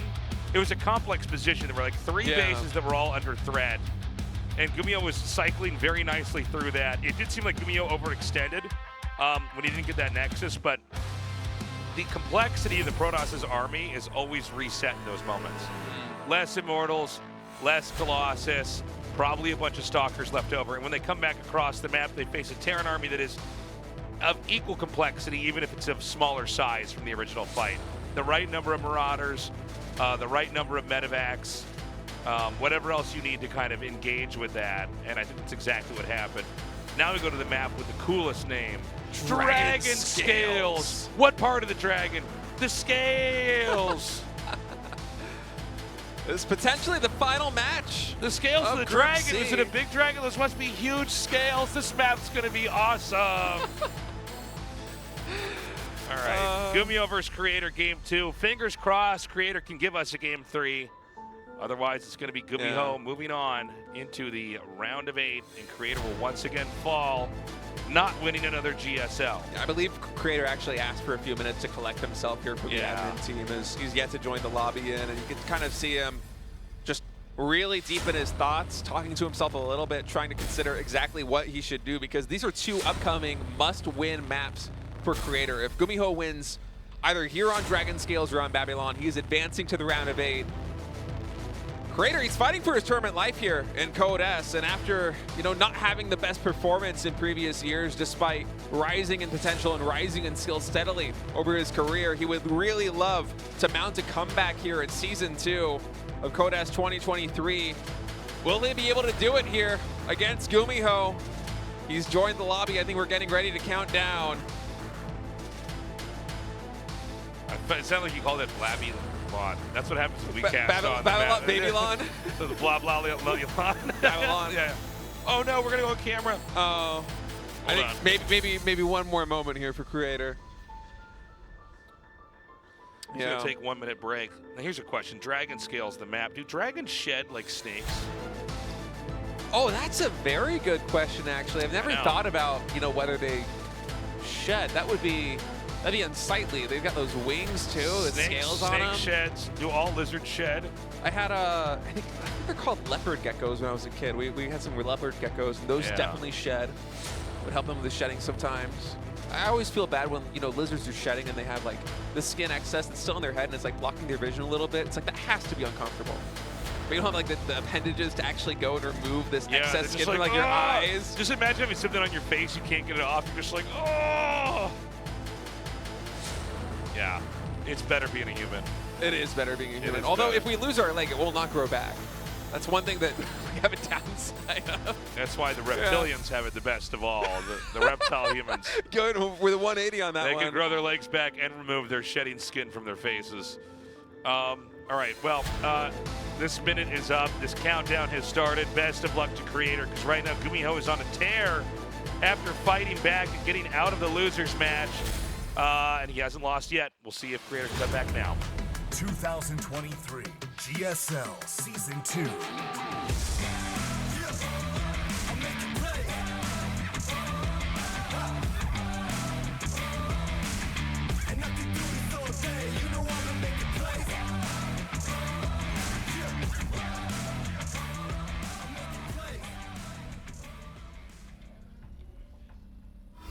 GuMiho.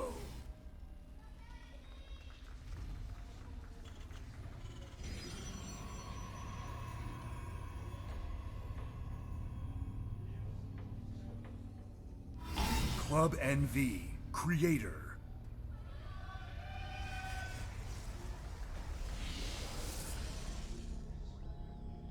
So many fans here supporting Creator. Yeah, I mean, it's hard not to. Would love to He's see this such one go to a Game 3. Yeah, I mean, I would welcome that. Been a longer night than normal, actually. We've got some real good, dramatic games out of players that we had. I kind of knew this group was going to be good, but I got to say I'm really happy with the games inside the best of threes that we had. They were a lot of really interesting, different games. Yeah, we had interesting builds, especially Dark versus Special. I loved seeing, you know, his take on how TVZ should be played because, of course, that was the only TVZ he had to prepare for in this group. It was his first match. So he came very well prepared with some cool strats and, you know, Creator versus GuMiho as well, and Dark versus Creator, both going the distance, 2-1, each of them. And, you know, it's a weird GSL this season and the season before in that there's so many Terrans, right? Mm-hmm. So instead of TVZ being, you know, one of the big matchups and then ZVZ with that, you know, we've had, like, really good Zergs in Korea, but we don't have, like, a ton of them, right? But yeah, a lot of times it's like, okay, well, who's the best ZVZ? Or a lot of times that's going to be pivotal. Right now, it's who's the best TVTer, as long as you can hang against a Zerg. Yeah, it does feel that way. I think actually this Code S in the round of 16, we might only have had, what, 3 Zergs? I don't think we had a Zerg on day 1 in Group A. I think it was two Terrans and 2 Protoss, if I'm not mistaken. Or no, it was Maru, Bunny, TY, and Classic. So yeah, it's 1 really Protoss, 3 Terrans, yeah. That's been really Terran heavy. And this happens in Star Leagues from time to time where it's like, well, if you kind of look at, you know, the dominant race or, you know, they're high in numbers, this matchup becomes pivotal a lot of times. Mm-hmm. But it is interesting when the end result of that is that we might have had the only PvP of the entire GSL, which would have been, you know, Hero versus Nightmare. We had 2 series of that. We don't know if we're going to get another PvP. Yeah. And yeah, we exactly. might not even have a ZVZ. It might just be TVT as the only mirror matchup. Yeah, it's, you know, Terran Civil War with a couple of aliens in there. So expansion done now here for Creator is the Reaper's just going to sacrifice itself to get the full scouting information. It saw the Twilight Council, and GuMiho should have a very good idea of, you know, what Creator is gunning for. It's actually, well, he went for 2 Reapers. Huh. I thought for a second, I was like, wait, did I just, like, completely blunder that? Like, did the Reaper get out of there alive and, like, also heal? He shot himself over. Yeah. These hardcore Reapers, man. Yeah. If only the Cybernetics core was a little bit bigger, this wouldn't happen. I know. It's just slightly smaller than if the the gateway. Cybernetics core was a little bit taller, those little spikes on the side, if they just kind of pointed out a little bit more, he could impale himself on that. And Medevac flies over it, just, like, clips it, just crashes it in the ground. It's like you get your drone stuck in a tree. It's... Oh. All right, Robo Bay also coming, or Robotics Facility, excuse me, coming down here for Creator as well as 2 gateways. So this is looking like, you know, the most standard PBTs that we pretty much get, which is going to be 3-gate Robo into a 3rd base. GuMiho back at his home, doing pretty much the same thing. It was a little bit odd that he went for 2 Reapers, but, you know, Widowmine's Marines might have a drop coming down, might not. GuMiho oftentimes content to just macro at home. And Bulletproof Base, a lot of these Terran players, especially in the GSL and in the European circuits, they feel kind of this pressure to go do harassment all the time, in particular against TVP. And yeah. I think that oftentimes you really don't need to, depending on what the Protoss player is doing. If you just build a highly upgraded bio ball and you micro it well, like at the pro level, you can really go toe for toe. And GuMiho is one of those guys that, you know, we saw him open with 2 Marauders the previous game. Yeah, yeah. Go for Widowmines as well. You know, he didn't go for the Widowmine drop until like the mid game, basically. Well, this happens sometimes where you get pros, or, you know, even lower level players. And it can happen to anybody, but they're too caught up in the same routine over and over and over again. And, you know, they might be doing it without knowing why. This time around, he's got a Widowmine drop, but he's not just going right in like I think a lot of other players would. Yeah, and there really isn't anything Creator is going to be able to make that can deal with that, right? GuMiho, it's up to him how long he wants to have that. Medevac right there is this funny little creature. This is, I get so easily distracted by these things, like this little, I don't even know what kind of animal it's supposed to be. There's a Tastalope on one of these maps and an Artosalope on one of them. You don't know which map that is? I want to see it. It was, I know the map when I cast it, but I always forget the name. But there. The names are tough. There's not enough of them there. We need to make them breed so they can make more Talopes or whatever they're called. By the way, nice. Oh, be careful. Oh, be careful. That barely got out of range before it could fire. I don't think that was... What am I looking at?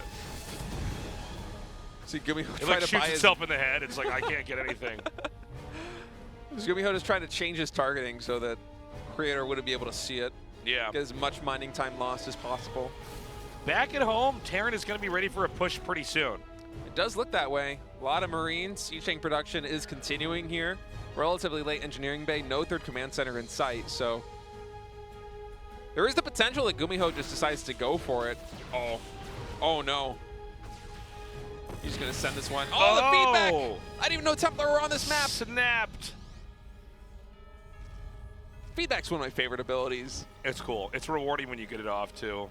I know it's also one of those abilities that's like the most frustrating for your opponents if you get it off. Yeah. There are very high and very low emotional moments for both players when good feedbacks happen. Yeah. You get it and you just don't kill the medevac. You're like, oh, it's empty. But this push is going to happen. It's a very early push, but, you know, to what State was saying, it's like, yeah, you don't have to just harass forever. You could actually just have a modest setup. And some of these Protosses are so used to just defending kind of whatever comes their way harass-wise that they're not actually ready for a full-on committed attack.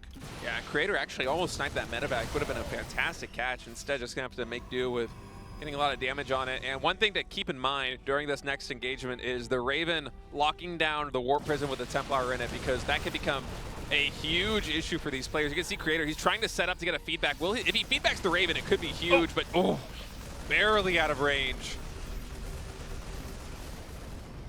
I feel like unless Creator is able to get some storms to connect, he's going to have a hard time breaking this position. And it's just so difficult with a Raven. You can see him kind of hedging his bets. He now only has 2 Templar right now when this Warp Prism drops 2 more on the ground. Oh, kind of a bungled storm. That one pretty good, though. Yeah, nice connection on that one. Keep in mind, only 2 medevacs here, so the healing is relatively thin. Yeah, it's not great, but also the action isn't that packed right now. And so, you know, he can kind of take his time and heal this back up.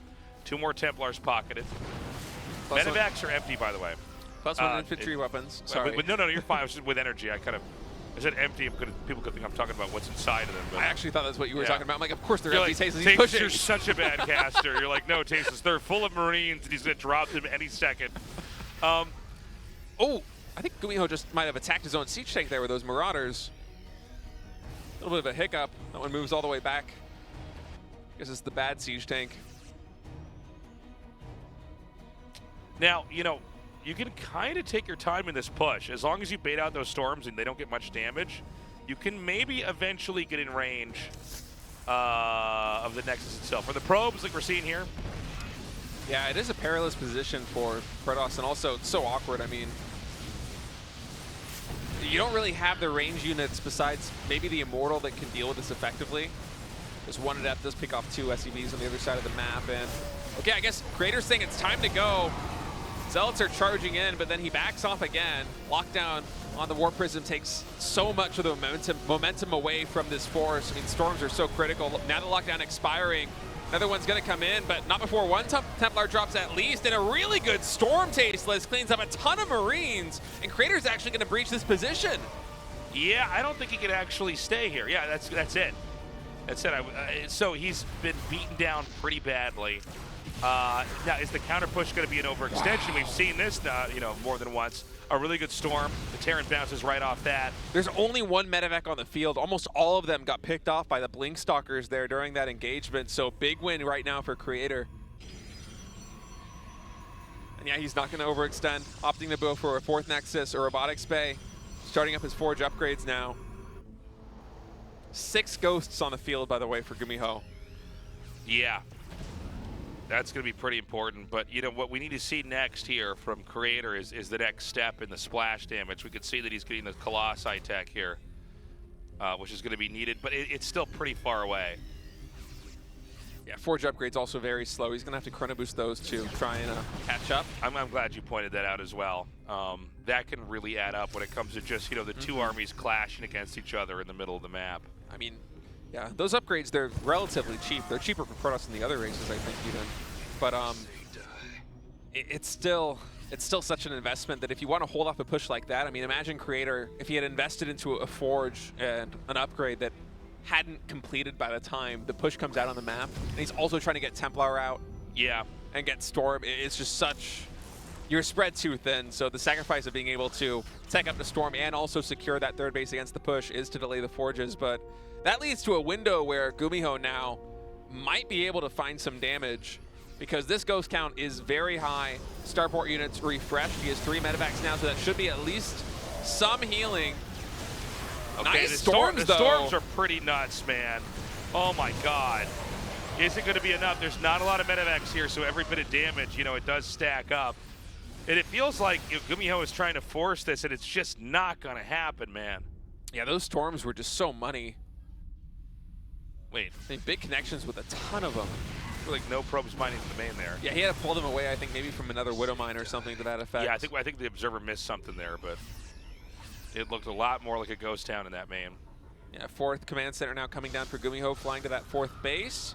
Disruptors, the first tech coming out of the Robos for Creator, and actually sticking with him. I was wondering whether this would be, 2 Disruptors into something more sustainable like Colossus, but instead, just going to really heavily lean into Disruptors. Of course, Ghosts being unable to stim are easily the juiciest targets for this unit, so that's something that GuMiho has to watch out for should he decide to play a very Ghost-heavy composition.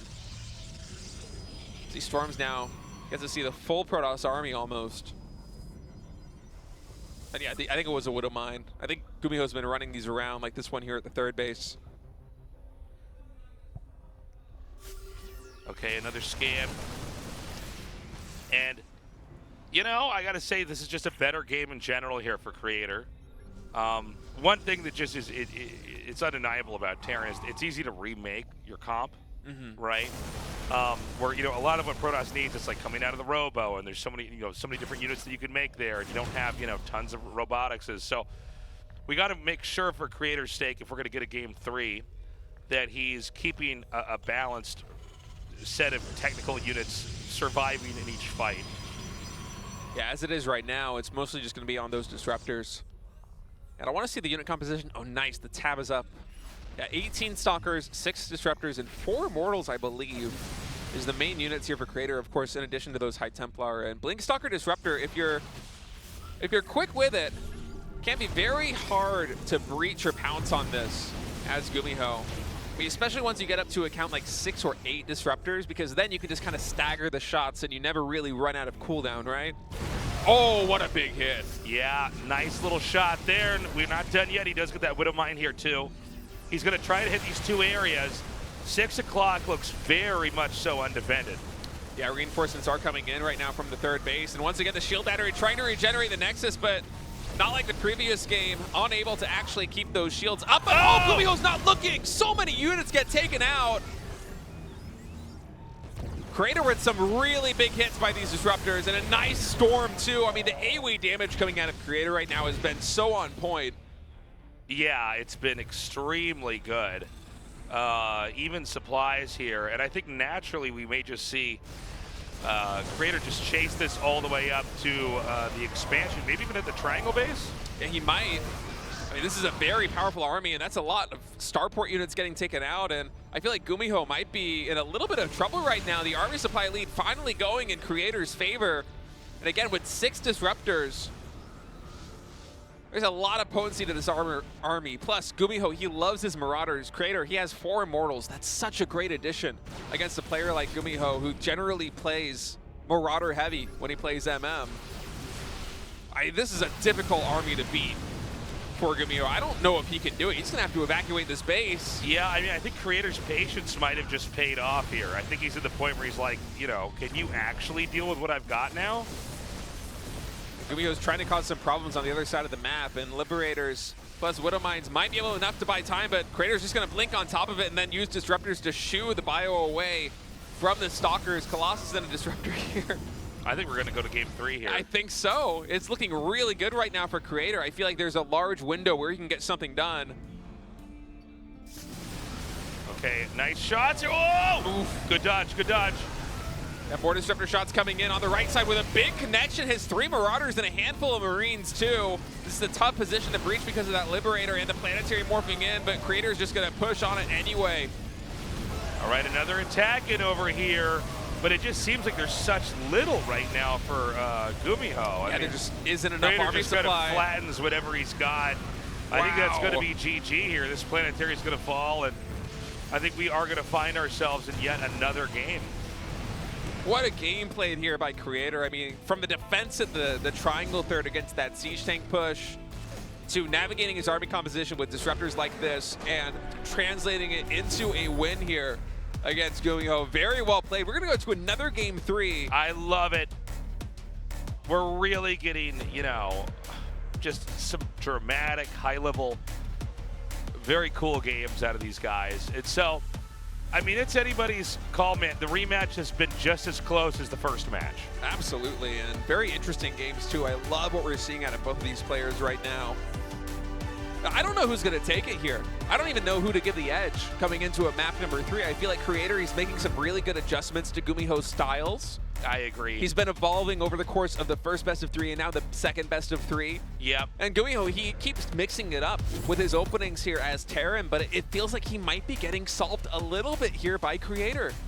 Well, Creator stayed patient and is kind of letting GuMiho, you know, try to test the waters, and he just stays firm, stays in control, and then when it's time, he moves, you know, right back out and does that killing blow. So maybe a different idea as far as gameplay goes here from GuMiho. Let's find out.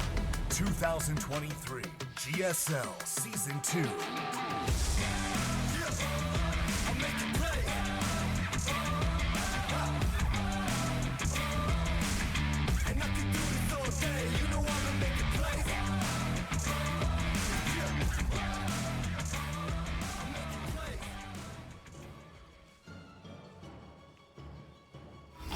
GuMiho.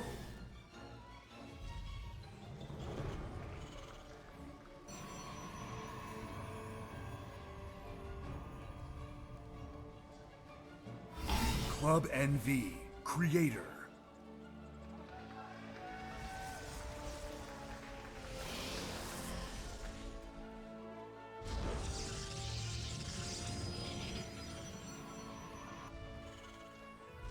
Okay, this is it. This is the last game of the evening. It's so hard to say who's going to advance. It does seem like Creator is adapting. It's a different series, though. I mean, the first best of 3 was really this, like, kind of almost kind of like a wacky experimental series, you know? Yeah, especially with that late game PVT. Yeah, and then even like, you know, the base trade at the end, it's like, this is just a kind of an odd set, but it seems like this best of 3 dips back into normality, right? Kind of what most of their games probably look like, them kind of doing what they're used to. Yeah, you got to wonder what the build's openings are going to be. And GuMiho's already mixing it up quite a bit, by the way, with this second supply depot. That means he's not going to be going for a very fast second command center. Yeah. He's going to be going for factory and starport play into an expand, most likely. And there are a lot of different flavors of early aggression that this could be coming out of GuMiho. And he doesn't need to hide the factory either, because it's a no-brainer that this is going to be thrown down. So the question that I have now is, what specifically is GuMiho going to choose to come with out of these factories, out of this starport? And how is Creator going to try to prepare his defense? Because he's been playing, you know, Blinkstalker Robo with 3 gateways pretty much all night. Do you go back into Phoenix in this situation here against Terran? Because you know they're playing higher tech units? I mean, you know, it's actually not a bad idea when you mention it. But I think also just going for Stalkers could be appropriate as well. Or maybe we have even like another idea here from GuMiho with something he wants to try and test out. It wouldn't surprise me. I mean, GuMiho, much like Special, has a very wide range of builds. Not afraid to go mech when the situation calls for it. Not afraid to come out with, you know, some really wacky openers, even if they don't actually manifest into something. Like, I mean, we saw earlier the 2 Marauder opener, where they just kind of sit at the natural and didn't do anything. It was a funny opener, man. It just looks odd. It just goes to show you that you can go for Marauders and not be like, ha, like try to use them right away. Like, here they are. That's not what I normally make. Instead, it's like, no, these are fine units. We'll get the concussive shells later. This allows me to distribute my income, or my spending, rather, a little bit differently. Yeah, and it will be a Twilight Council here for Creator, so no Phoenixes coming out. I really thought in this series, if we were going to see Phoenixes from Creator, would be in a situation like this one, going up against a factory before command center. But you know, the three gate blink, it has been working for him so far. So you know, with Creator, it's kind of him just doing what he thinks is his best build. There's nothing wrong with doing the same build over and over again, by the way, in some of these situations. Especially when you've played a lot of games, it's like, well, I just kind of execute this better than whatever you're doing. And that's one way to do it, you know. Especially an opening like this one, which is, you know, not specialized at all, really. It's kind of like the Swiss Army knife. Oh, he didn't do it. Builds. He tried to parkour. I don't think you can from that position. Well, Maybe there's I'm potted wrong. plants on the inside Yeah, the main there. There's potted plants there. They're growing. The Reaper's too polite. He doesn't want to mess those plants up, land in man. that pile of leaves there. So he doesn't get in. Too bad. Can't fault him for trying, as Creator now gunning to set up that third base. And GuMiho, it seems like he wasn't really going to, I mean, he's not really opting to go for any kind of heavy pressure with this one, at least not any, you know, harassment-based opening, which is generally what I expect to see from Terran when they do this kind of, you know, fast factory play 2 gas before expansion. Instead, it seems like it might be a really strong push coming out. Yeah, this siege tank, 2 siege tanks, in fact. Oh, is that the Cyclone in the map? Oh, it's 2 siege tanks out already. And there's a Liberator coming out on the field. SCVs are being pulled. And a War Prism's being made, which means that Protoss might be wanting to attack here soon. And dude, oh my god, okay, he sees the SCVs, he knows. That is the biggest tell as to what's going to happen. This is going to be a very scary position to break here for Creator. And keep in mind also the Robo and this Gateway are both on the low ground of this natural, so both should be shelled by these siege tanks. Shield batteries are going down. So he gets the Warp Prism out. He can use that for micro purposes here. Oh, he's going to blink in. He's going to blink in. He waits on top of one of the siege tanks. Does that work? He gets the meta back. Oh, no. That's not it. Oh, no. I think that's like, that was impulsive, and I think that just cost him the game. He might have lost anyways. This pylon's going to be destroyed. Oh, I'm sorry, there's actually 3 pylons here. This Robo's going to be destroyed. I end up in the same spot, and so the Immortal can't come out. He stayed back with some of the tanks, knowing the Stalkers might still be out there. Well, you can spot it now. And the Liberator makes this position so much harder to break. And keep in mind right now, Creator, he's reset down to 2 gateways with Blink. He's scrambling to make 3 more, but you know, even despite the fact that his natural expansion is under siege, he just doesn't have the production. He's going to start floating minerals because he can't produce units to actually deal with this. And now suddenly this natural expansion, he can't even mine from it. It's so funny seeing that tank chase down 3 injured Stalkers too. It's like such a role reversal. I gotta say, Creator's doing a great job keeping these Stalkers in between, but he hasn't protected, you know, what mattered the most. And so there's gonna be a counterattack inbound. The 3 Stalkers that were damaged with 4 Stalkers and a War Prism, and of course, whatever Stalkers he could muster through that War Prism back at home, but off an extremely dysfunctional economy, bunkers being made. GuMiho knows all he has to do is tie that final knot. Oh, and he's won this. Probes going out into the natural expansion of Creator too. All of them instantly die as his worker count gets reset. And I feel like we're going to see another Terran advancing to the round of 8 Tasteless. This looks so hard to break. These probes again coming down into the natural. I'm not sure what's going on here. Dark Shrine finishes up, so some DTs are going to be warped in. There should be detection, yeah. Missile turrets are under construction right now for GuMiho in the natural and the main base. He's going to pull away, send his SCVs over to the ramp, and just cover his main that way. He should be able to get a blink in here. He does.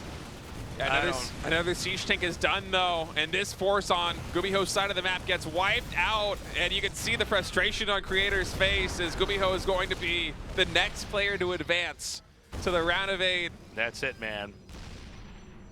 You know, it's a heartbreaker for Creator. Well, you know, I don't know if he should have blinked in that soon. Or if he did, he snipes a tank. Maybe he tries to get out sooner. I don't know. I mean, he was able to intercept the attacks coming from the side, but at the same time, when you do the same build like this, your opponent has the opportunity to try to do their own build that comes in and basically kills you before you really get started.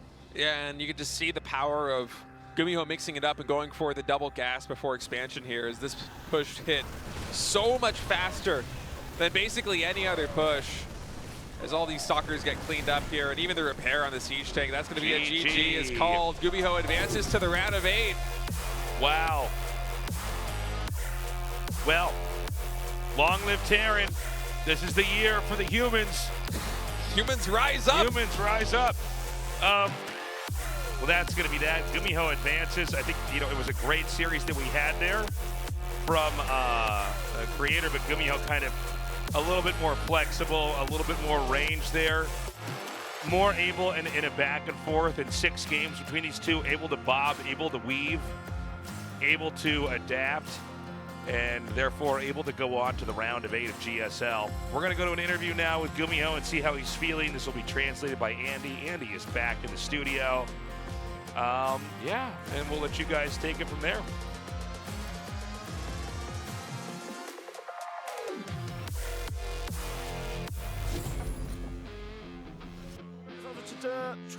Well, massive congratulations to you, GuMiho.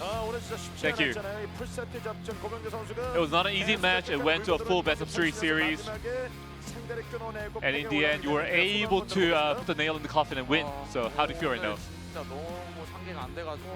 Well, you know, today I performed really bad, and I thought I was going to lose.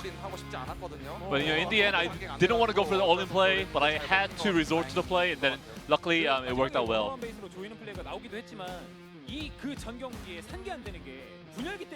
So, you know, in the last game, the reason why you couldn't perform better is because of the disruptors, is it? And sometimes, you know, my brain kind of stops working. I think it was a lot worse today. I had the advantage, but you know, my micro wasn't at the at the high level to fulfill the play. You know, you've had some crisis, but now you move on to the round of 8, 2nd consecutive time now. And at the time, you know, we have 5 Terrans in the round of 8, but now, and you're the only one who couldn't join the round of 4 last season. That's right.